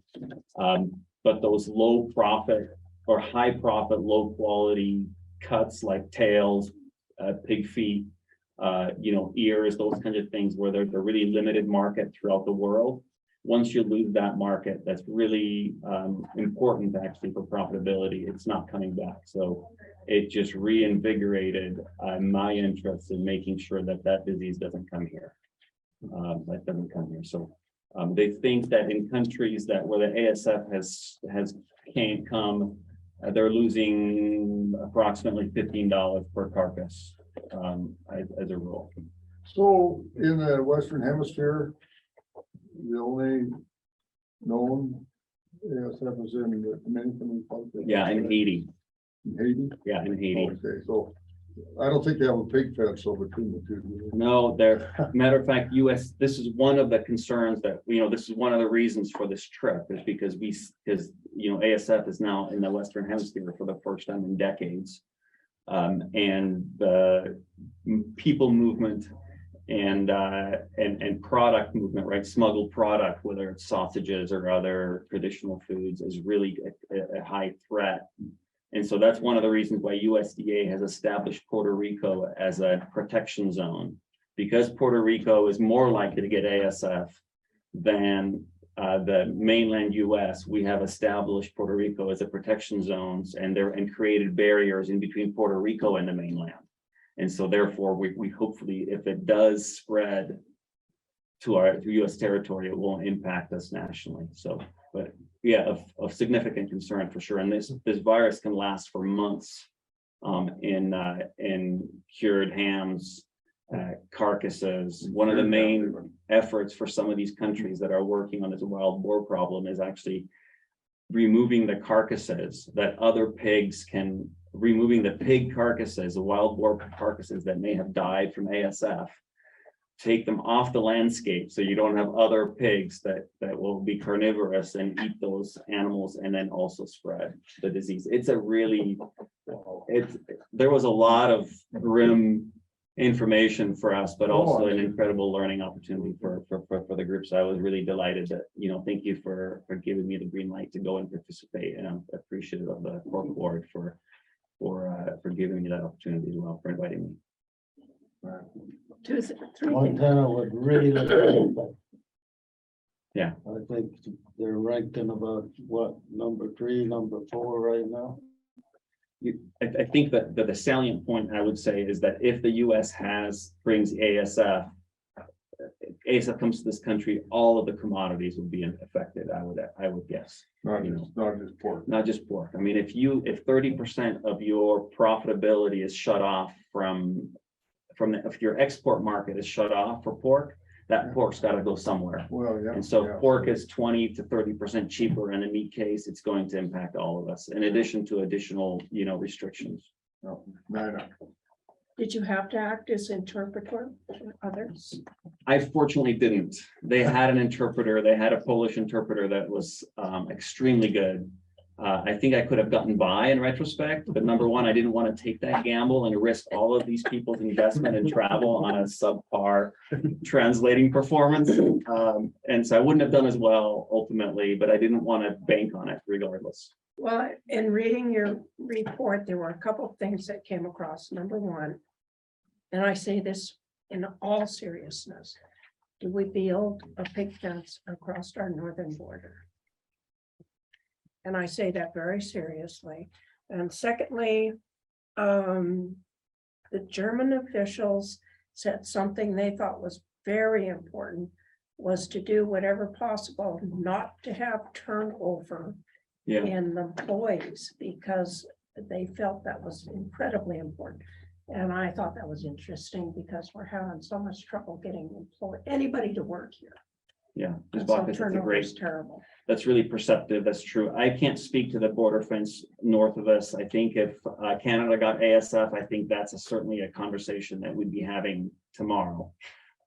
Tomorrow's too late. Well, it's very difficult. Yeah, I'll just, the budgeting and whatever it would be, beyond the scope at this point. Regarding the employees, you're on point in the way that the primary spread of long geographic spread of ASF in Europe is migrant workers and people throwing out sandwiches with cured meat, and then wild boars eating that refuse and creating a pocket of ASF 50 or 150 kilometers, or miles from the actual concentration of disease. So it's obviously That's how it spreads. Yeah.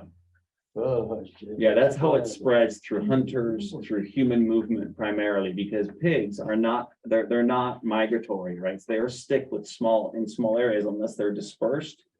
So the primary method of movement is human and products from people that are not being judicious. Matter of fact, for that reason, I in this summary, this is a poster from Germany that says you know, the virus is not the problem, you are. Well, Jake, when this first all got going, Tawny told us that if they're packing, and they were talking bacon and such in China. Yep. And that cardboard box runs across the floor and the floor is stamped and the floor is infected. It gets on the ship and it comes over here and the box just trails the virus. all over. So what temperature, like cured meats, what temperature does that have to get cooked to kill the virus? Well, so cooking will kill it, but a lot of times the cured meats are not cooked. You know, they're chemically or whatever, right? So those kind of things, and sausages and et cetera. So, but yeah, and that's the other problem, is that if you have to cook pork to the level to disinfect the virus, then you're actually reducing the palatability and the tenderness. That was my question. So that's another reason why, right? So anyway, a really interesting experience. So thank you. Okay, yeah, we're gonna try and keep moving along What is the here. death rate if it got into the wild feral swine population? It is close to 100% lethal, but actually wild boar in Europe have habituated themselves a little bit, so it's lower, but we can expect mortality to be close to 100% of animals that are infected. But the problem is the spread is much slower than I could appreciate before I went on this trip. So it's not like it comes in there like Ebola and wipes out all the positive pigs. It's in there, it simmers, it creates a nidus, and yes, it kills the affected pigs most of the time, but not before they have an opportunity to spread it before or after death to others. That's the problem. So Do birds pass it?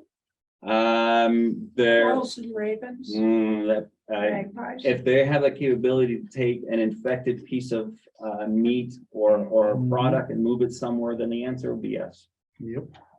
Christmas. Okay, Thank you, Mr. Chair. thank you. We're gonna move on. Is Alicia still? All right. Yeah, Ms. you Love, should. if you would introduce yourself and go ahead. Good afternoon, everyone, members of the board. I hope you can hear me all right. I apologize that I'm not able to be there in person today, but I do look forward to working through these topics today.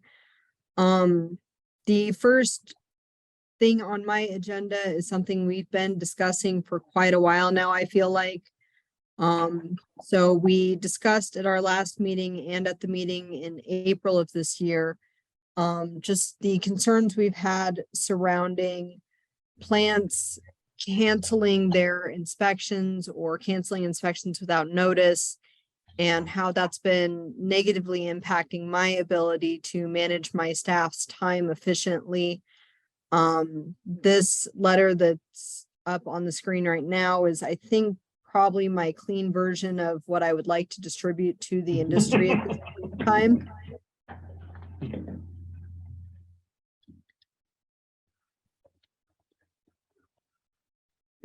You have that? Yes, in your packet. So. Is there comments on the letter? So do we need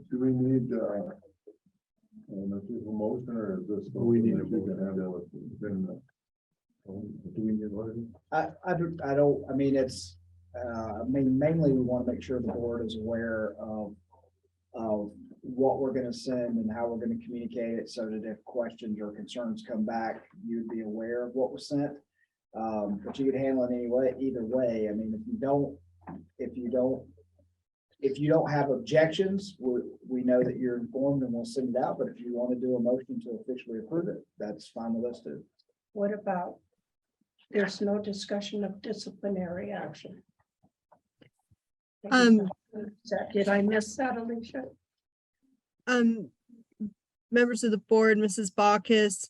So we do have kind of a rough outline of how we would handle essentially non-compliance to this. At the meeting in November, I know that there was quite a bit of discussion about various possible ways to deal with this. In reviewing the Code of Federal Regulations, there's not really a clear way to fine plants for lost time and resources. That authority is not clear for us. So how I would propose we would handle this is if a plant provided no notice and was not accessible for inspection, they would be suspended for not allowing us access to the facility during operating hours.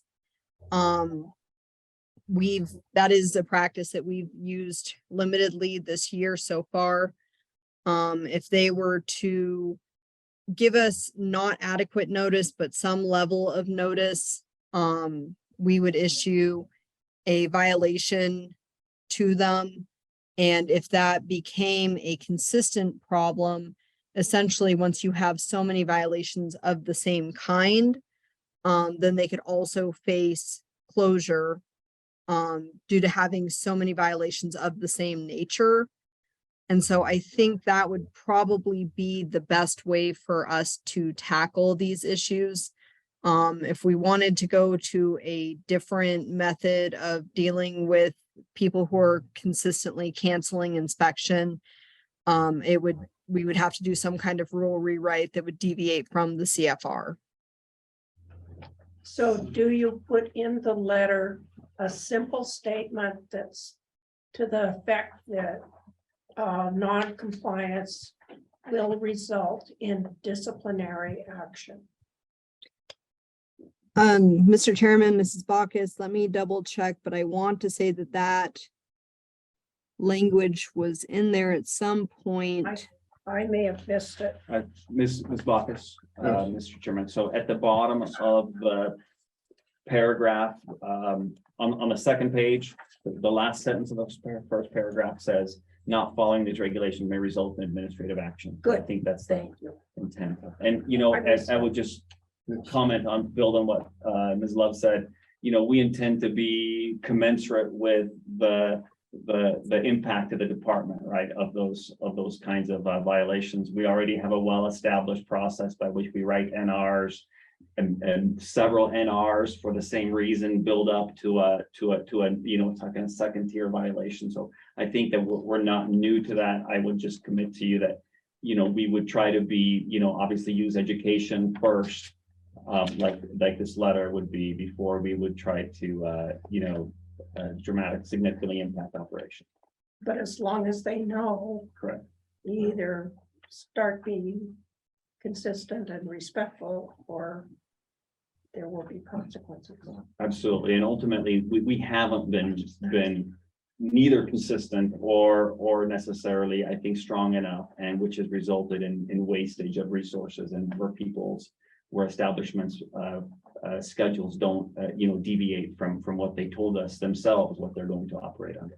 Let's just give, the way I read it, this would give us a foundation to build from, and you know, I would think with what penalties could come about, this should be sufficient to Mr. Jake. You want to try it? So I think this is a very important document that needs to go out. I'm gonna caution you. Every time you guys suspend a plan, I get a phone call. And there is, I'm gonna try to say this as well, as good as I can. There is a level of distrust between a lot of the plant owners with what goes on in meat and poultry inspection.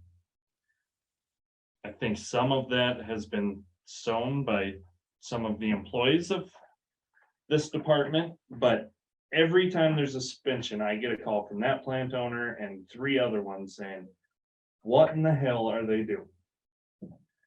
And so I'm not saying this doesn't have to go out. It needs to go out because they need to give us adequate notice if they're not going to be there for inspection. I just texted Alicia and said, we're going to be closed between Christmas and New Year's. Don't come by because I don't want to get suspended. We're not going to be there. But I think we have to be very careful using that suspension and closure word, because if there's plants out there listening to this right now and they're hearing you threaten them with closure. That's what they're hearing. They're not hearing, oh man, I gotta give them notice. They're hearing the department's threatening them with closure or a suspension. So I think some of the language that we use, we have to be very, very careful with. Because Mr. Chairman. there is a level of distrust out there, and just because I'm in that part of the industry, I hear about it, I see it. You don't necessarily, I'm sure you probably hear rumors, but it is out there, so Well, before we you, just, I used to get I used to get phone calls on it. we just have to be careful is all I'm saying. And this is part of that process, obviously. Ms. Love, you had a comment? Mr. Chairman, Mr. Fettis, I agree with you that there certainly are some relationships that could be improved upon between my bureau and the industry. I do want to reiterate that this is not something that's oh, you didn't give me notice, one time and I told you the day before, I don't want to say the suspension is a light decision. It is not. I recognize the impact that has not only on the industry, but also on other small businesses in those areas that are counting on those services to be available. My main goal of this letter is it's come to my attention that this issue has not been handled consistently among my staff. And so we do have some ownership in why some plants, are kind of coming into the limelight with this issue and others haven't been until I started this conversation. And so this is a leveling of the playing field. This is going forward. This is the expectation that the department has. We will be adhering to this. And I want to reiterate to the industry that those suspension actions are not at the discretion of the inspector or the area supervisor. Those are things that are, those are decisions that are made by myself, oftentimes in consultation with Dr. Zalewski and Mr. Honeycutt to ensure that we are adequately and fairly enforcing these problems. So, Ms. Love, and I assume that you document all of these schedules, so that there is no question if you send an inspector to a facility and it's closed, that you have some documentation that the request was made for your inspector to be there at that particular time. Mr. Chairman, members of the board, yes. At our last board meeting, I presented to everyone a copy of the hours of operation form that all plants fill out. That form gets approved by myself to ensure that I have adequate staff to meet these schedules. And so, yes, they're supposed to be on a consistent schedule. And then if they are going to be canceling inspections, we're supposed to get adequate notice and then request for additional inspection. We're supposed to also have adequate notice, and both of those things are supposed to be done in writing, whether it's via text like Mr. Fettis has taken advantage of, or by email or letter. All right, Mr. Chairman. Yeah. So I might have a suggestion that you put a cover letter on top of this one, stating like somebody said, in the past, we have had conflicts or whatever, faults by our department, plus some of, we're trying to clear this up. The letter that's attached to this one says, this is how we want to try to handle it. So it doesn't just come out as this is how we're going to do it, saying, look, we understand there's been problems on both sides. Yeah. This is how we want to handle it in the future. That softens the blow a little bit. Gets them maybe to read it in a different mindset. So would you like to make that a motion?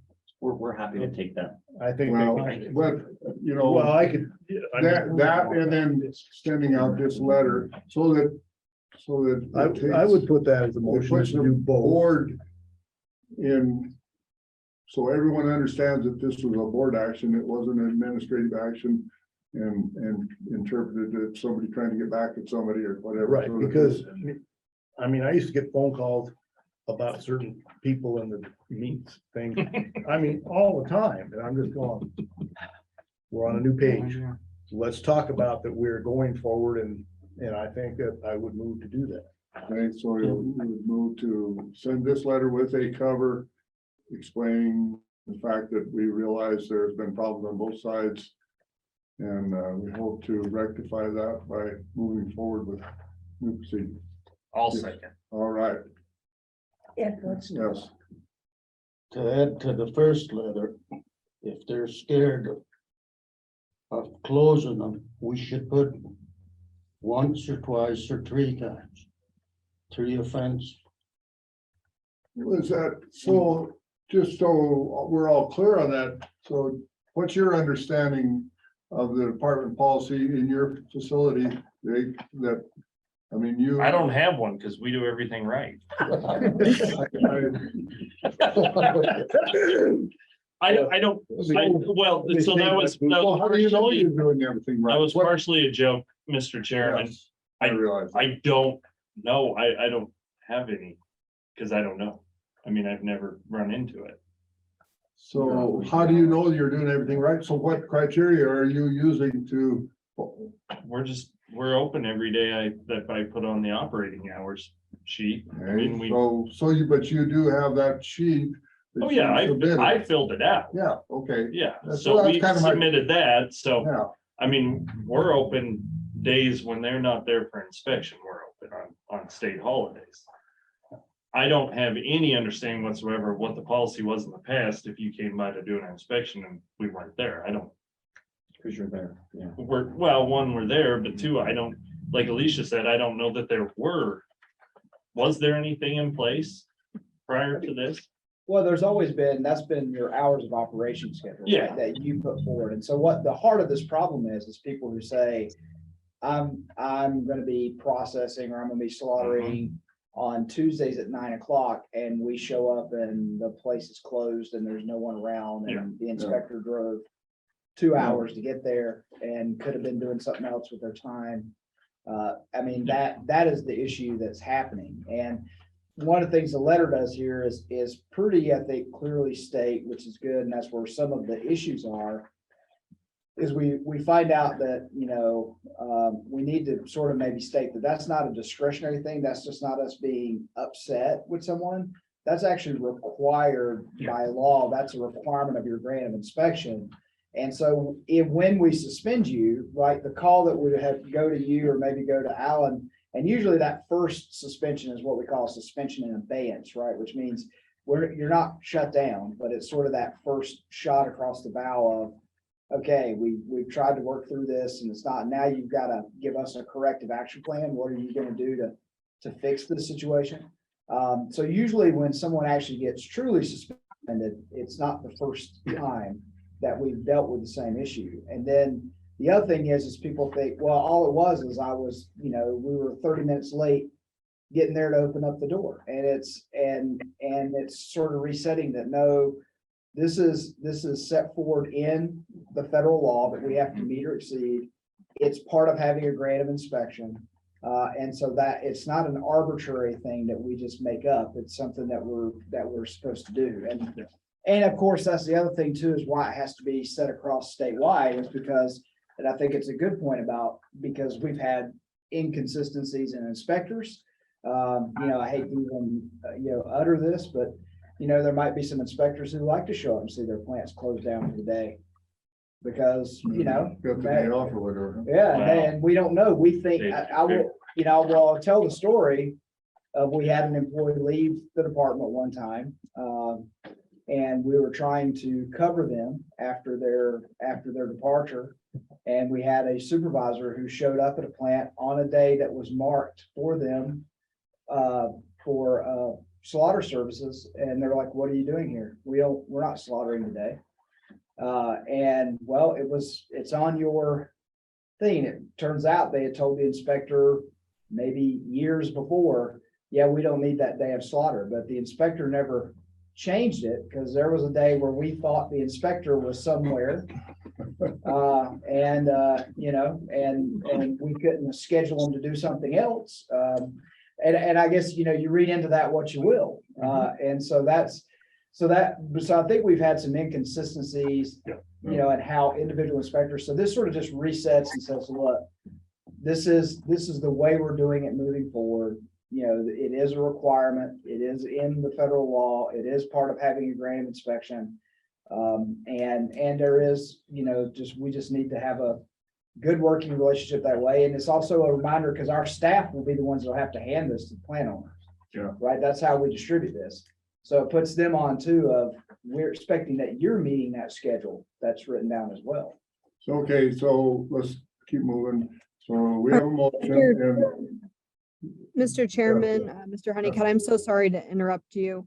I just wanted to add a comment to Mr. Honeycutt's statement as well, that my process for handling these communications when plants are canceling or need changes to schedule, I have developed a written process for my employees on how that is supposed to be communicated. And they submit weekly reports to us each week where I'm kind of showing some accountability to them as well. So at this time, I don't think any staff are replicating the narrative that Mr. Honeycutt has. Right. But No, we've gotten beyond that. But I do want to assure the board that there is accountability on my staff as well to make sure that this is being handled the way it's supposed to be, and that there's some checks and balances in place so that the consistency will become uniform. okay, thank you. So in our motion, I'm assuming that, Alan, and tell me if I'm wrong, that you're gonna allow Ms. Love, Dr. Zaluski and Mike to formulate this cover letter. Right. And add it to this. So Correct. A lot of is that it, and a lot of it's what Alicia is leading into it. She talked about it. And Yeah. She pretty much said it. I just couldn't repeat exactly what she said. Yeah. And if the Okay. cover letter's not good, I'll see it, so I'll let them know. Okay, all right. With It that, will be in my hands. all in favor, say aye. Opposed, same sign. Motion carried. All right, Ms. Love, you can, we finally, hopefully, put that one to bed. I hope we never hear any more about it. Mr. Chairman, I hope so as well. My next items, on the good news, I am actually doing really good on my inspection staff. I currently only have one inspector vacancy, which I'm actually holding off on hiring because I have some plant activity that might change what I need. But unfortunately, now my office staff is becoming a little barren. So we had hired a label specialist last spring with the board's approval. This employee has asked to go back into field work. So he will be resuming his field work. So I will need to hire another label specialist. This person approves the labels for our state inspected plants and ensures that they are meeting all labeling requirements. I don't know if you want me just to bundle these together, if we want to go one by one. So what's the pleasure? I think we're fine to bundle them. Does anyone have an objection? Okay, I think we can bundle them. Okay. And our next position, many of you were familiar with Bonnie Marceau. She left the department on November 18th and had served the Bureau for 11 years. So her role is a critical one in supporting not only my position, but my field staff.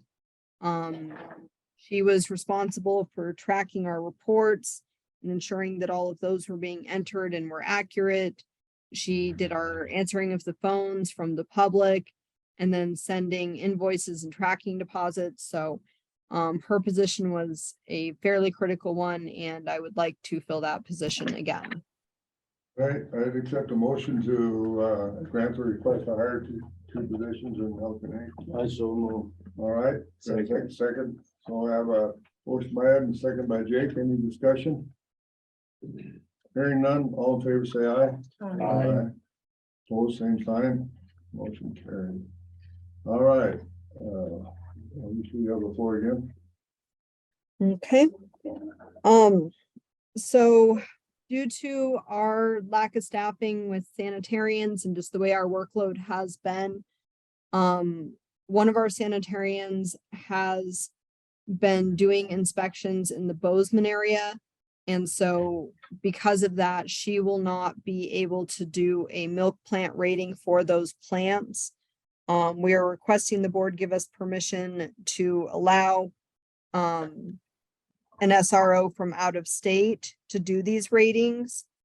Since Rosemary cannot do her own ratings So, and the money would come from, from the milk and egg budget, Mr. Chairman. and I assume that if you're making a request, you have the money somewhere in your budget to cover that. Mr. Chairman, yes, we do. We have done this in the past as well. Okay, all right. So I'd entertain a motion to accept the Idaho inspector to do our inspection. So moved. All right, second. Alan had already made the motion. So you want a I'll second? second. Okay, a motion by Alan, a second by Greg. Any discussion? Hearing none, all in favor say aye. Opposed, same sign, motion carried. He was looking the other All way. right, rule change. So, Ms. Love, you have the floor again? All right, this is another carryover from last board meeting. There was discussion on allowing an exemption from the 12-day rule. Alicia, one moment if you can. Okay, Sure. so, Mr. Chair, just Yes. point of order, so we did not include that administrative rule, a copy of that draft, and maybe the best way to access that would be to look at last month's board agenda. I apologize for that. So So on this item. on this last item, this 12-day deal, I don't believe we provided a copy here, and that's my apologies for that. So it's on last month's board agenda. Thank you. All right, so, all right, give us some background and then by then maybe Mike can have that pulled up so we can look at it. So, go ahead, Certainly. well, Certainly. So, at our last meeting, there was discussion due to a school not being able to get properly dated milk and not being able to get a jobber to that school so that the school children could get access to that milk. In light of that issue, it was brought before the board to allow an exemption to the 12-day rule to address when situations like that arise. There was quite a bit of discussion on this at our last board meeting, and it was asked that it was tabled until this month. Dr. Zaluski, Mr. Honeycutt, I don't know if there's more you would like to add to this, but that is my Cliff Notes summary of this. I would Yeah. like to up the, these schools are getting milk on time. It's being delivered by a milk truck. Yeah. And it's all taken care of for the time being. for the, well, Now, that's, so I'm gonna give my 2 bits worth. I do not like being in the situation I felt we were in since school started, where we were unable to grant relief to the schools. And to me, it could be a black eye to this department and a black eye to the milk industry in general. When you involve kids, the passion in people always increases. And I just, I hope we never have to address this issue again at this board, but if we do, I do not like being in the position where we had no ability to grant relief. We couldn't tell Marigold to deliver the milk. We couldn't allow milk to come in from somewhere else that we were just, our hands were tied, and it got into the news. It could have got a lot farther than it did. And I just think that we need to have the ability to solve that with an exemption. And so I'll open the floor. That's my feeling. So, and Ed, you'd like to Jane, Montana does not restrict any milk to come in the state. They could have went to Idaho and got milk. They should have went to the processors first and told them.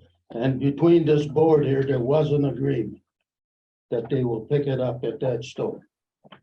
That's the reason I asked the question, what type of milk are you picking up? Are you picking up gallons or what are you picking up? They were picking up pint school milk. half pint. There was an agreement, but Okay.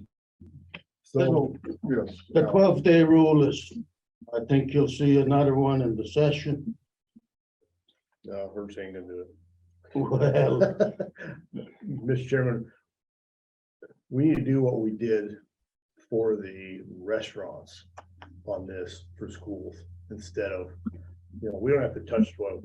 No, You allow you, because the restaurants there for a while, they were thinking they had to pour it out if it was past that date. We set it up like that, so it doesn't matter. I mean, if it's 20 days, they can still use it. That's where I think the angle we ought to come from. Alan, that's why we're putting on 2 dates now. Right. Sell by date, use by date. And that's what I'm saying. The restaurants go with that. Schools can go with it. So Yeah. it's not near the, I don't think it's that big a problem if we say, if we want to include, whether there's a rule somewhere that where the restaurant, we just put the schools on. Well, again, you would, what you're saying there is you need some exemption that, because technically the school is selling, right? They're selling the milk, which that's why they would have to comply with 12-day rule. It's a retail sale. But if you exempted, so, if you, like you said, where we made that language, and I can't remember, it's not in this rule, but where we put in the language that basically said it only applies to like the last point of sale. So if I'm running a daycare and I go to the store and I, buy, a carton with 4 gallons of milk in it, and that's in the refrigerator, and the county health department comes by, they can't say pour that out, because once I open the container and start pouring it into a glass, I'm not selling it as it was packaged. So you'd have to have language that basically just said school distribution is exempt, right? Is a category that we consider exempt from the 12-day rule. But if you do that, what you're saying is that if this school wanted to be supplied by Darigold out of Spokane, where they're not putting our sell-by date on it, that they would be able to do that. So I think if I may offer just a little bit of more background, I think our intent was to provide that exemptions to schools to be able to reserve to the public. I think if we didn't achieve that purpose, then maybe we need to look at it. But I think what the superintendent said was that's not an answer. Like multi-service, like bulk serving containers are not an answer for 3rd graders and 2nd graders. He said he needs the carton milk, which means that it actually will have to come with a label. So potentially there's another avenue there, but he said that doesn't work for distribution of they want to slap that carton onto their tray and move on to the next kid without creating a big mess.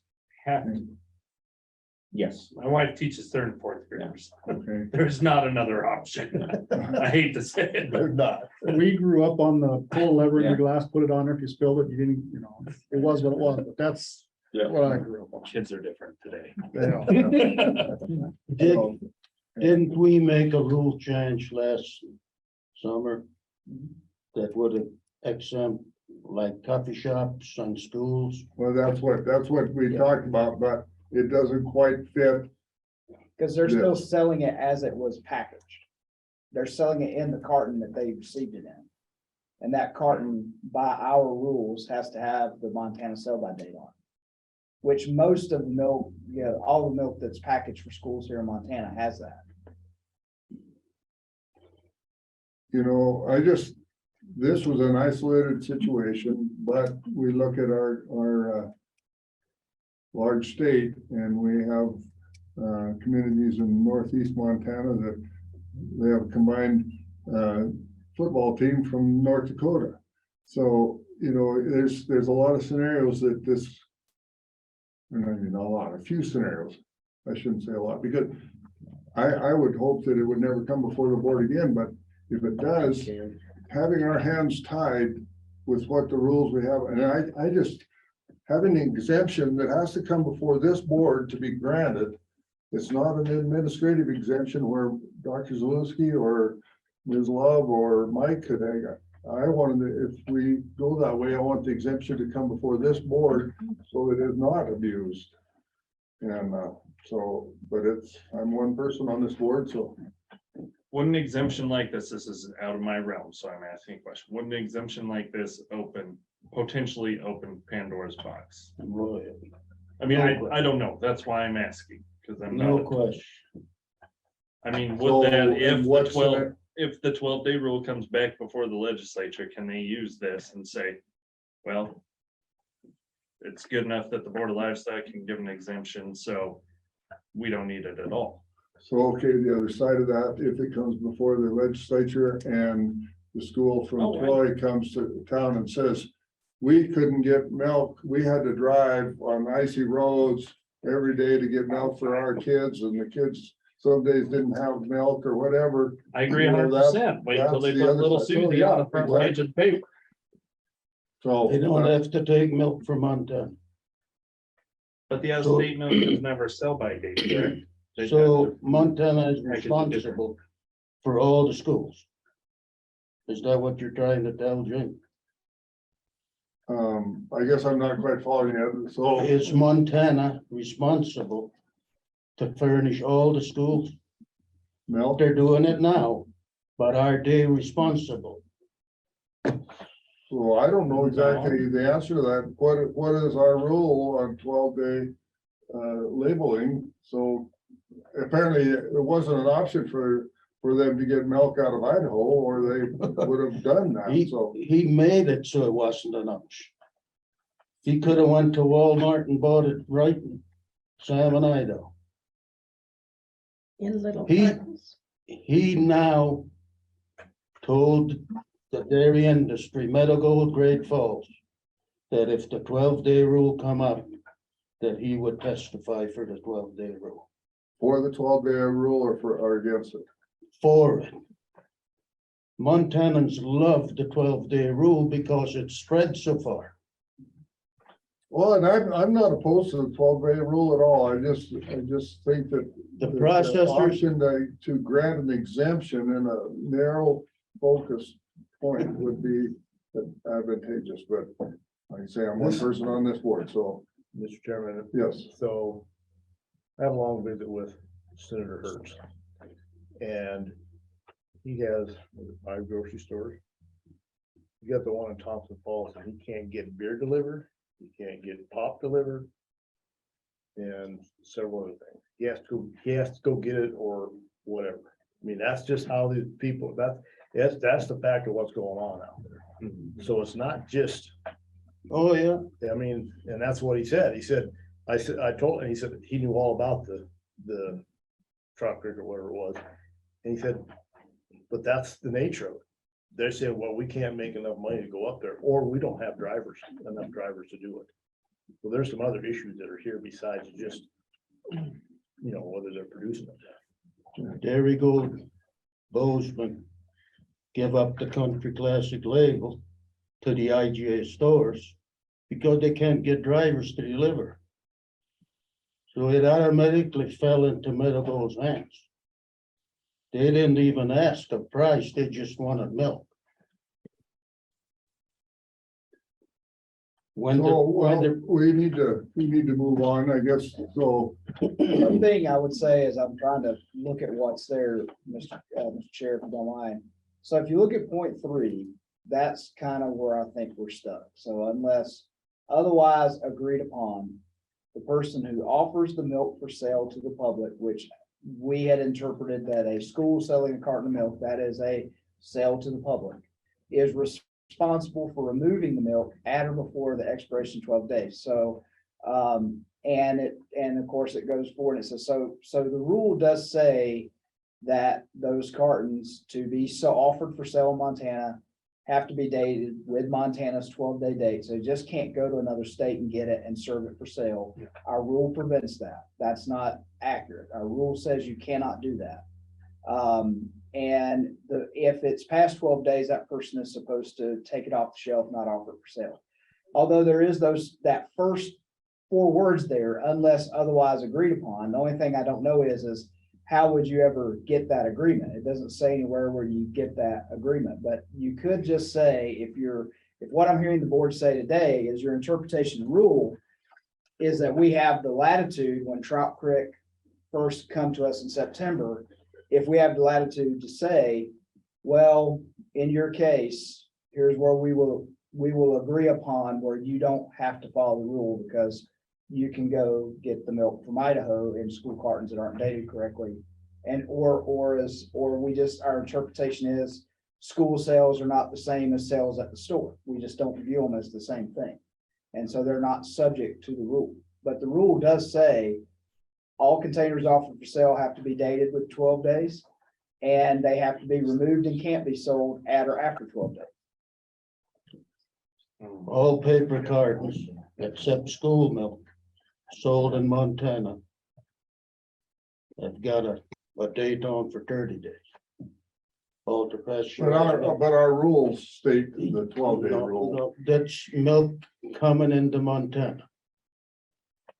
They don't have a 12-day rule on it. They've got a 30-day rule, 30 days. It's ultra pasteurized, it's exempt. Right, if it's ultra pasteurized, yes. So Dr. Zaluski just pointed something out to me. Number 3, those first 4 words are the slippery slope / Pandora's box I was talking about. So in fact, if we had number 4, because who is that agreed upon by? Right. So if we add number 4, that exemption has to be brought before the Board of Livestock, that's actually tightening up those 4 words. Right. It's making that slope less slippery at this point. Well, plus number 3, Right? unless Are we thinking correctly on that? except that number 3, I think just talks to the removal. That's for removing the milk upon the expiration date. It doesn't speak to anything else that I see, right? It doesn't talk about whether or not milk could come from somewhere else. You could furnish them different milk. That's just as telling them, unless you give them permission not to, someone has to go in and pick up that milk before on expiration date or before. Is that? If you're asking my opinion, probably not, are you?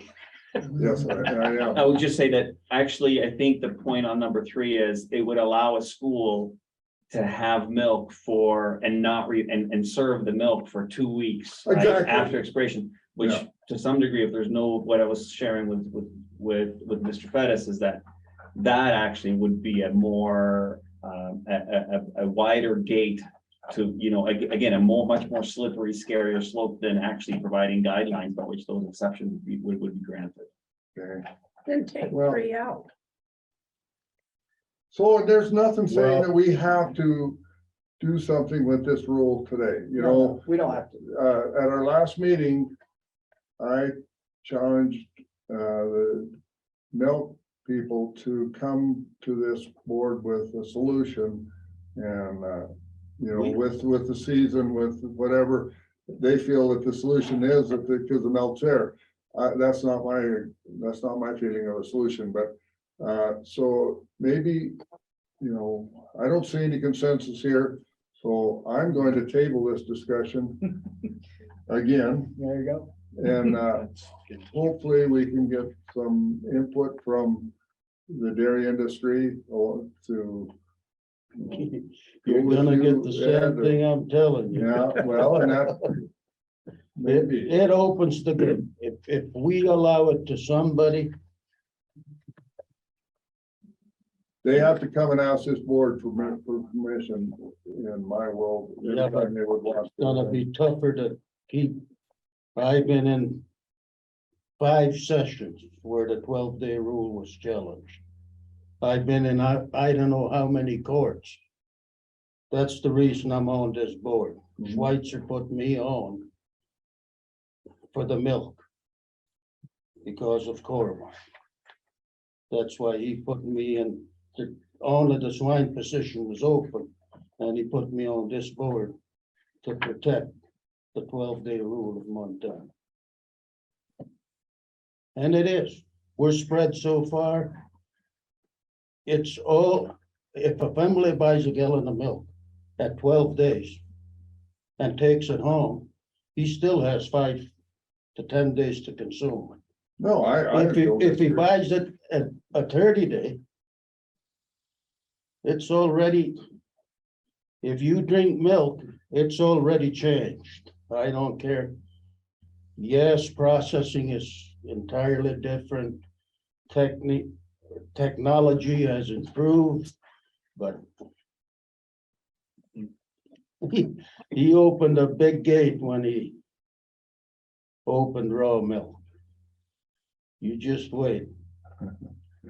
It'll just take time, but somebody's gonna get hurt. All right, well, we're gonna move on and we're tabling this and we'll see if it comes off the table later. Can we have discussion before Marty and Yeah. Alicia leave?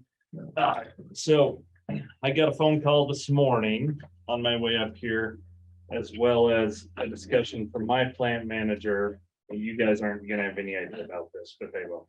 Appendix A and B, the changes to that. And the plant that called me and then my manager, we got a week's notice before Appendix A and B is going into place. And there are huge changes in that, pretty significant changes in that, that plants are gonna have to make. Why were we only notified a week ahead of time? Mr. Chairman, Mr. Fettis, I can speak to that one. So the notice, and I'm not fresh on when that notice was published, but a notice came out last spring notifying our inspectors that changes to Appendix A and B were coming and that the change would be effective this week. I had instructed all my staff to let all of their plants know that that change was coming and to start being prepared for it. Back in September, the USDA had a series of webinars that they encouraged inspectors and plant operators to attend to get clarification on it. Again, I directed my staff to share with all of their plants that those webinars were occurring and how they could find information to that. And that was supposed to be shared in the weekly meeting. After my conference in Minneapolis, there was a summary sheet that Iowa was generous enough to share with everyone on a summary of those changes. And again, my staff were directed to share those in an MOI with all their plants. If all three of those things have not happened at Amsterdam Meets, I would be very interested to hear about that. But my staff were directed to share all of that information through the course of the year. So I will check on that. Our inspector, as you know, has changed numerous times. And we have somebody different in there quite often until the last couple of weeks. But our regional supervisor never said a thing. Actually, it was our compliance officer that came in last week and brought it up, which threw everybody for a loop. And this other plant said the same thing. So I don't know if it was just our region that didn't get notification of it, or if they got notification and didn't pay attention to it or what, but I'll do a little more investigating into that. But that was the two things, the two complaints that I've heard is from our region down there. So I'm not sure what happened, but the other plant was pretty upset. So Mr. Chairman, Mr. Fettis, like I said, there was a number of times that I had communicated with my staff that those changes were coming, and staff were directed to share that information to the industry. And if there is a failing on that communication, I will make it a top priority to look into how that happened and why that happened. I know that your region has been impacted by staff turnover and just some vacancies we've had. But I know that some of my not new staff have also been covering in that plant and should have been some of the people that should have been communicating those things. And when the notice was originally published, your area was not as impacted by new staff at that time. So, like I said, if all of those things have in fact happened, I will certainly look into it and prioritize figuring out how to rectify it for that region. And like I said, Alicia, I'll look into it too. And I wanted to give a kudos to our compliance officer, because he came in and sat down with my staff for 2.5, 3 hours going over it. And I think he went above and beyond to make sure that we were going to be in compliance, and did a really good job of sitting down with them and talking about it. So, I mean, everything else aside, he did a great job. So that is good, you know, kind of a pat on the back to you. So So let's give you a comment. Yeah, Mr. Chairman, all I was gonna say is that we also have memorandums of interview that are weekly summaries of the conversations that our inspectors have had with establishment owners. And so, we can certainly look at those and see whether those appendix changes were discussed during those meetings as directed by, by supervisors and management. Again, sometimes what's written, it doesn't match what actually transpired. We recognize that as well. So, but what I'm just saying is that we have made an effort to do that outreach, and we have some, at least to some degree of ability to follow up that accountability as well. Well, both you and Ms. Love are aware, so now. Yeah. We'll get together and get to the bottom of it. Yeah. And I just want to make a comment. That's one of the reasons that, Mr. Chair, I appreciate having a meat processor on board, because I do have to be blunt and think, and just as Mr. Redfield said, the reason we have to send some letters is that, and I'm sorry if I offend any employees that might be listening, but a weak point in this particular program at times has been because of some trust issues. Our plant owners don't always raise that concern to us, right? And if Mr. Pettis was not on the board, we probably wouldn't be talking about it today. And unfortunately, we've been able to live in a world, thankfully for us, it is not the majority, but we have lived in a world where we've had a few employees who have been able to hide behind, because the plant owner didn't trust calling Helena to find out what happened. They asked their inspector what happened.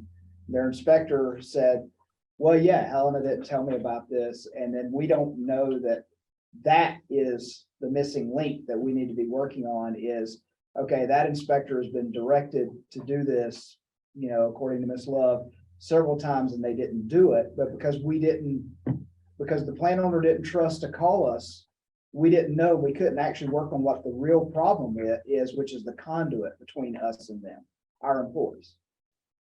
Okay. Is there any other questions from Ms. Love or anything else, Ms. Love, you'd like to share with the board?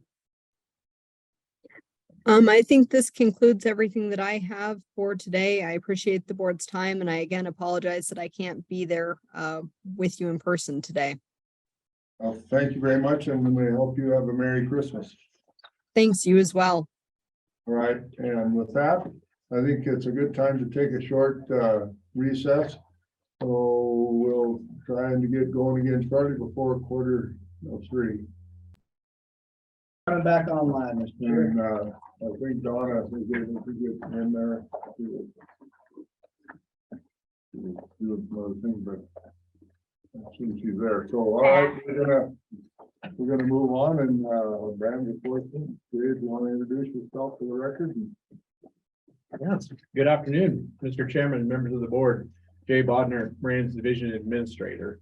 I was gonna have this a little later on in my update to you, but we happen to have our new hire for District 5.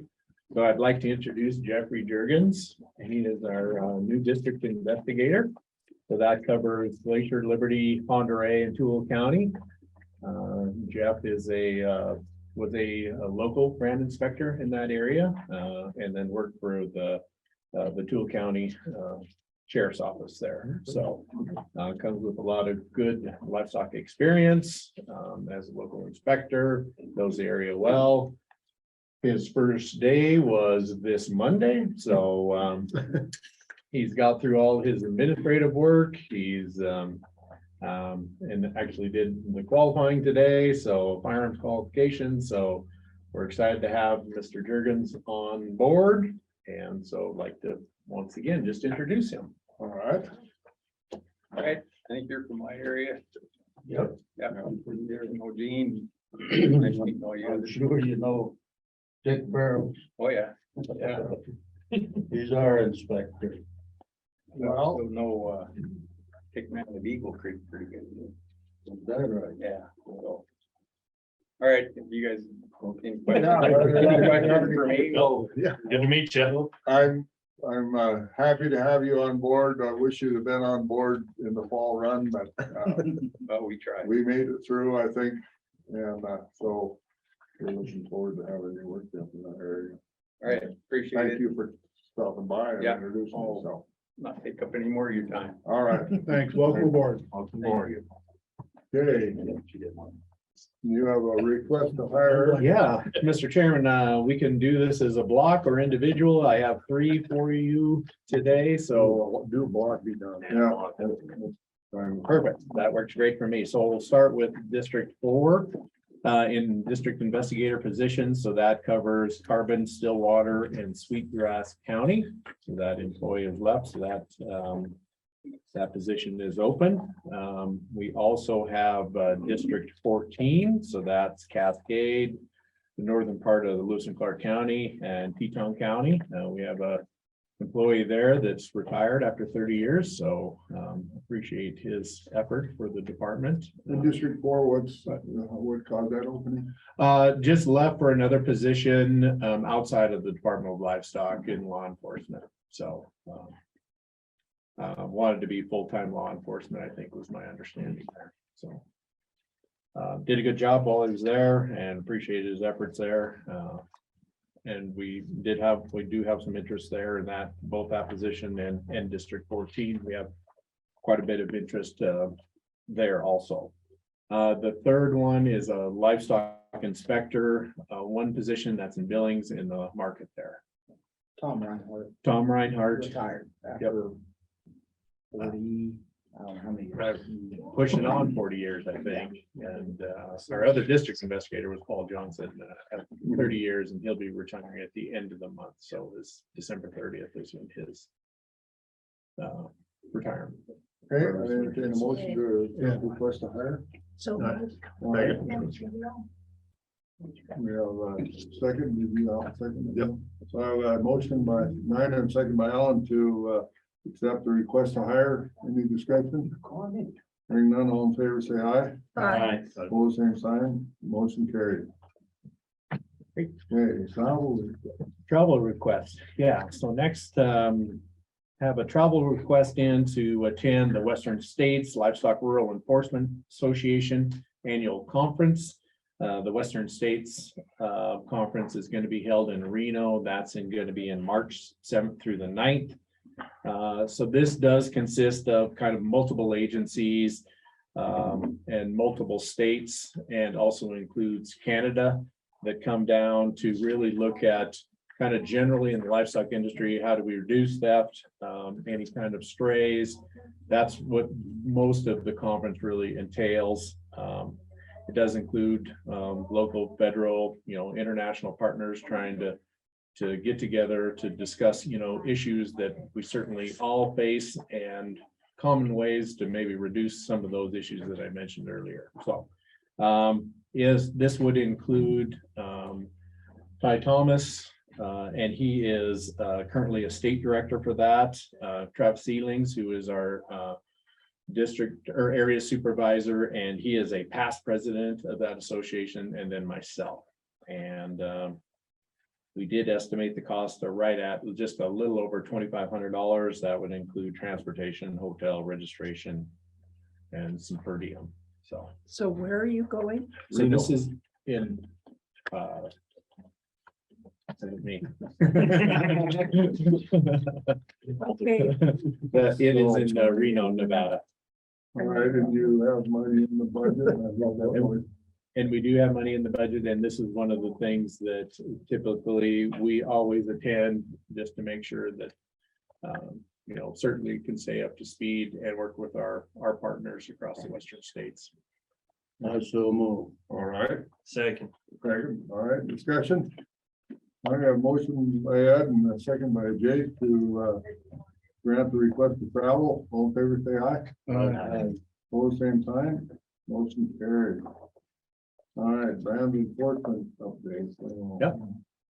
Great. So So I I've wanted, already, some of your staffing. I did, yeah, I do have a few more things I wanted to just touch on. So yeah, I wanted to make sure that it was a great opportunity just to meet Mr. Jurgens, and the timing worked out well for the board meeting to have him here. And so it was glad that he could stick around so you on the board could get a chance to meet him. That is a vacancy we've been working pretty hard to try to fill, and so we're excited to have him there. And once again, as a local, I think he'll be able to be up and running. One of the first things that he'll be working on is just some of the local inspector audits. So he'll get a chance to meet some of the ones that maybe he doesn't know and make sure that all the books are right. And so we're, once again, it'll be nice to have him up there, and we're confident that he'll be able to be a quick study when it comes to the duties of that position.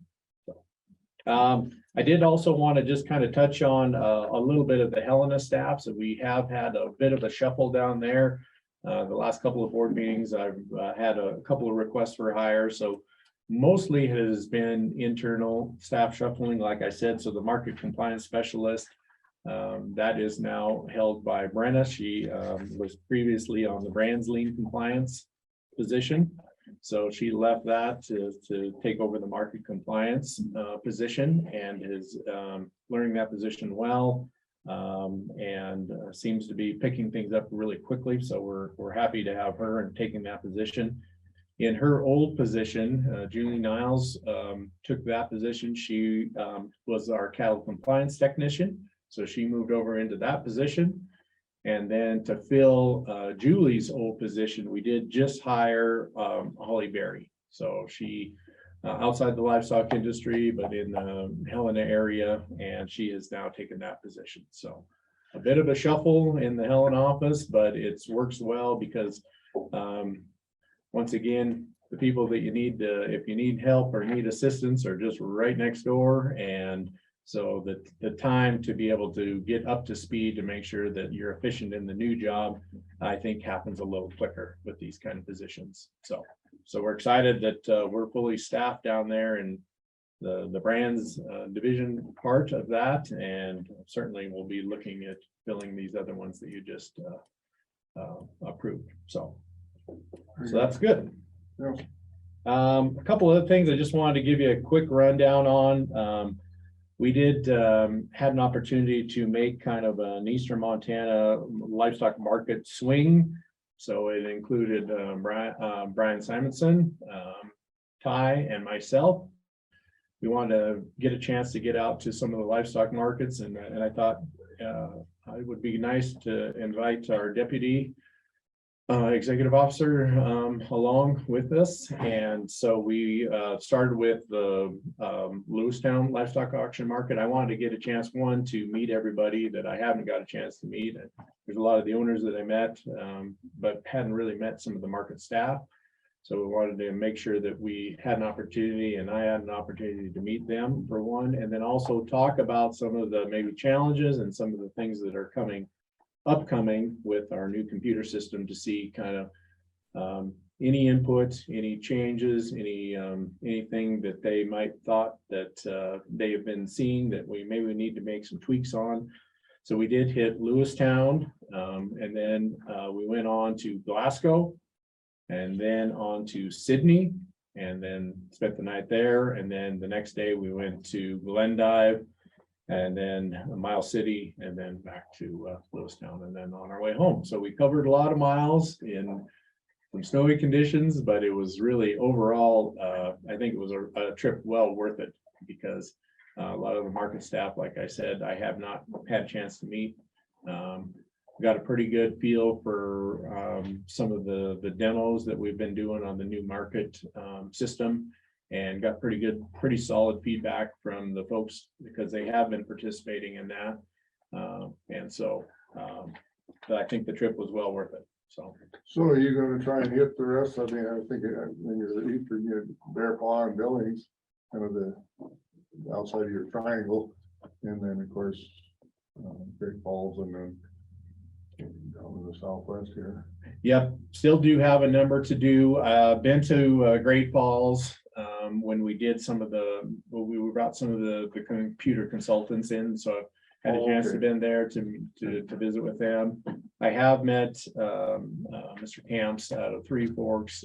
He's been up, but I haven't been down to his office to see his operation. I've met the supervisor at Ramsey too. So still have a few left. Talked to most of them on the phone, but still have a few left. And yes, that is kind of on the plan, to make kind of the rest of the swing to get a chance to kind of meet the remaining folks that I haven't yet. So. I got a good review from Mr. Camps about the new software. He Good. really likes it, thinks it'll be much more efficient and work better for him, so. And he is one that has provided good input too. And one of the goals of us, to make sure on this trip and then really all along is that we've really focused on kind of the market staff. You're the ones that are going to be using this system inside and out daily. And so we want you to have input to make sure it works. And so we have got good feedback from them and good participation. So. And so you seeing any major hiccups or just some minor tweaks or what are you seeing? Yeah, Mr. Chairman, I think to this point, I think from a market standpoint, most of what we've seen so far has been pretty positive. In addition to that, there's going to be a mobile app for brands. I talked a little bit about that at the Montana Stock Growers when I went, and that brand app I think is going to be really useful for not only brand staff and brand employees, but then the general public will have availability to do that also. We still are working on some components of that from a compliance standpoint. So what the market does, but then how we do our compliance, that portion of that system isn't quite built yet. So we still are in the brand side of things doing in test, finding some issues that we still need to work through. We've spent a lot of time making sure that if there are issues, to document those. Our IT staff has been really helpful sitting with us as we do those tests so that they can speak computer language back to the consultants and we can get it fixed. And so that's been really useful for us and time well spent. Now it does take quite a bit of time, but we want to make sure that system is going to be work for us. So I would say the market side has been working a little better than the brand side. And Mr. Chairman, so are you pretty well turned over from Fort Supply? Or is that you're still working on that? Yes, we're still in Fort Supply. This system, the initial start date was March, but I think that may be a little aggressive. I think because the market staff hasn't even had an opportunity. It's not completed yet, and we haven't have an opportunity for them to go into test. And as we made that swing through the markets, one of the ideas that came up is that when this system gets put in test, so it kind of mirrors what they're doing today, but we don't want them to have to run in a real live sale the Fort Supply system and this new system, because that's just too much. But our idea to them was maybe after that sale day, you use that same information and you plug that into the new system as a test. So then you have kind of a real life scenario of what animals came in, did, and then to be able to use it that way. So that was kind of our suggestion. It seemed like that was something that the market staff seemed to think might work. So we don't want to burden them too hard on a sale day with trying to run two systems, because certainly that's asking too much. So, yeah, well, I'm just envisioning how the sales work. So eventually we'll on the sales platform where the gavel comes down and the secretary or whatever you want to call it for the livestock auction market enters in the information of the sale, whose animal it was and who purchased this animal. Is that going to be able to be automatically downloaded into our system so that you don't have a duplication of procedures there?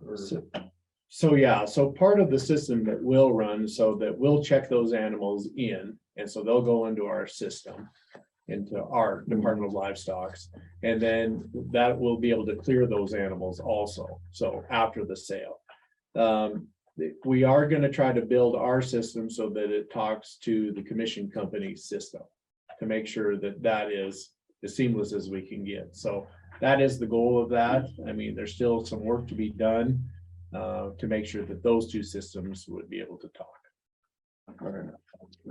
Mr. Chairman, so Jay, how did Fall Run go? Because it's always one of those things that we're always kind of watching for. Yeah, I mean, certainly, I think from the fall run, from the market standpoint, I think Mr. Honeycutt probably touched on some of the numbers. Last year, we were just almost right at 900,000 animals that ran through the markets, which was a significant increase in what we've seen from the year before. I did look at some numbers from like 19 to 13, 2019 to 2013, just to kind of see what those numbers were. And we averaged about 635,000 animals. At 20, in 20, we were, in fact, I think I have those numbers. Let me give them to you so I don't guess.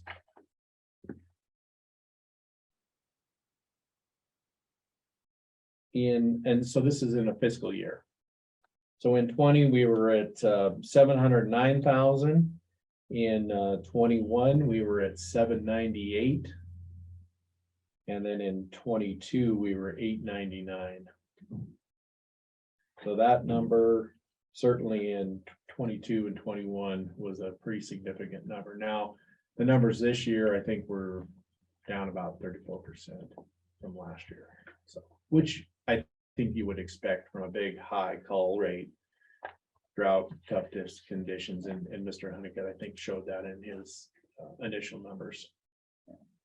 Yeah, so this fall was a more, well, at least, and I hadn't looked at November, but I showed you October this morning, which I think was 115,000 for the month of October, which is comparative to years prior. But last year, October, I mean, last fall, the fall we just went through, but the fall of 21, I think October was pushing 200,000 animals that went through just that 1 month.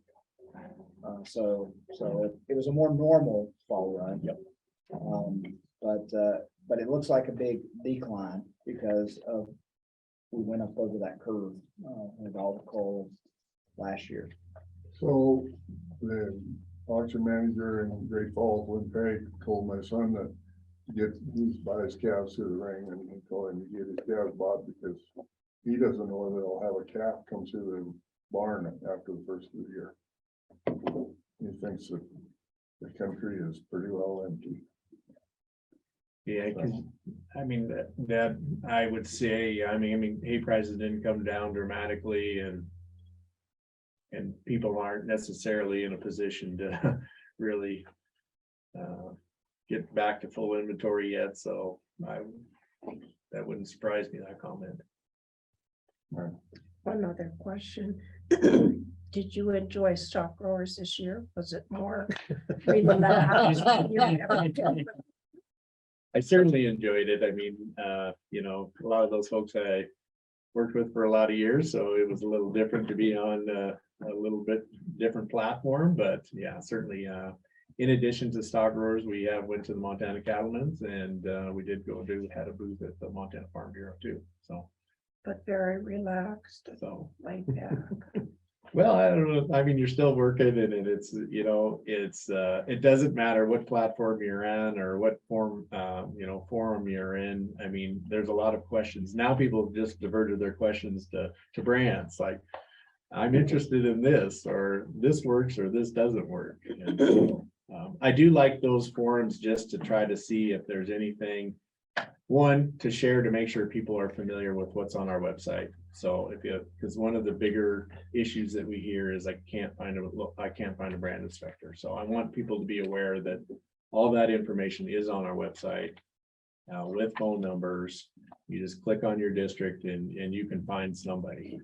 And so I like to share that. And then I also like to try to get some feedback on our market trip permits, and to see if that's working or not. So the online system. So far, I haven't had a problem. So far. Did you, or are you working on getting a list of buyers that are listed with Packers and Stockyards that are bonded? That's the next thing on my list. What do you know now? So yeah, so I'll just jump into that. So I'll start with, I wanted to give you just a kind of a quick update on where we're at. So the dealers.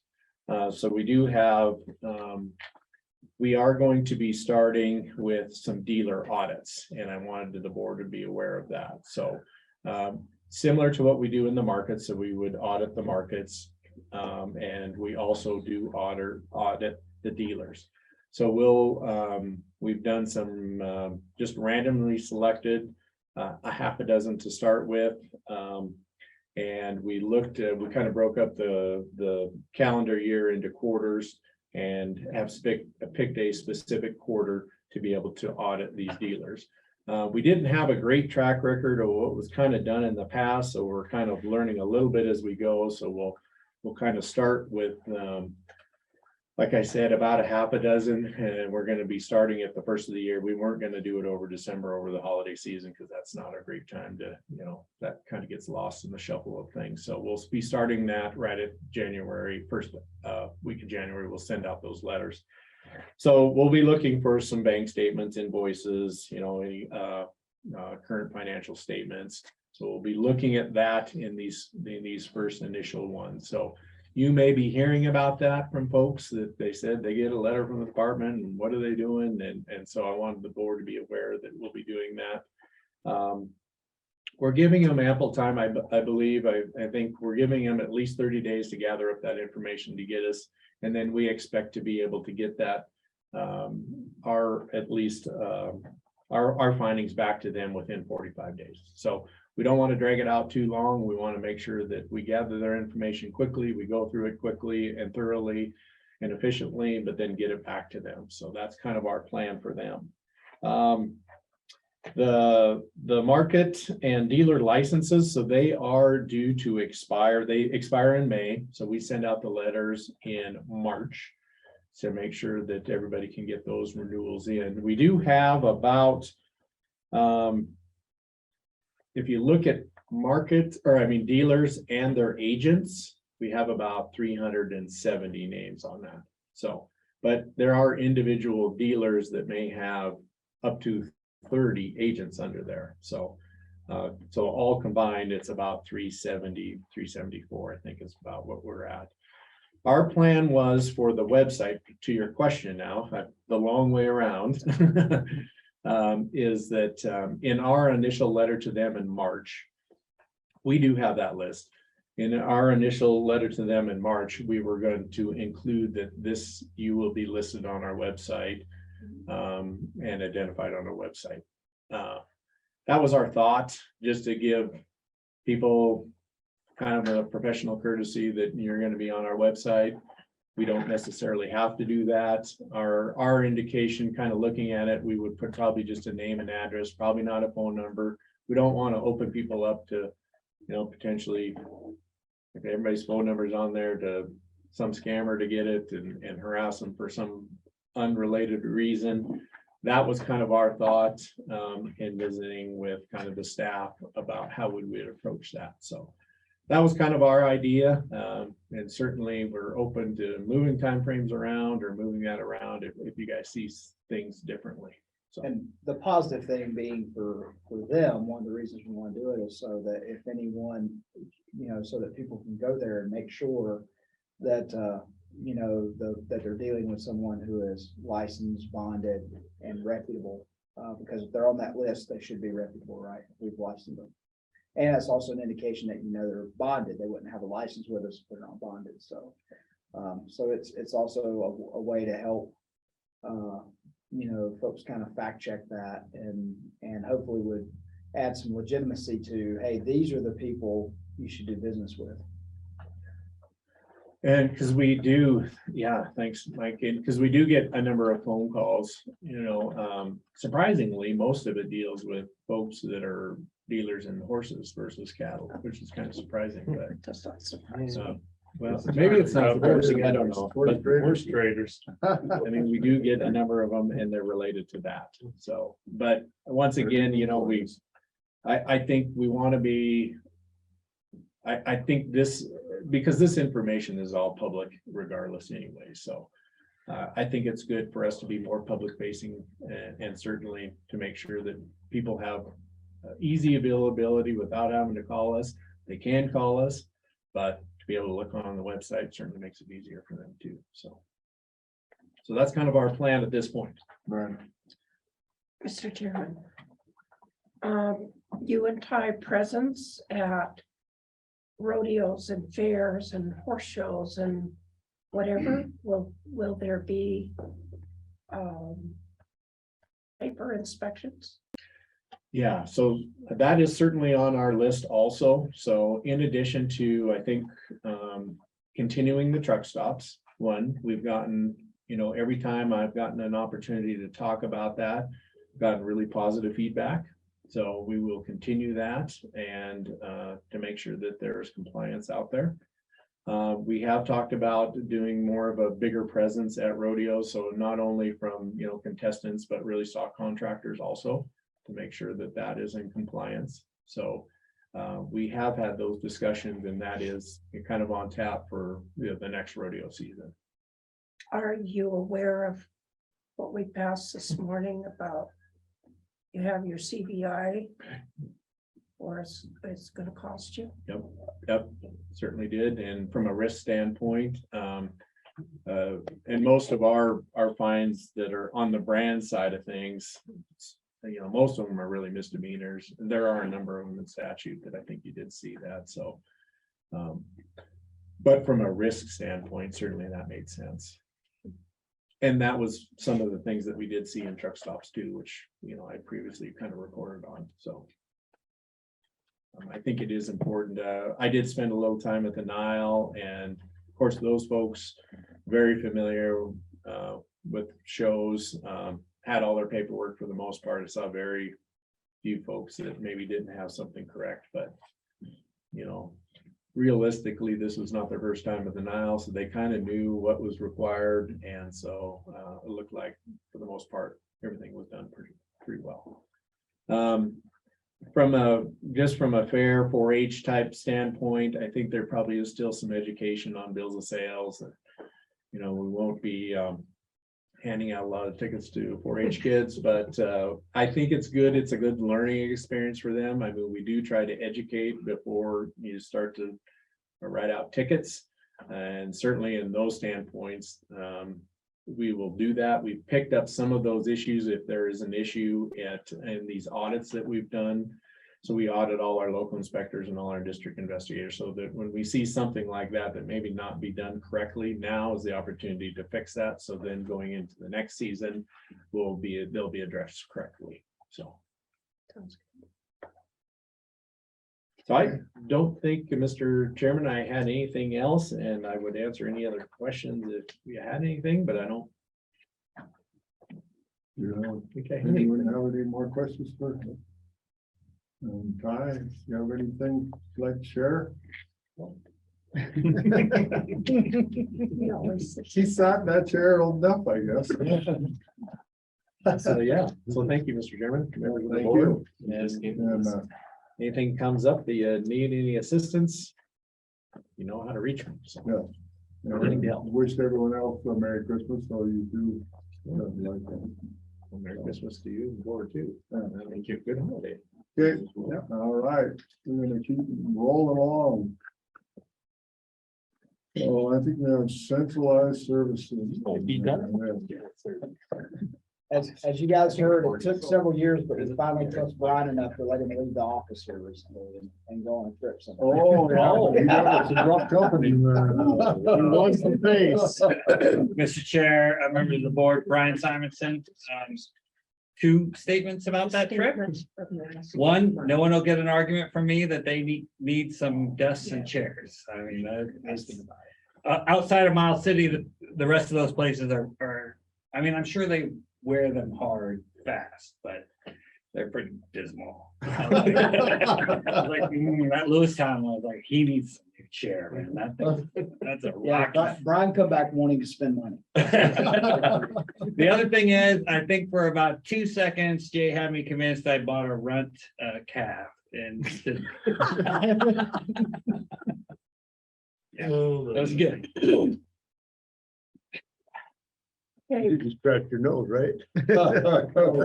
Yeah, that's what he charged. That's, he's like, you shouldn't Just raise let your him get hand. to the- Like, no. You tell me that. Disbursement, yeah. Back to you. All right.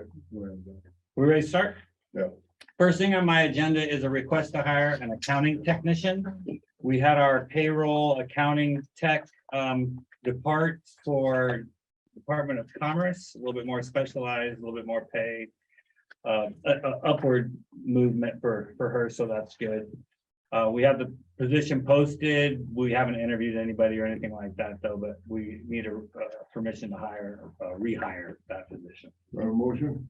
So moved. All right, second. All right, we have a motion by Mr. Richmond and a second by Jay. Any discussion? Hearing none, all in favor, say aye. Right. All the same sign. Okay, Thank you, board. Moving on to tab 5, the state special revenue comparison chart. I'll basically just move down the far right column E as we go. I think my theme, and I think we've heard it from Mike and from Jay, for the first two categories there of brands and per capita fee is going to be what goes up must come down. So that's the trend that we're looking at here. Starting with rows 1 and 3, new brands and transfers and re-record, you can see those are some pretty big deltas from one year to the next. 560,000 for new brands and transfer difference, and 135,000 for re-record. Those are normal. I probably said it last time. If you look to the, I'm sorry, I'm in column D, aren't I?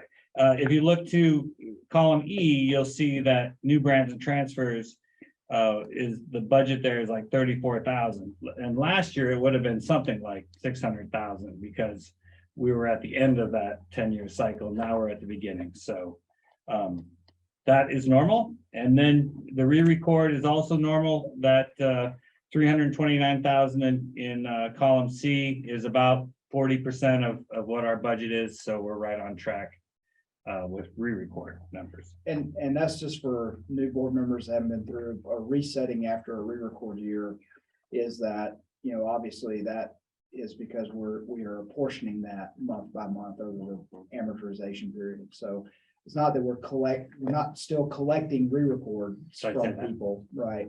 But now we're just marching through spending that money over the next 10 years. The next significant number as you go down there is certainly that market inspection fees. That's the difference between 21 and 23 is about, you know, 2/3 reduction there.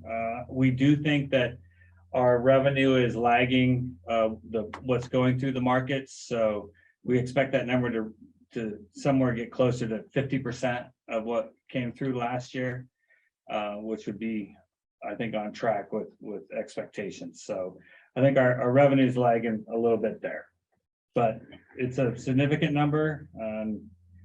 Luckily, we put some money away last year when we were, you know, exceeding our budget for market inspections. The next number, investment earnings, row 8 there, we have, we're making about 100,000 at this time more than last year. Mostly that's to the interest rate that we're getting. So last year, this time we're getting nearly 0.2%. Now we're getting 3.5%. So it's about a 20 times greater return on our investment. That makes a big difference for all that re-record dollars that are sitting in our short-term investment program. Moving on to per capita fee, the green section, I don't really have much to say there. You know, until we hit February, March, we're not going to see very much movement there, and it's down as expected. So I don't think there's anything out of the normal there. You can see the investment earnings are just like brands, doing much better in this current environment. So no real statements there. Milk inspection, column D there is down 26,000.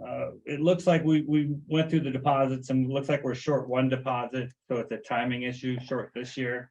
But certainly we've had, you know, a reduction in dairies since last year, so that's also incorporated in that number. Egg grading is right on track. That's nothing out of the normal there.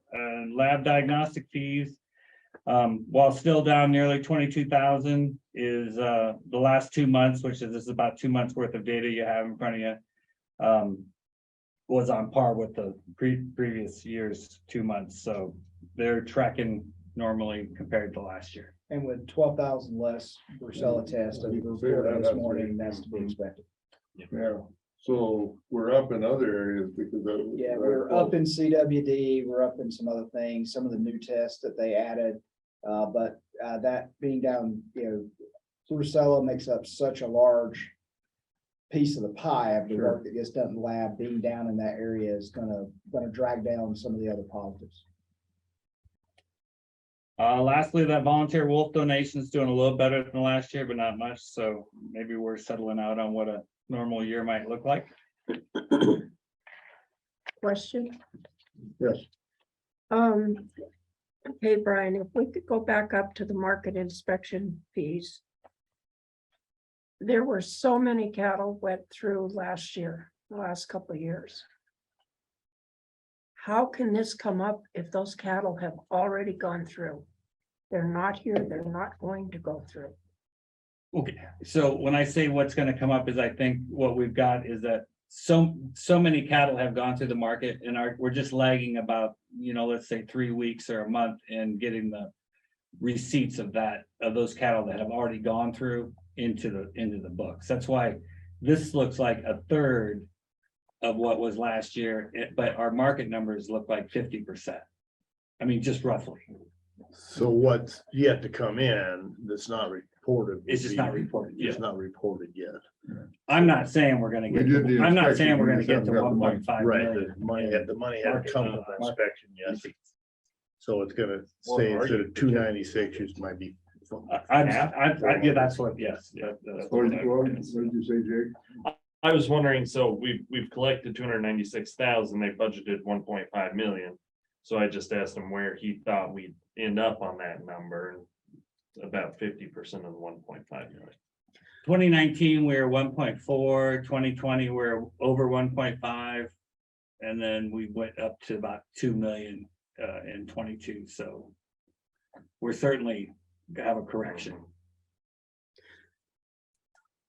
Okay, but the cows just aren't there. No, They got sold a year ago. you're right. That's what my comment about, we got money in the bank from a year ago. We won't get to the 1.5 million that's Oh, no. budgeted. We'll get to half of that. Okay, so then what does that do to the entire department budget if we're down that much? We're gonna have to go into our cash balances in brands in this specific category of revenue that went into the bank. So there's about 2.5 million sitting there that has built up over the last few years. Like we probably put 700,000 in there last year, just because we made so much more money than we budgeted. Or we Okay. expected. Because we talked about some other pretty good dollar amounts this morning that we may have to deal with before the end of the fiscal year. One of them being equipment at the lab. But that wouldn't have bearing on brands fees because we can't use brands fees to pay for the lab. And it wouldn't have, For yeah, the lab equipment. No, this is, so the brand inspection fees have to be spent on the brands division. Okay. and another difference there is that anything that we're talking about for the most part is that we have the authority to spend is an authority. We're cash poor in brands as far as, I'm sorry, You're saying as far as current revenue coming in for this year. You know, so we're gonna have to go into our cash reserves to make up the difference. But we still have 1.5 for worth the authority. Of spending authority. Yeah, we don't have that spending authority in the lab. Yeah. but we have cash saved to be able to get through the lean year. Certainly in brands Yeah, per capita. it's gonna be a 2 or 3, it's gonna be. Yeah. But Yeah. you went up really fast, you're gonna have to go back. Well, and let's hope for 3.5% return on our investment. Yeah. That'd be great. It's wonderful. Yeah. Or more. And then on the milk inspection, on the milk inspection,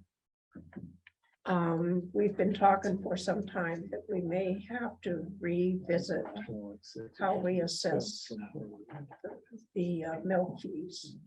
Yeah, we may have to at some point, because the biggest contributor to the milk inspection assessment is not, I mean, we always talk about losing dairies, but we don't lose volume of production. It's just that volume of production goes to other people. And so we may have to do some adjusting to the caps and things of that nature, because we have more producers now that are hitting the monthly cap than we would have had a couple of years ago, because the production's still there. It's just Larger a producers. larger producer, yeah. Okay. Well, Ed, you better stay on. I'm gonna move on to our projections, page 2. And Nina, this is where you'll probably want to ask your question. Okay, Hit me. last meeting. Yes. I've already eaten crow somewhere in here, just so you know. Gonna eat some more. Perhaps we need to have different wording or a better explanation. Because he said that the 130,000 in personal services listed did not have the 5% vacancy savings considered. So that number should actually be 500,000 on whole. We need to reword that maybe, or Yeah, Mr. Chair, explain it better. Ms. Boggess, I would take that back. The 500,000 is a concept, I think I said it's a budgetary factoid. Meaning that in our budget, in column, if I'm on this page, in column D, that 10,123,822. That the budget, that column itself does have a vacancy savings already taken out of it. It's already taken out this 500,000 that I Okay. mentioned. And I think you're really talking about column E, the budget. Oh, I'm sorry. Yeah. Yeah, they're really close together. Yeah. I'm sorry. Yeah, budget, 10,148,696. What I shouldn't have done is mix that idea together with the projections, because in the projections, we've already built all of that in there for the most part. I mean, projections will go up and down as we get better as the year goes on. But the 500,000, I was just trying to tell the board at the beginning of, that was the first time you'd seen FY 23's budget. And I was trying to tell the board, there is in this budget category, a deficit, that the state and through the pay plan took a 5% cut of our budget. But in the projections, that 130,000, that's already kind of figured in there. Okay, so I would like to ask if, when Donna gets to the point where she's doing this in the minutes, if you could sit down with her and help her so it's worded correctly, because Yes, ma'am. sometimes it's a little hard to follow. If you could do that, that'd be greatly appreciated. The challenge I would say there, I was going to board there saying that is what was said is what was said. Yeah. So, Yeah. I mean, Yeah. what we have to do is we just have to make sure we explain ourselves a little better in the moment. And then if something like that happens, we do what we did this morning. We make sure that we clarify that for the record moving Yeah. forward. That it was, a statement was made backwards. That's the best way I can explain. It's okay, Brian. It's okay. Must be the Christmas season. Look at the cold. I'm human. I'm definitely human. Okay, so this time I'm gonna pretty much go down the far right column. That's what I meant to say though. This time, column F on our budget projections. So I'll start out with personnel. Just another note, and I said it earlier, this is 2 months more of expenditures and working with the projections and that. So they're solidifying now better than they were when we last met. So I'm a lot more comfortable now than I was then about our projections. So personnel, you can see there nearly 20 in column or row 5. You can see personnel is projected to be 24, nearly $25,000 under spending our authority. For the most part, let's see, I'm sorry, I've got to go back. I was just going to say some of the contributing factors that make that positive would be Evan has now worked in better, actual and anticipated vacancies, in the department that we've either had through November or that we're looking at for the rest of the year. Known savings in milk control, if you were to look down on the numbers in milk control and shielded egg and the import office, you'd see that there's some big positives in personnel in those 3 categories.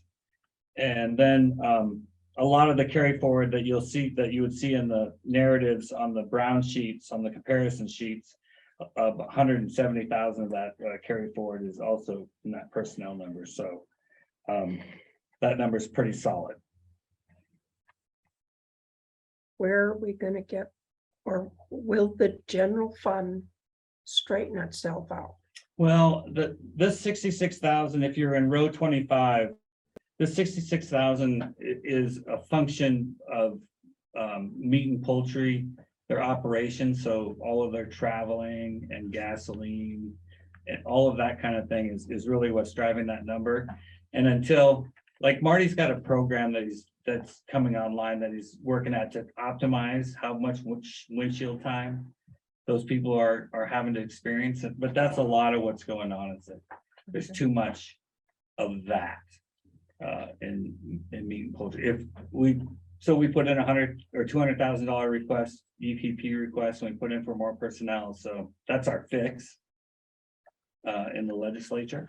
So people are using their hours driving instead of doing work. Right, for sure. And we get them optimized and geography wise. And hopefully the last 6 months of this year, of course, they're basing projections off previous years. But so there was a good, we had a lot of vacancies last spring, but the downside of that was you had a lot more travel. You had people having to stay overnight in hotels. So we'll see.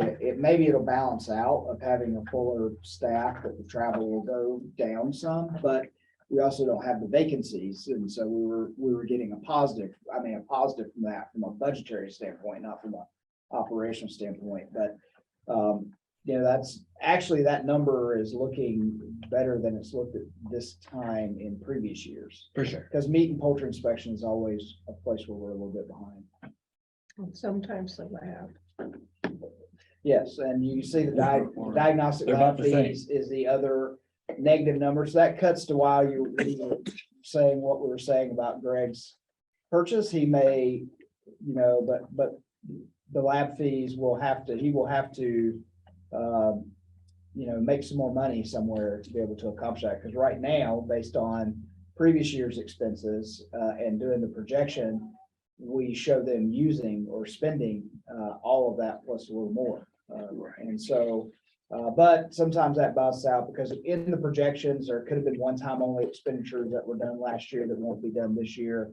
Those things start to, as we move through the months, those things start to sort themselves out. So if there was an expense we did in January last year, that it's in the projections, but we don't do that expense this January, that's where you can see it shift. But what it tells us, how we use this as a management tool, is we know we're knowing these are areas we need to be watching and being careful and conservative with as we go through the year.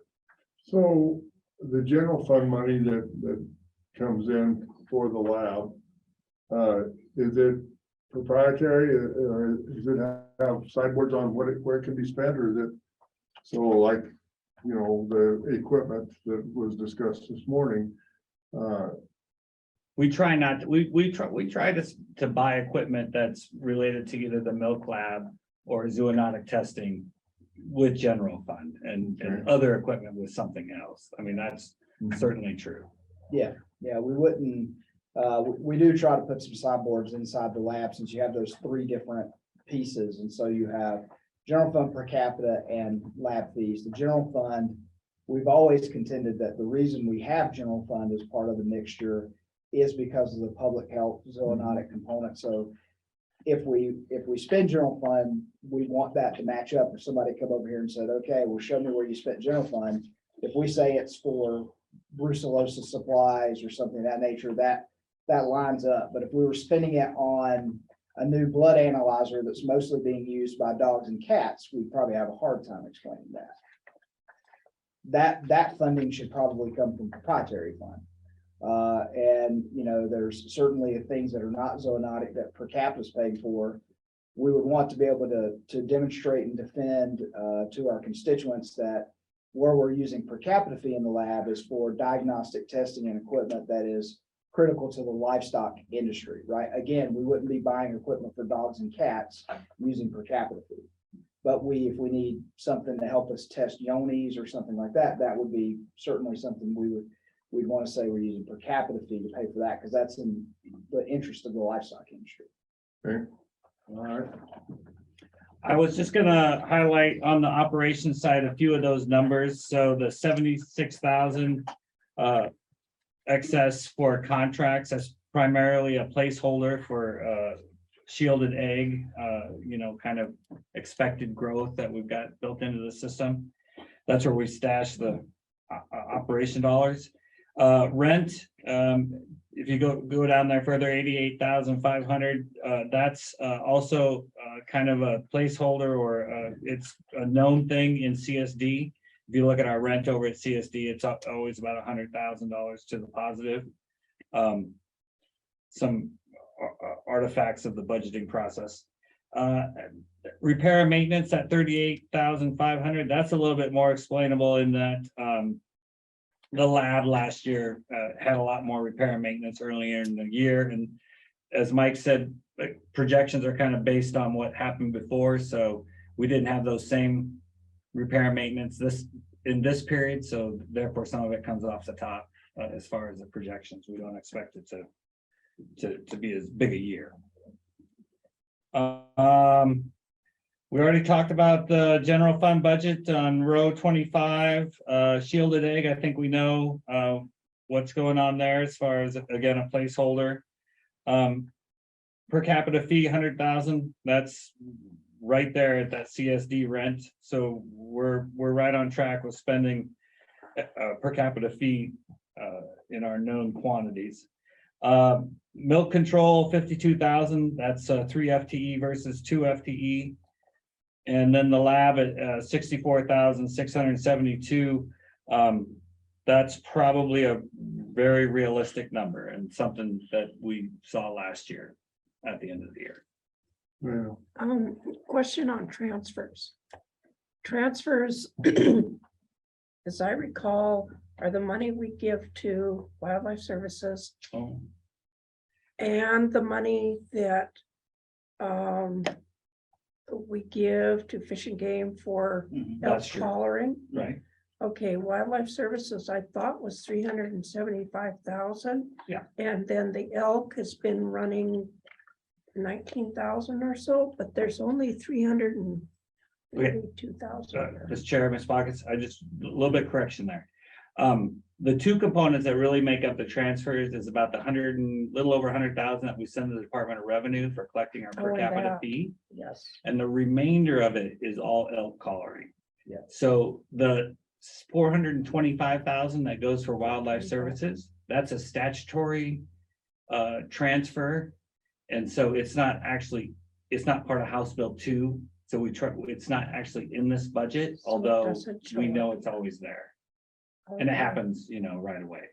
Oh, okay, thank So you. that 425 is not showing up here because it's statutory. Same as George's 400,000 for claims and grants. It's not actually showing in this budget either. Well, because they're different pods. Yeah. Okay. Okay. Any questions on the blue? I'm going to move on to page 12.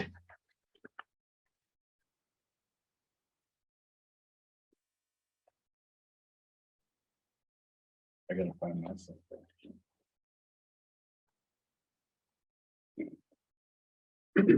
All right,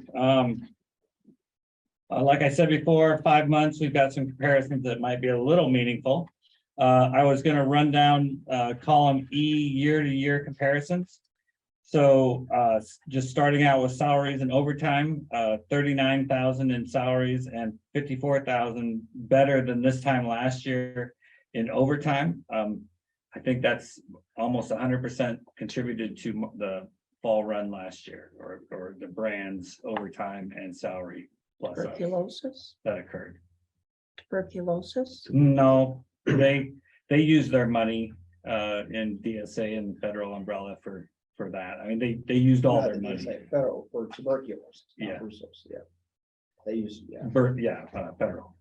And the port office they had some more expenses, I think, last year associated with that too. The 145,000 to worse this year than last year in the benefits is almost entirely attributable to the 2 months of we had a benefits holiday, so we weren't paying life or medical insurance and dental insurance and that for 2 months because their balances were very positive, so they cut us a break for 2 months. That's pretty significant for us.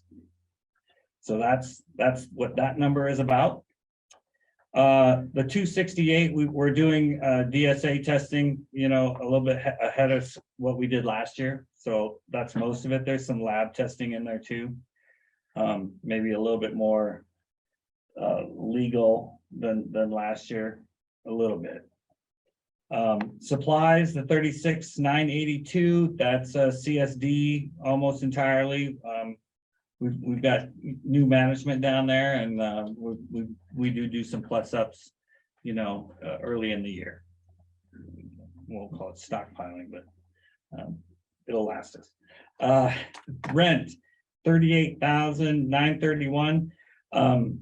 If you were to flip over to the lab, you'd see that they paid nothing in rent as of November 30th and 22. So that's entirely just a timing issue with the lab. That scenario is going to repeat itself in the repair and maintenance at 43,970. That's also bigger repairs last year than this year is what's happening there. So it's kind of a reverse. And then other expenses of 32,526. That is a $27,000 for the most part. We bought our computers for phase replacement last year, and somehow they ended up in other expenses for a while. So that accounts for the difference there. So that'll fix itself actually here pretty soon. Okay. 3 things down in the fund balances I would point out, and you can see them in the lab if you look there specifically. The general fund per capita fee and the diagnostic laboratory fees. We had a financial audit, so Evan probably went through and reviewed a little bit how he was pulling money out or attaching expenses to different funds in the lab. And so the right way to do that, according to the moms, right, is to spend your lab fees first, then your state special revenue, and then your general fund last. And the way we were doing it before was kind of the opposite of that. So there's been a turnaround in how we're spending money out of the lab. So it's kind of artificial there. Those will, for the most part, balance out. Let's see here then. Brands inspection, we're down 44,000. As I said before, that's a lot of that is reduced operation activity as of this time last year. And then milk inspection and milk control both have an additional employee in each of those categories that we didn't have last year at this time. So those are plussed up a little bit. Generally, you can see down in the comments there, personal services is 38% expended with 41% of the payroll complete. So we're tracking. And operations are 38% expended with 34% of the budget year lapsed. So we have some things, supplies and state billing that are a little bit ahead front loaded in the first part of the year. So I did write down ITSD billing, which is our computer licenses and other, service now, other services that Department of Administration does. They've billed us 166,000, which is about 45% of the entire year's budget already. So it's a big number. It's a little hard to swallow, but it costs of doing business. But we budgeted for that. Oh, yeah, it's in the budget. It's just that it's happening a little bit, it happens sooner in the year. They're It getting their doesn't money spread out over the year, right? Month to month. They've got the power. That concludes my report. Okay, any other questions? Very good. So are you gonna go on the other trips with the brand people and see what the chairs are like and Ramsey and? Three Forks will be nice. That's a pretty new one. They have pretty good. Yeah, they planned that right, because we went from Lewistown to Miles City, and Miles City was really pretty nice. But That's because they burned down. They got a whole new. I told Brian that. That's why everything's new there, because everything hurt down a few years ago. But no, I think I said somewhere along the line, I don't know if I needed to see 5 markets. 3 would have been all. That would have given me. But you didn't want to get outside hitchhiking from Glasgow, did you? We went from Forsyth to Roundup, and I'd seen some country I have maybe seen once in my life. So you went. I'm You sorry. went close to Gray. Oh, for sure. Well, on the way from Lewistown to Malta also. Yeah. Yeah. Did you stop in for coffee? No, we didn't. We didn't stop. See how I. We had a lot to see and do. When you make that corner there, he'll just. We went by Jay's too, and I thought maybe we'd stop there, but that didn't happen either. Yeah, I don't know what was going on. That's a pretty. All right. Place to go across. It is. Well, Reservation. there's other things that need to happen this afternoon, so let's. Oh, Any. thank you, board. Yeah. So, are there any comments from the public? Rachel from Farmers Union, she is the only member of the public that's made it all the way to the end of the day, so. Well, See if Rachel, she's got something she wants to say. you want to share some wisdom with us, Rachel? Hi, Mr. Chair and members of the board. I'm glad to listen in today. I guess the one thing I would say is we have our legislative drive-in coming up, and we've got Director Honeycutt will be coming in to give our members a update on the Department of Livestock and how our members can be supportive during the legislative session. And I would open that invitation to any member of the Board of Livestock as well if you're in Helena on January 3rd and 4th. And then we're hosting a Montana food lunch in the Rotunda on January 3rd. So we're looking forward to that and want to wish everybody a happy holiday season and a safe and fun time with family and friends. Thanks. Thank you. Thank you. Happy holidays to you also. So, is there any other? Nope, that's, everybody else works for the department, and you've already heard enough from them today. All right, so our next item is to set a date. And we heard from Mike earlier that Tuesdays and Thursdays probably don't work the best for this department, so the 25th, is that of January? It's consistent, because I looked back and we met on January 26th last year, so.